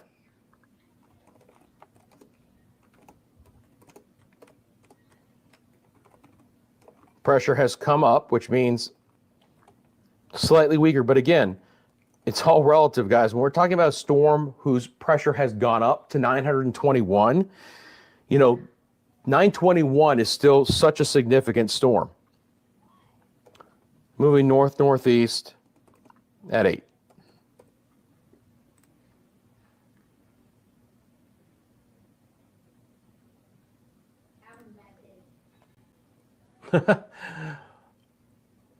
What up, BBQ nerds? How you doing?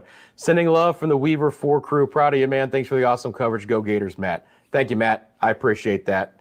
Go Gators indeed. Let's get the hearts out in chat for Matt. And despite our absolutely horrible season, we'll always say go Gators. In all kinds of weather, right, Matt? Appreciate you. Thank you very much.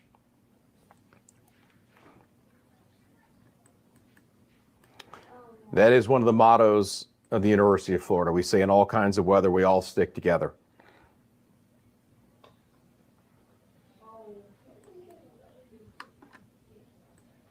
So again, you can see the loop over the last couple of hours.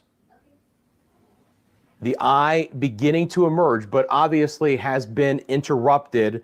The inner core of this storm has been interrupted by the interaction with land over the last couple of hours. Now, unfortunately, right, you know, that land interaction is beginning to come to an end as the core of the storm is now beginning to move back offshore.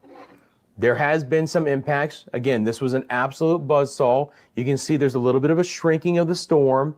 You know, again, there's some higher terrain over the western side of Jamaica that the storm moved through. There have been some structural impacts to the storm, but it is still coming off of the north coast as an extremely powerful and dangerous storm down the road as well. What area is Justin at Treasure Beach?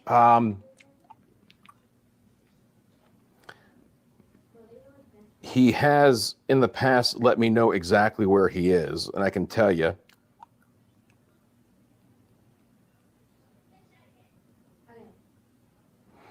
He's Great Bay. if that helps. Great Bay Treasure Beach.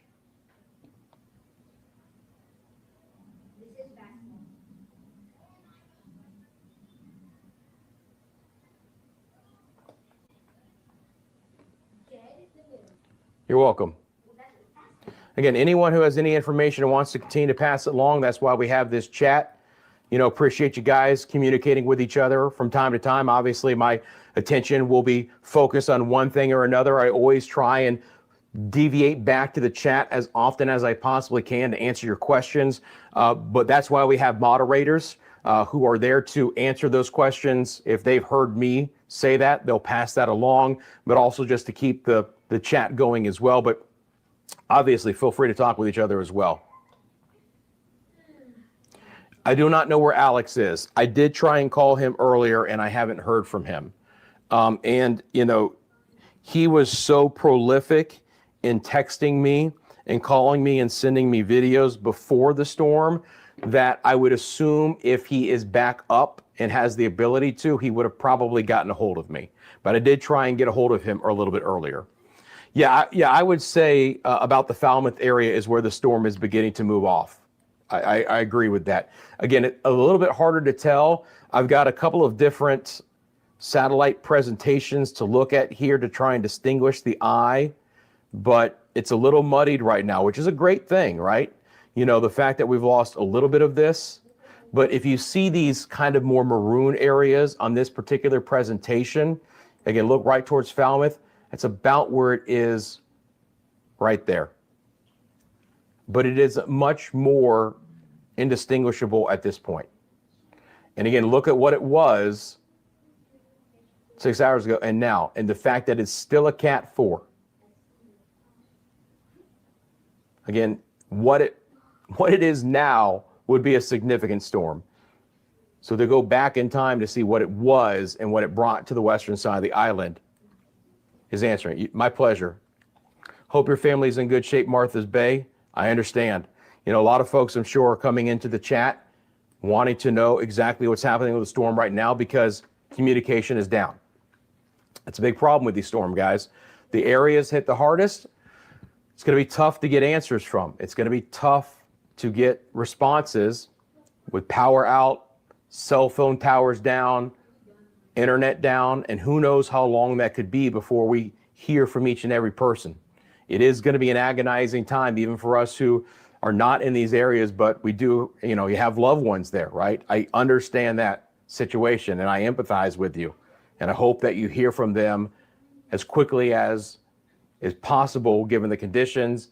And I hope that they're just fine. First of all, I hope that they're fine. And secondarily, I hope that obviously their property and anything personal is okay as well. But we can rebuild that. We want to make sure each and every person on the island is doing okay today.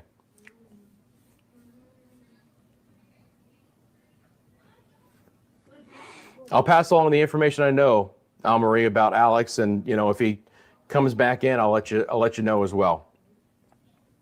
Yeah, power's down. We know that situation, guys.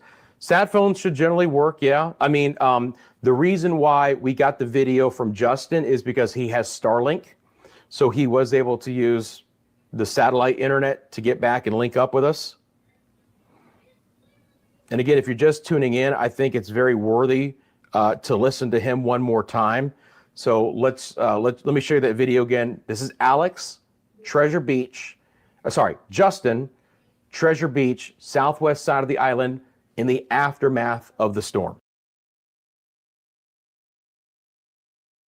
Okay, it's 3:03 in the afternoon.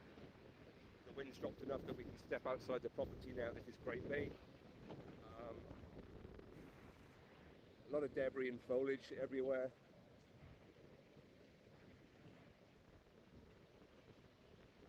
I'm going to walk down to the beach. You can see there's some very big waves out there now. I'll try and get a decent close-up. As a matter of fact, the damage we had from Beryl was substantially worse than this. The main road through Great Bay is fairly clear. Poles still seem to be up carrying electric, though there's no power right now. And no trees down across the road as we've seen yet, but there is some flooding. So I'm glad I bought a pump the other day. Let's get a shot of this sea. I know this video won't do it justice, but getting a bit closer.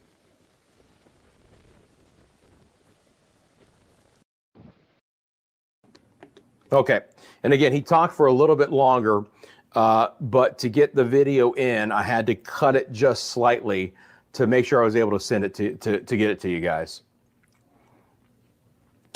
People were asking about Stony Hill. I don't have any direct information about Stony Hill.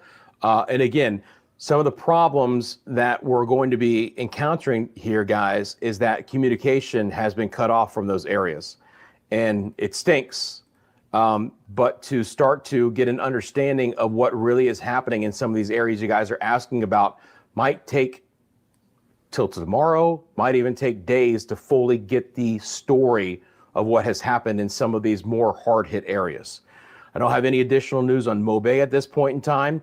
Again, you know, starting to get the aftermath video from Justin. Again, I think it's going to be one of the very lone areas that actually did better with Melissa than it did with Beryl. If you guys remember from Beryl, it was the Treasure Beach area where the core winds, right, from the outer eye wall sat over Treasure Beach and almost expanded over that area for hours. If you guys remember my coverage from last year, it was amazing to see that storm just kind of sit on the southwest side of the island and in a very small area push the core winds in. And they got hammered for hours and hours and hours in a row, right? So the fact that they were able to survive the storm better than Beryl in a relative sense, I think that's one of the very few locations, but it's good to hear that they were able to. Oh no, the eye of the storm is not returning, guys. It is moving away. Everything is progressing. Forward speed is, you know, picking up a little bit. It's staying at least consistent, about 8-9 miles an hour. So the storm will just continue to move away the deeper into this Tuesday that we go. But the back end of the storm is still likely to bring additional rain and wind impacts, right? And the Hurricane Center even mentioned in that 5 o'clock advisory, 4 o'clock Jamaican time, so 15 minutes ago, that an additional 6 to 12 inches of rain, 150 to 300 millimeters, is possible on the island as we go through tonight and potentially overnight as well. All right, well, here we go. Thank you, Theo. My sister said things are okay in Stony Hill. Winds are not bad. So appreciate that.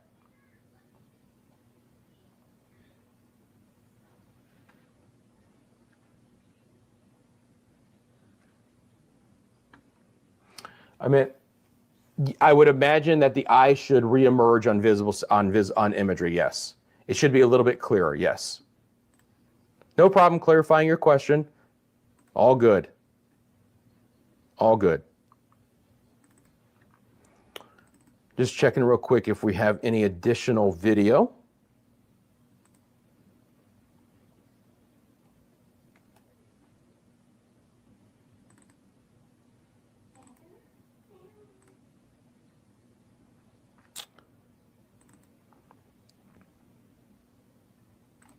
I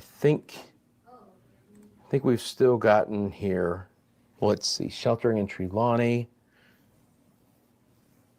All right, we're getting a few in here and there, yes.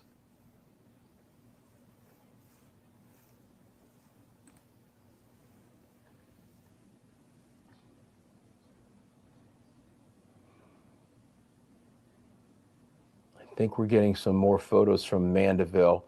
So that was the water rescue. Yeah, okay, I saw that. That was the video. That was that photo that we saw of the water rescue. So I'm looking at some images that you guys are sending me here. And again, just remember, if you guys send me some stuff, and that is awesome, just make sure that you include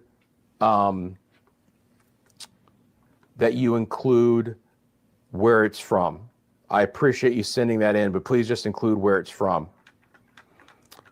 All right. I do have a photo I want to show you guys here.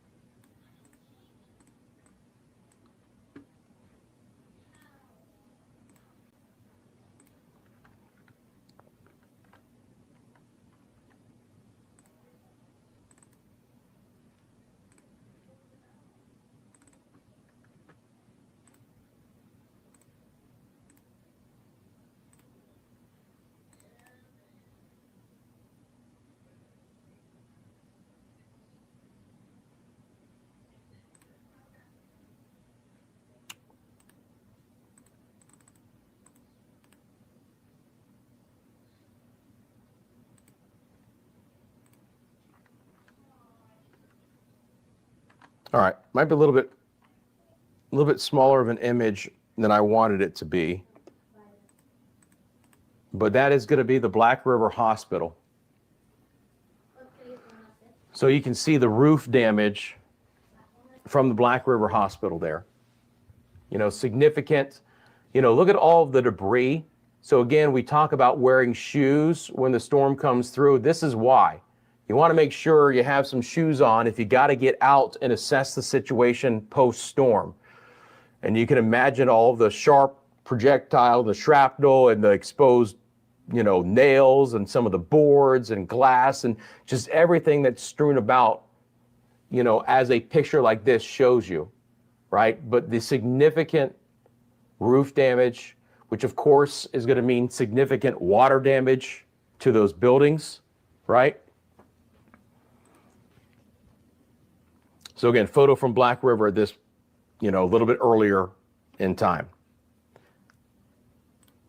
And that photo came from Shinaki, and I hope I'm saying that right. I think several of you have actually sent that in.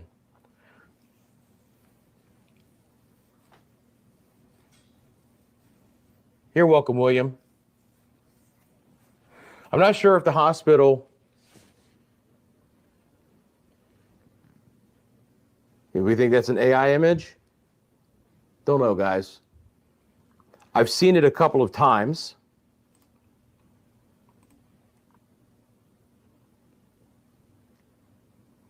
You know, we can vet this to a certain degree, as they say.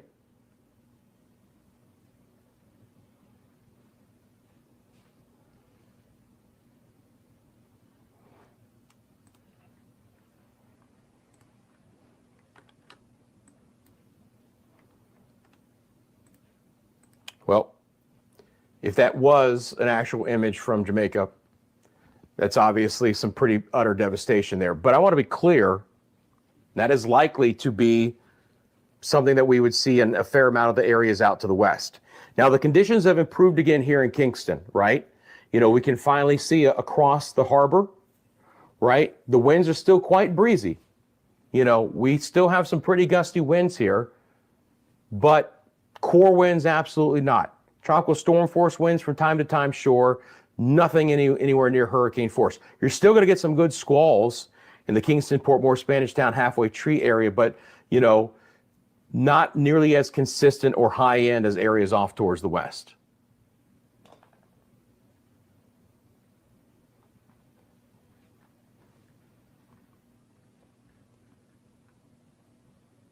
Yeah, but there is some flooding. Sorry about that. All right.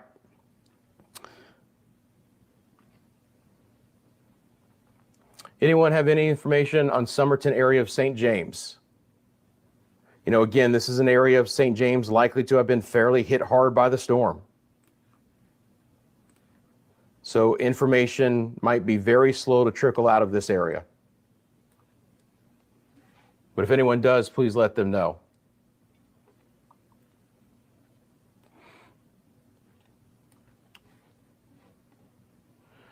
Noble Girl says, my community in St. Elizabeth is decimated where I grew up. Sorry to hear that.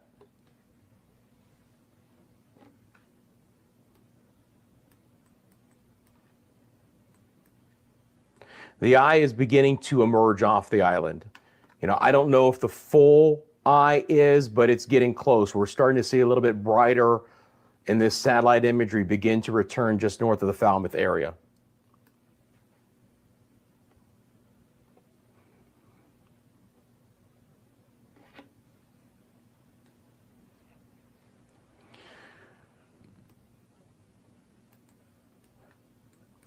I'm not sure whether I would extend hurricane warnings that far north, but I'll have to, you know, I'll have to read up on the Bahamas and what is expected there. But, you know, again, with the Northwest Bahamas being on the west, weaker side of the storm, I'm not really sure why, you know, hurricane warnings would be warranted that far north, given the track from the Hurricane Center.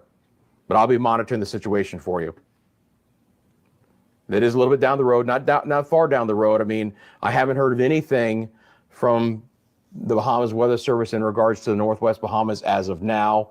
And again, as of the 5 o'clock advisory from the Hurricane Center, there was no mention of the northern or northwest Bahamas being under any kind of watch or warning.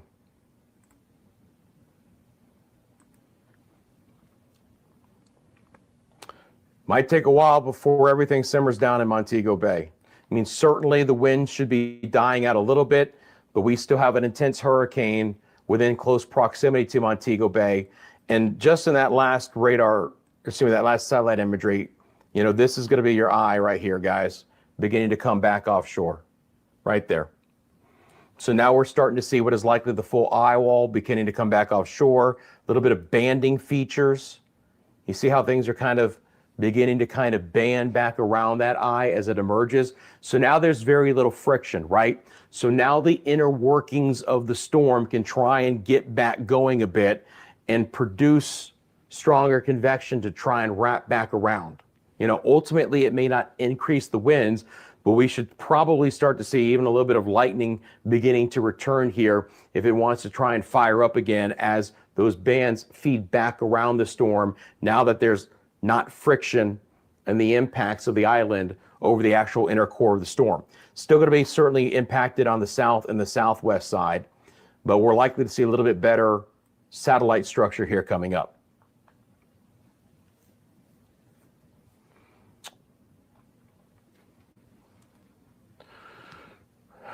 I understand that, Nubian Power. My family in Wakefield, Trelawney, I'm so stressed. I can understand that for sure. Do not know about any damage to the airport Montego Bay. We do have some administrators, and I'm sure they're probably keeping an eye out for any information. You got it. Thank you, Jay Dizzy.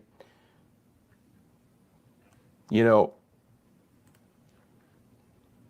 if anyone has any reliable, you know, information, please pass it along in chat.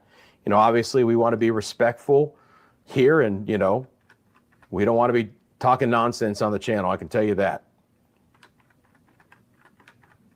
You know, anything like that will get you banned quite quickly.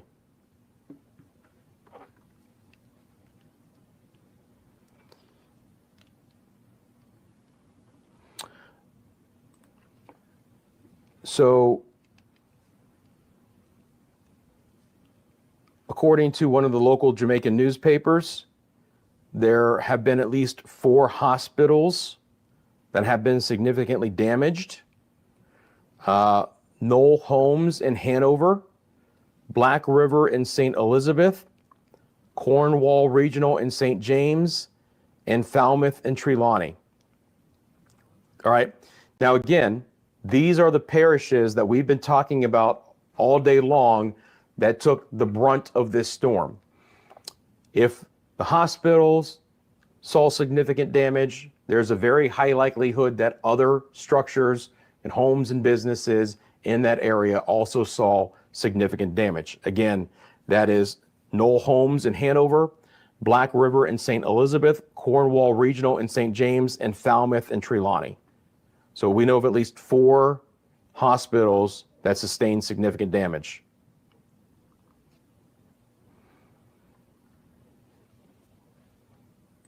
And I got to be honest, when I first heard this, I thought someone might be trolling me, but I don't think I mentioned it in yesterday's stream, and I meant to. The crocodile risk raises as Hurricane Melissa floods communities, which is an absolute true thing. Residents across Kingston, St. Andrews, St. Catherine, and St. Thomas are being urged to exercise extreme caution as heavy rains and flooding associated with Melissa may drive crocodiles out of their natural habitats and into communities. So on top of everything else. Hey, Sir Dead Alive Better, how are you, my friend? You just keep it coming, buddy. I appreciate it. $1.99 super chat. Let's get the hearts out in chat for Sir Dead Alive Better, a very, very big time supporter of the channel. So thank you very much.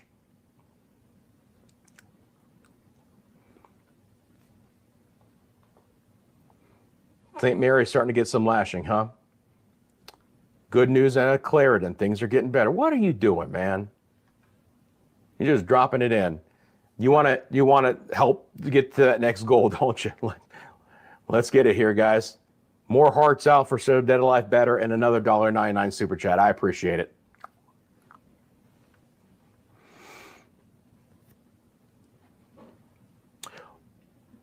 Indeed.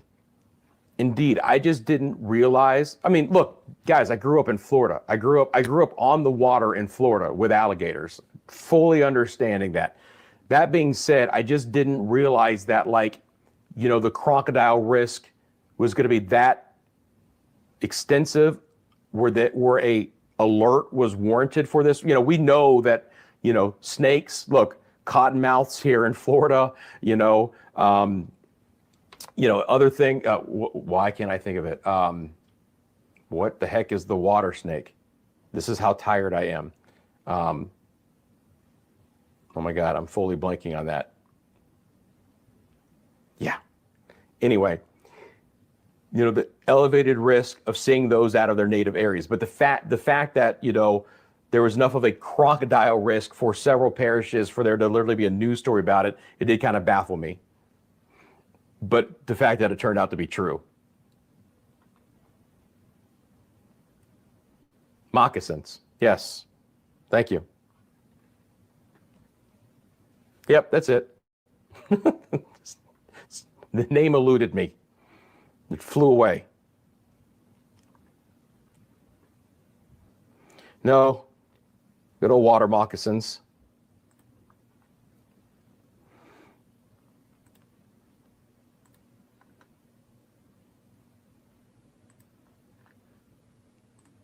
All right, so you guys are still sending me in some video, and I appreciate that. Again, the biggest thing is, please remember two things when you send me video, and I really do appreciate, you know, you guys taking the time out to do that. The first is, make sure you actually include the picture of the video, because sometimes there's no attachment with the email, right? One reason why you can just drop it into the Google Drive that we provided there, that Noble Pills has put up there as a pin. Secondly, just let me know where it's from, right? You know, great to see the video, but if I don't know where it is, it's hard to explain exactly what we're seeing at that point in time. Thank you, Ace. Love your work. Keep it up. I appreciate it. $2 euro. Thank you very much. Let's get the hearts out for Ace. Appreciate the support of the channel. And where are you viewing from, by the way? Let us know. Yeah, it's water moccasins. Again, I don't know why the name eluded me, but it just did.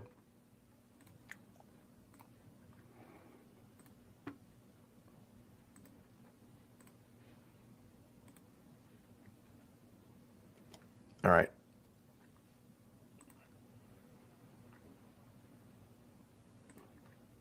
From Belgium. Very good. True story, my next door neighbors. Growing up, they were from Belgium. The two brothers, there were two brothers. They were both Belgian physical therapists, and one of them was our next door neighbor. Hey, Health It Now, how you doing? $3.99 super stickers. Let's get the hearts out for Health It Now and their 10th super on a live stream. Appreciate it, Health It Now. Thank you very much for your support of the channel. Karen from the Netherlands watching as well. Very awesome. Appreciate, it's very interesting during these live streams. You come to find out, at the end of this, I get a report, if you will, of some of the geographical areas, and it can be literally worldwide. Yesterday we had Australia. Now we have Belgium and the Netherlands. I know the UK has been in the house, and Canada, and other areas of South America and other island nations. So it is interesting how far and wide, that people are viewing the channel from, and I appreciate all of that. So let me try and get in one new video for you guys.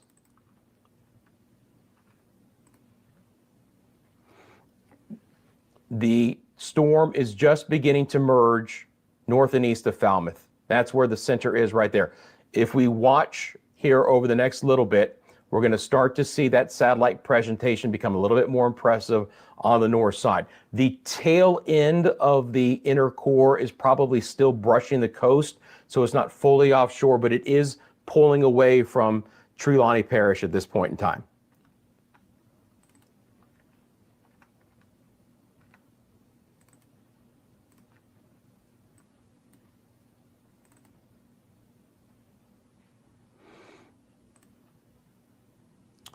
Hopefully I'll be able to open this file.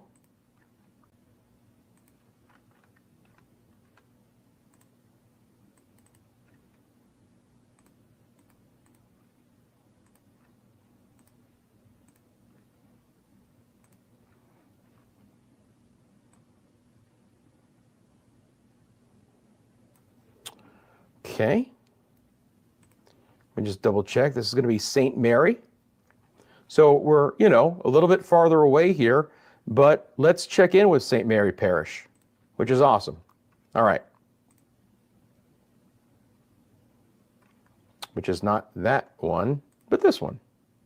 So here we go. This is some video from St. Mary Parish. I think this is a very common sight that we're going to see outside the core winds, and I appreciate Joanna sending this in. You know, just good lashing wind, you know, not substantial enough where we would expect there to be any significant storm damage as far as to structures, but taking down some palm fronds, taking down some trees, power issues, internet issues, some potential flooding, absolutely.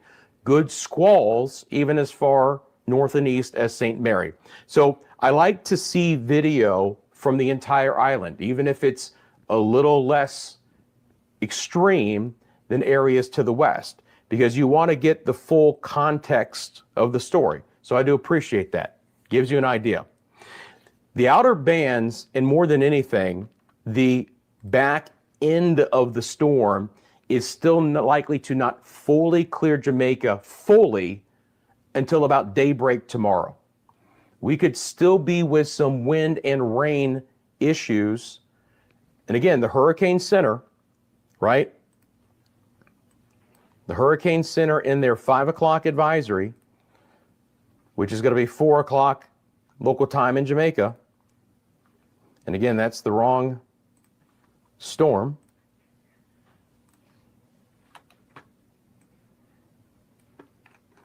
If you look at what they're talking about for rainfall,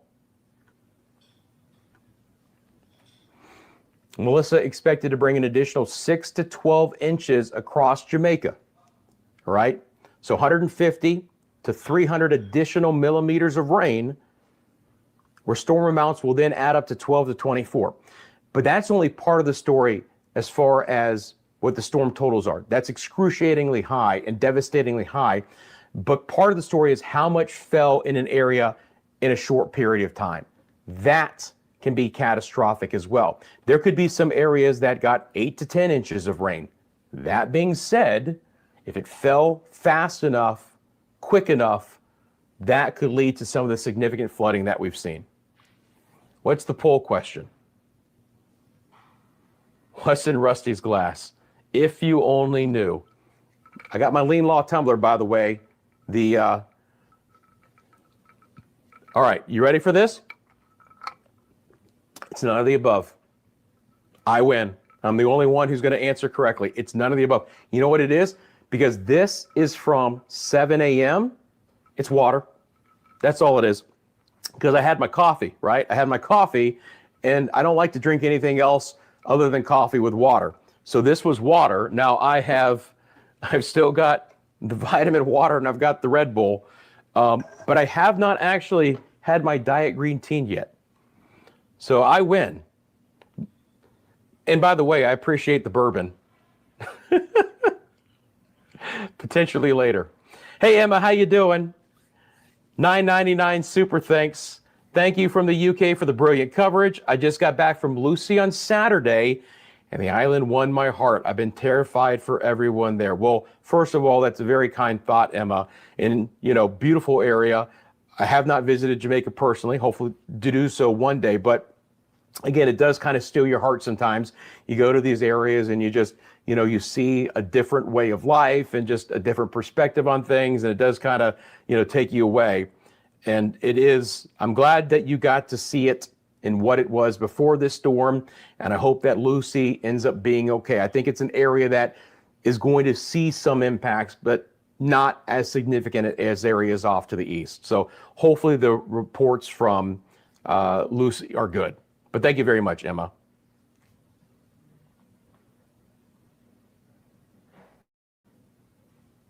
How about some Jamaican rum? Man, oh man, oh man. I think I would literally fall asleep right now if I had any of that. Not that it's not in the cards somewhere down the road, but not at this point in time. Southern Trelawney is still probably being hit pretty hard right now. Haven't had any reports out of that area recently, but we did have some of the core winds there. Of course, I'm very concerned about some of the rainfall totals in that area as well. Significant potential flooding in some of these spots.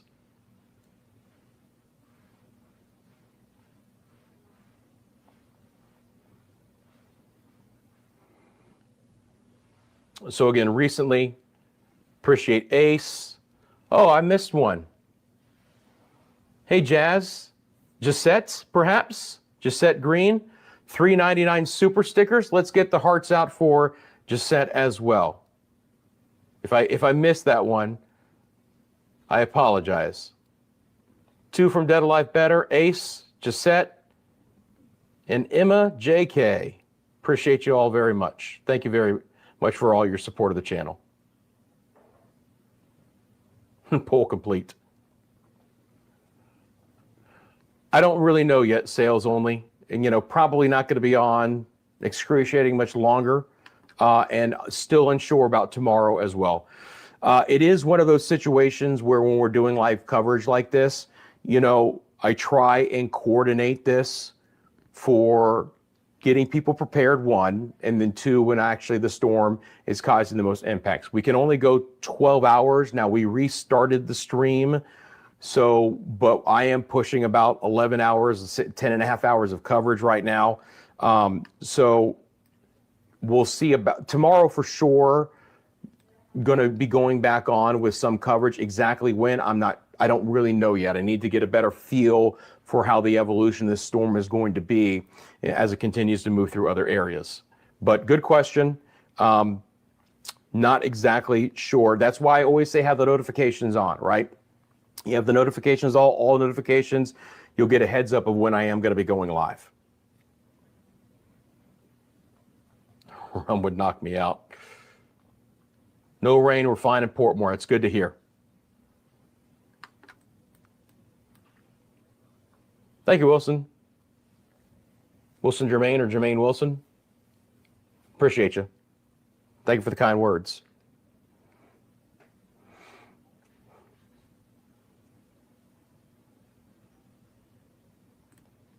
Again, let's check in with the Kingston area because we can. Again, it is a difference between inland and along the coast, right? I mean, we just continue to see that wind batter the harbor areas, the northeast side of the island, or on the top right-hand side of your screen, the northeast. The northeast side of your television screen, otherwise known as the top right. Even some of the tarp coverings here and some of the, little out areas there on the top left-hand side of your screen look okay. Bottom left halfway tree, bottom right Devon House, everything looks pretty good. Even that Remax Realtor sign in the middle of the road there held together good. But you get back down towards the harbor, and those are still going to be winds of at least 40, if not 50 miles an hour. Again, the last gust at the harbor was 48. Do not be surprised if that continues for a length of time through the rest of this late afternoon and into the early evening hours as well.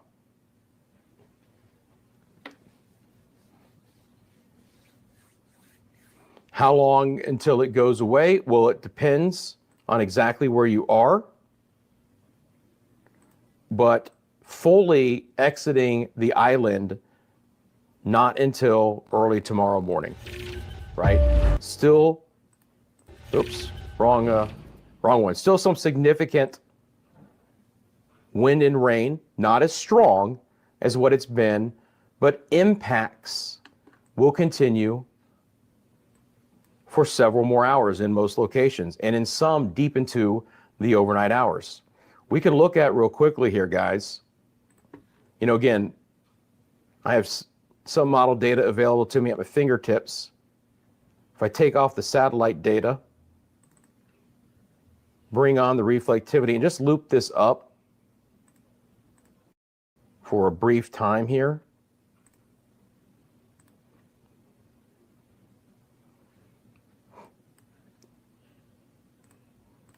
If you look at the top hand side of your screen, this is going to be your time frame, right? Just note again that even into about 5 a.m. tomorrow, even 8 a.m., there is still some lingering light shower activity on Jamaica. Not expected to be significant at that point in time, but I can't tell you that the island is fully dry even by daybreak tomorrow. Things should be breaking apart. Drier air should begin to be coming in, especially on the southwest side of the storm. Still a little bit more moisture-laden air east, but it does look like that more moisture-laden air is going to spread over east of there, Haiti and the Dominican Republic. And then obviously you have the potential for more significant impacts, you know, across Cuba later tonight and overnight through tomorrow morning. And then for the Bahamas, potentially down the road as well, again, as we get deeper into our Wednesday and potentially early on Thursday. Timing is still a little bit up in the air there. But again, you guys have hurricane warnings in the central and the southeast Bahamas for a reason. Please make sure you are preparing and planning accordingly, you know, for the potential for some impactful winds and infrastructure issues, that some storm surge and some rainfall totals of 5 to 10 inches. Southeast Cuba, the rainfall totals could be 10 to 20 inches and locally even up to 25.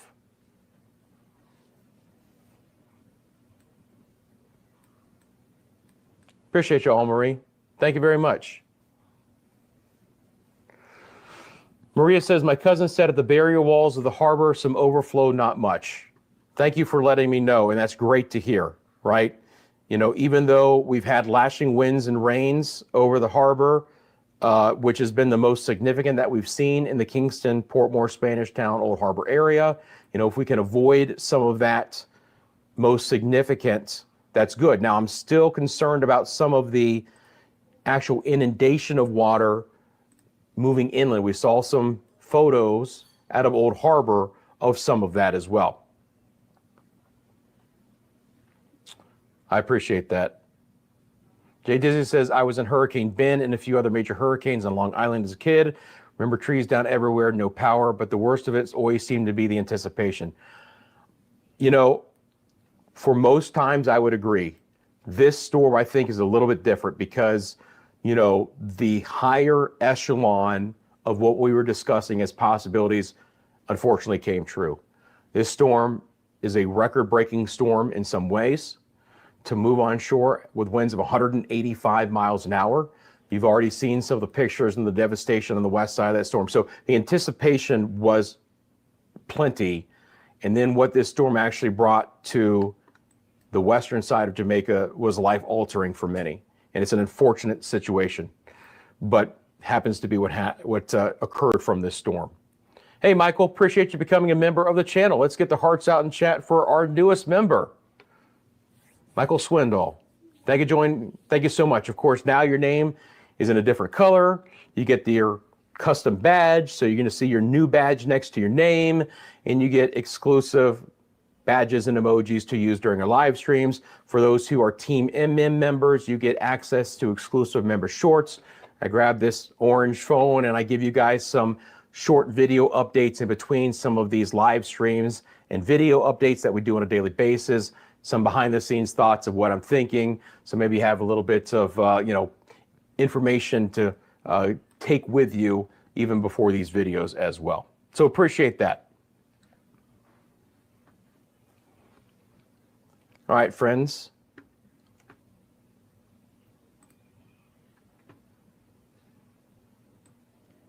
We're going to take a look at what's happening here across Kingston, and I'm going to be back in just 1 second.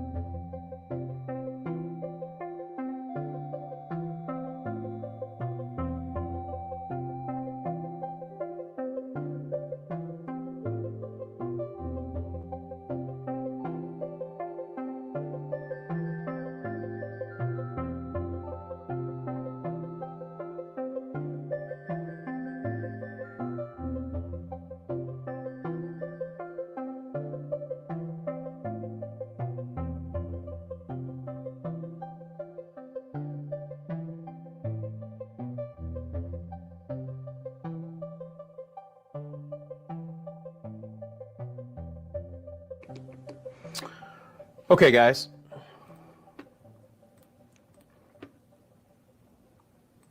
So I think what we're going to do here is kind of a final reset.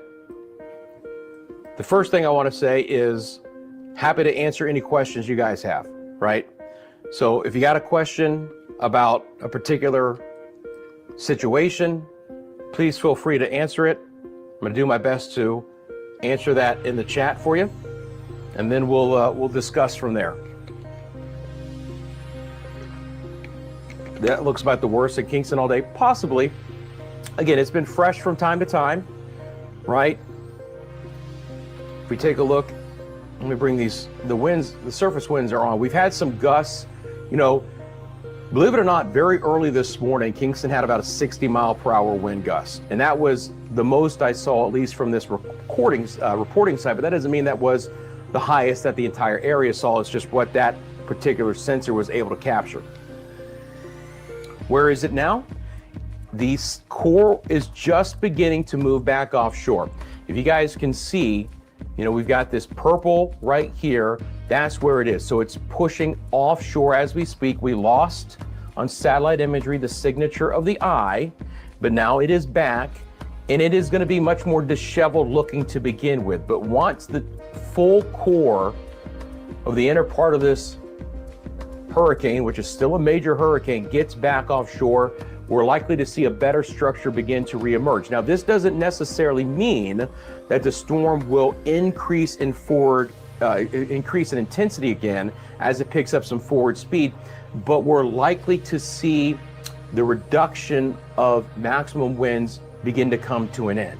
Now, the Hurricane Center might still drop this number some, but to be clear, as of the 5 o'clock advisory, Eastern Daylight Time, 4 o'clock, so Jamaican time just less than an hour ago, we still have a Category 4 hurricane likely to make landfall here in the southeast side of Cuba, Santiago de Cuba area, off towards the east of that, with a potential double-digit and foot height storm surge and 10 to 20 inches of rain, and maybe even locally higher than that. Again, to be clear, we mentioned this many times, the back end of the storm is still likely to bring some impacts, just not as significant and not as widespread over Jamaica the remainder of this Tuesday into the evening hours and overnight. Melissa this will be the last one. I don't see any reason why, we would continue to use Melissa.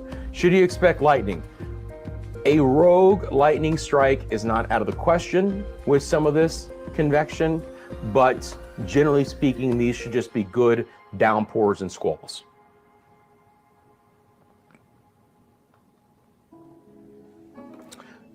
By pressure, Green Street Player 1, by pressure, lowest central pressure.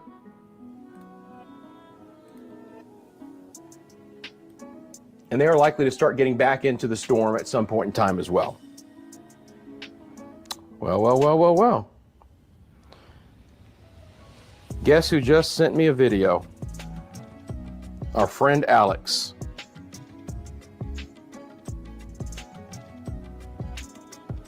I'll see if I can get this to you guys.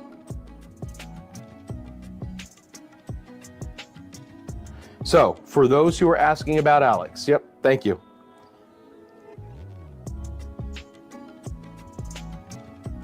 For those who are asking about Alex, he just sent me a video. So Alex is in the Kingston area. We'll see what he's got here coming up momentarily. Again, keep firing away with your questions, guys. Now is the time to do so. We're gonna make this open question and answer period to some degree.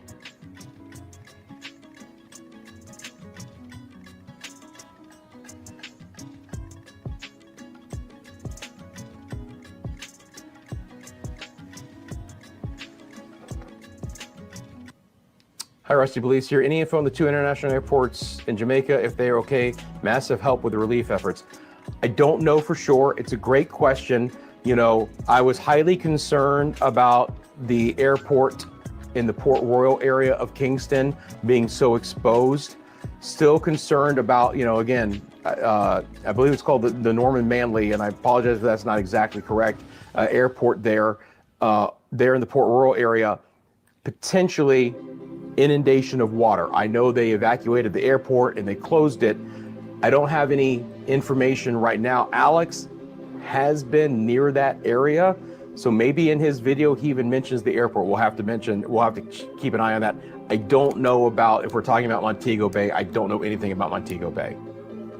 Hi Rusty, what will the wind speeds be here in Nassau when Melissa moves through?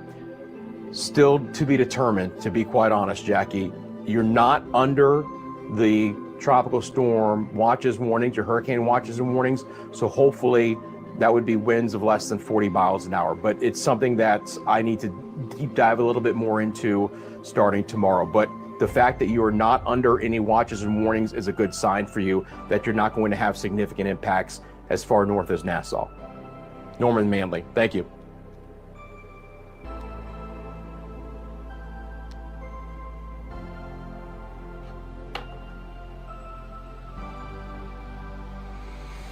Yes, the back end of Melissa will still be impactful for Montego Bay. You know, again, not as significant on Montego Bay with that, but still additional rain, additional wind, potentially even a bit of additional storm surge as well. Again, the back end winds are going to be coming out of the west, and the orientation of the shoreline near Montego Bay kind of sticks, you know, in a south to north fashion. It could collect some of that water on the east end of the bay. So there still is the potential for some storm surge, a couple of feet there, Montego Bay behind the storm. But again, not as prevalent in most instances.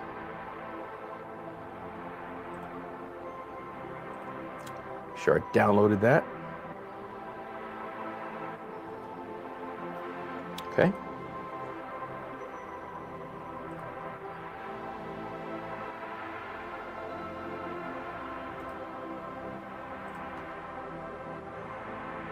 Hey Shinji, how are you? Can you believe they stole Maxine's zinc? This is wickedness. I have no idea what that means. Should I know what that means, or is that some kind of a troll job? I don't know. Regardless, I appreciate the $4.99 super chat. So let's get the hearts out for Shinji, regardless of whether I'm being trolled or not. That I don't know. If there was a discussion in the chat about something that I missed, then I must have missed it.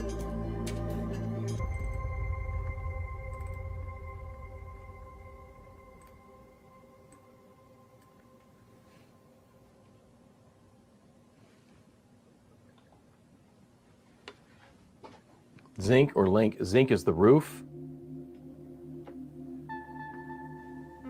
The roof material, I'm assuming.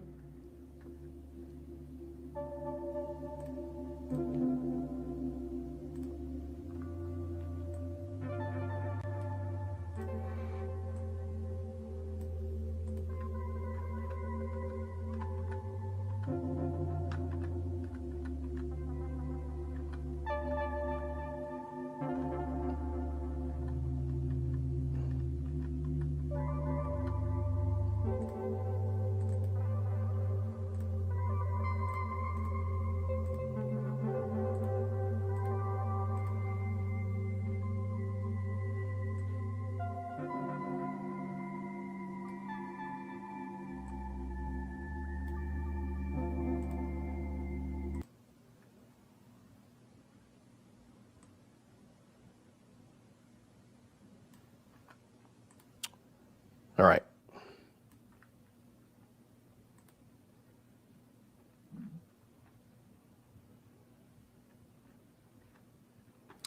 Okay. So we're going to check in with Alex now. Hopefully we've got the audio from that. I'm going to listen to it in the background. If nothing else, we'll look at the video and discuss. But let's check in with Alex right now. I'm going to take myself off camera first here, guys.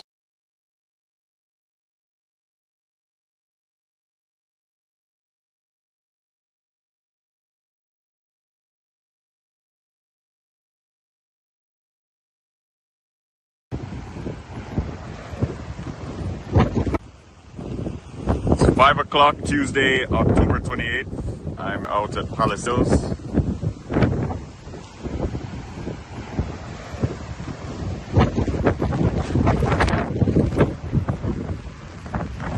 This is the same spot I filmed yesterday.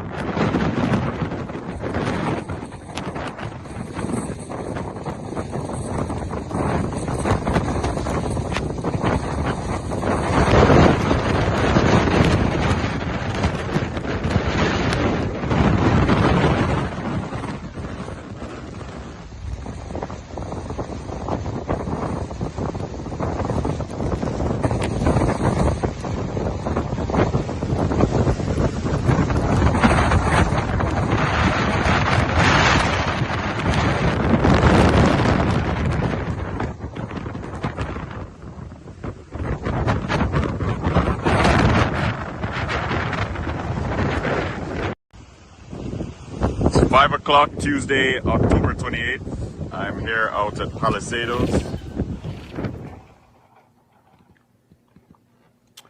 Okay, so that was the same area that Alex was a day or two ago, I think just east of the Kingston downtown area at the coastline there, east of the airport. I think it's the Palisades area.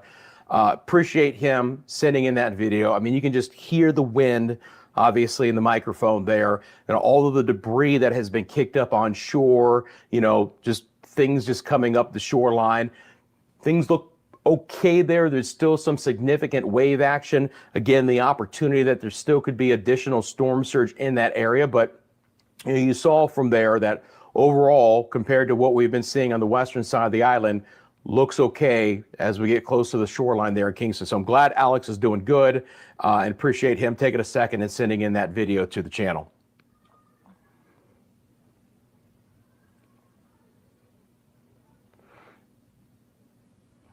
So apologies, I forgot to remove the music from the break video that I did.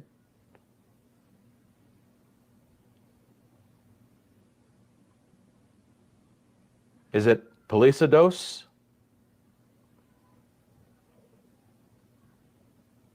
It is an area that when he told me the first time, I was unfamiliar with. So, yeah, Falmouth was close to being in the eye. Yes. Now, again, at that time, the winds were reduced a bit, but still significant major hurricane force winds were embedded within that eye. Whether Falmouth got those directly, a little bit not as clear because we lost the signature from the satellite, but it does look like Falmouth was in those inner core winds.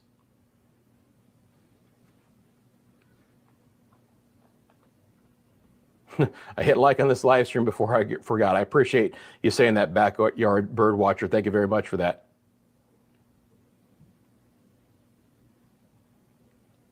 Okay.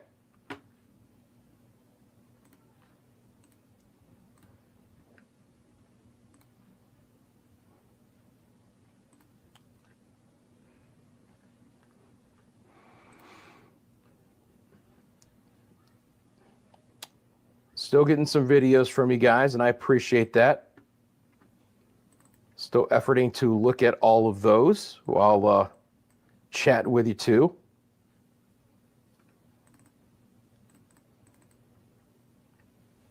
Now again, you know, I got some video. Okay, there's Black River. All right.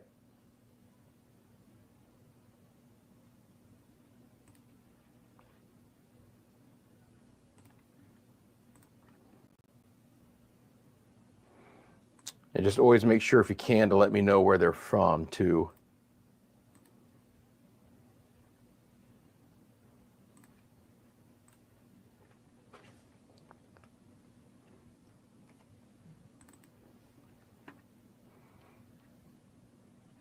Palisados is how you say it. Thank you.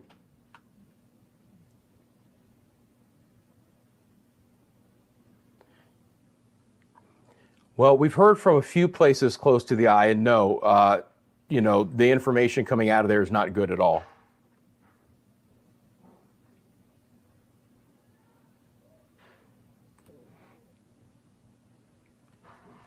Are you keeping the chat going after sign off? What we'll probably end up doing, guys, is restarting a new stream for you. Restarting a new stream at all. Ray, what are you doing? I appreciate you so much. Thanks for your amazing coverage, Ruster. Great job, mods. Wonderful channel. Prayers for Jamaica. Well said. And thank you for the kind thoughts. And thank you for the thoughts for Jamaica as well. Let's get the hearts out in chat for Rhea. Again, another $9.99 super chat. Moderator to the channel. Friend of the channel. So thank you very much, Rhea. Appreciate you and hope you're doing well. Boy, that would be fantastic. Would love to get over 70,000 subscribers before we sign off. Again, if you're just tuning in, some of the most impactful video that we've seen is this particular one from Black River. I know we've seen it several times on the channel, but I think it's worth mentioning again. You know, this is someone who is filming through what looks like could be the peephole of a door or just some kind of small opening from the inside. And that rushing water, that is that significant, right? Unbelievable. The wind, you can see how high up on the other buildings outside that water is on the other side of the street. You can see the power line just dancing with that wind. And you can even see that the wind is going the same direction as the water and just pushing that so fast. It really is unbelievable. Again, this is the Black River area earlier today. And let me be very clear. Most video that we're getting isn't even near what the extreme condition was for these areas. You know, these folks had to be able to take this video and still get it out before internet and power went down, right? And so at the height of the storm, that likely was not possible. So some of the pictures and videos that we're going to get tomorrow, I think are going to be jaw-dropping. You know, first of all, with what was happening during the storm and then the aftermath images. And we've seen enough of those already to kind of brace for some of the widespread destruction that Melissa brought to portions of the western side of Jamaica, be it from the storm surge, be it from the wind, be it from the fast flash flooding that you guys are seeing on your screen right now. All of those combined, right? Significant, catastrophic, life-threatening conditions. And I hope that we have had no loss of life. You know, I mentioned earlier when the newspapers in Jamaica reporting that 4 hospitals in the western parishes have been severely damaged.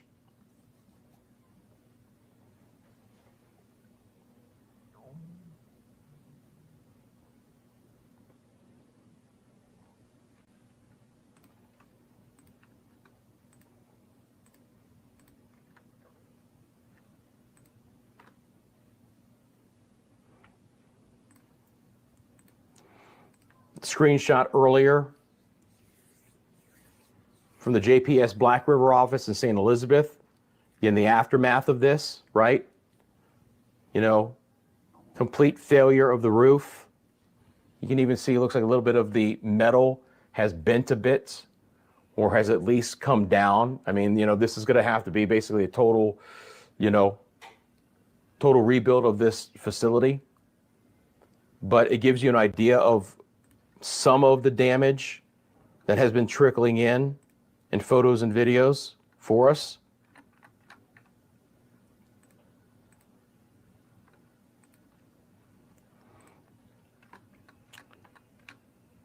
This is a tough video to watch. Again, according to you guys, this is the Savlamar Hospital, where the roof just peels off. You know, before we even saw this video, I was discussing how roofs fail in these kinds of winds. Remember the overhangs, right? So as the wind pushes against the building, the wind hits it and goes up and starts to cause weaknesses in the roof. And then one of those areas, typically the windward side of the roof, begins to fail. And you saw it buckling there. And once it goes, it's like a sardine can and it just rips off and folds away. And you saw it buckling there at the beginning. But these are some of the more extensive damage videos that we've gotten in. We've gotten some, photos. But again, it's showing you what we're likely to see in a larger variety tomorrow once we start to pick up more in the way of the pieces with the pictures and videos. If you guys want to check out the article that we just put up, you can. Jamaica declared a disaster area amid battering from Hurricane Melissa.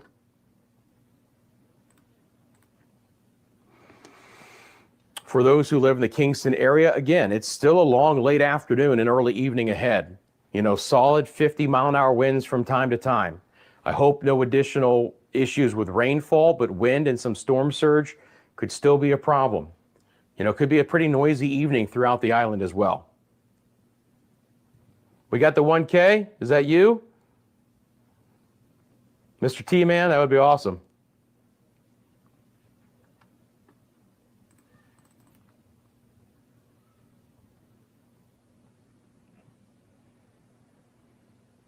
Okay.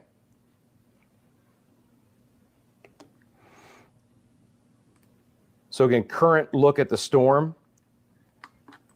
shows again that in satellite imagery, it's certainly a little bit more disorganized, but you're beginning to see in these last little loops here, as the core of the storm emerges, a little bit of banding features beginning to return. Now, let's be clear.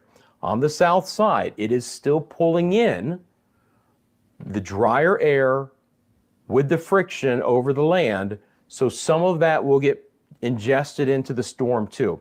So this is not going to regenerate to look as impressive as it did, thank goodness. But losing just a little bit more strength or maintaining its current strength is a very plausible scenario in this environment. It's not going to have long to hold together before, unfortunately for Southeast Cuba, it begins to move into the island later tonight and especially throughout the overnight hours and into Wednesday, where again we do have a hurricane warning that is in effect for a lot of Southeast Cuba. And then down the road again, you have hurricane warnings as far north as Eleuthera and Exuma, not Eleuthera, Cat Island and Exuma and Long Island and Rum Key and San Salvador, Central Bahamas, Southeast Bahamas, Acklins, Mayaguana and Agua, Turks, Caicos, including Grand Turk, under a tropical storm warning. Again, for those asking about Eleuthera and New Providence and Andros and Grand Bahama and the Abacos and Bimini, no watches or warnings for you yet. Again, how close does the storm get to Cat Island in the forecast might determine whether the Bahamian Weather Service extends any watches or warnings north. But remember, the worst part of the storm will be along this center line and east. So conditions should not be as bad in the central Bahamas overall as they are in the southeast Bahamas. You got it, Donna.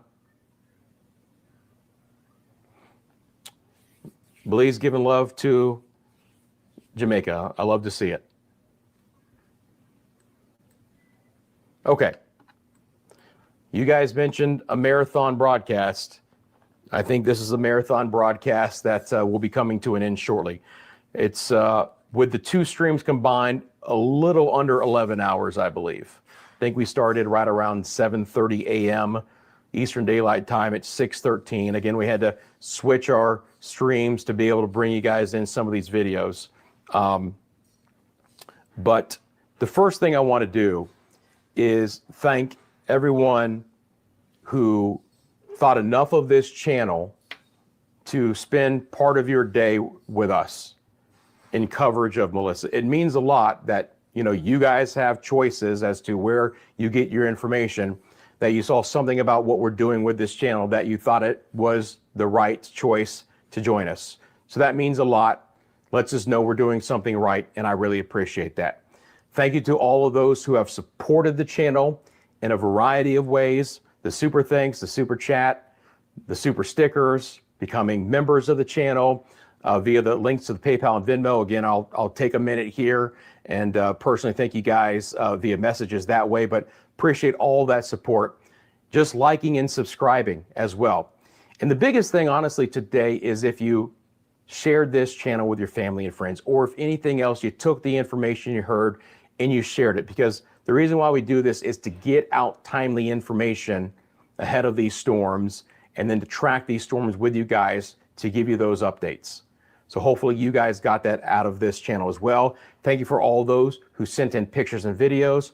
Appreciate those like Justin and Alex who are on the island experiencing this storm and still took some time to give us several videos before the storm and after, as we know that this was a very impactful storm for portions of Jamaica. Again, if you live on the island and you still have a roof over your head and you still have power and you still have internet, consider yourselves very, very lucky, because there are other Jamaicans that are just not in the same boat.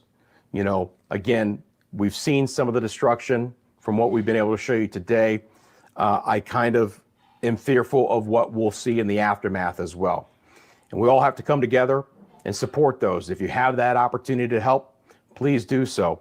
You know, the infrastructure is going to be significantly hindered in some areas for days and if not weeks. And travel could be very much impeded in these areas as well. Now, again, please remember that the storm is not done, that the back end of the storm will continue to bring some wind and rain impacts for the next several hours, if not for some areas overnight as well.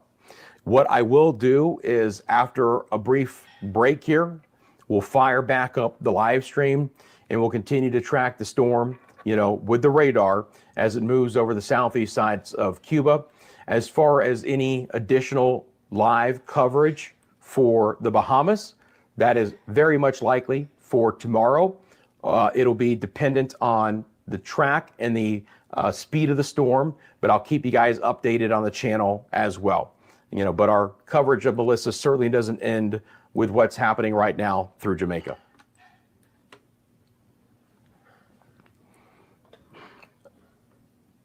Again, I appreciate everyone. And again, do expect there to be additional impacts. You know, St. Mary getting very bad. There are still going to be some areas where the storm is going to cause problems. For northern coastal areas, you notice how this is regenerating a bit here. This is what I'm talking about. As the low-level structure gets a little bit better organized, the wind fields could expand a little bit on the northern coast. So some areas could still potentially see their worst weather now through the early evening hours, and then everyone should quiet down after that. Be extremely careful, right? You know, be extremely careful after this storm as well, and make sure you check in on your family and friends.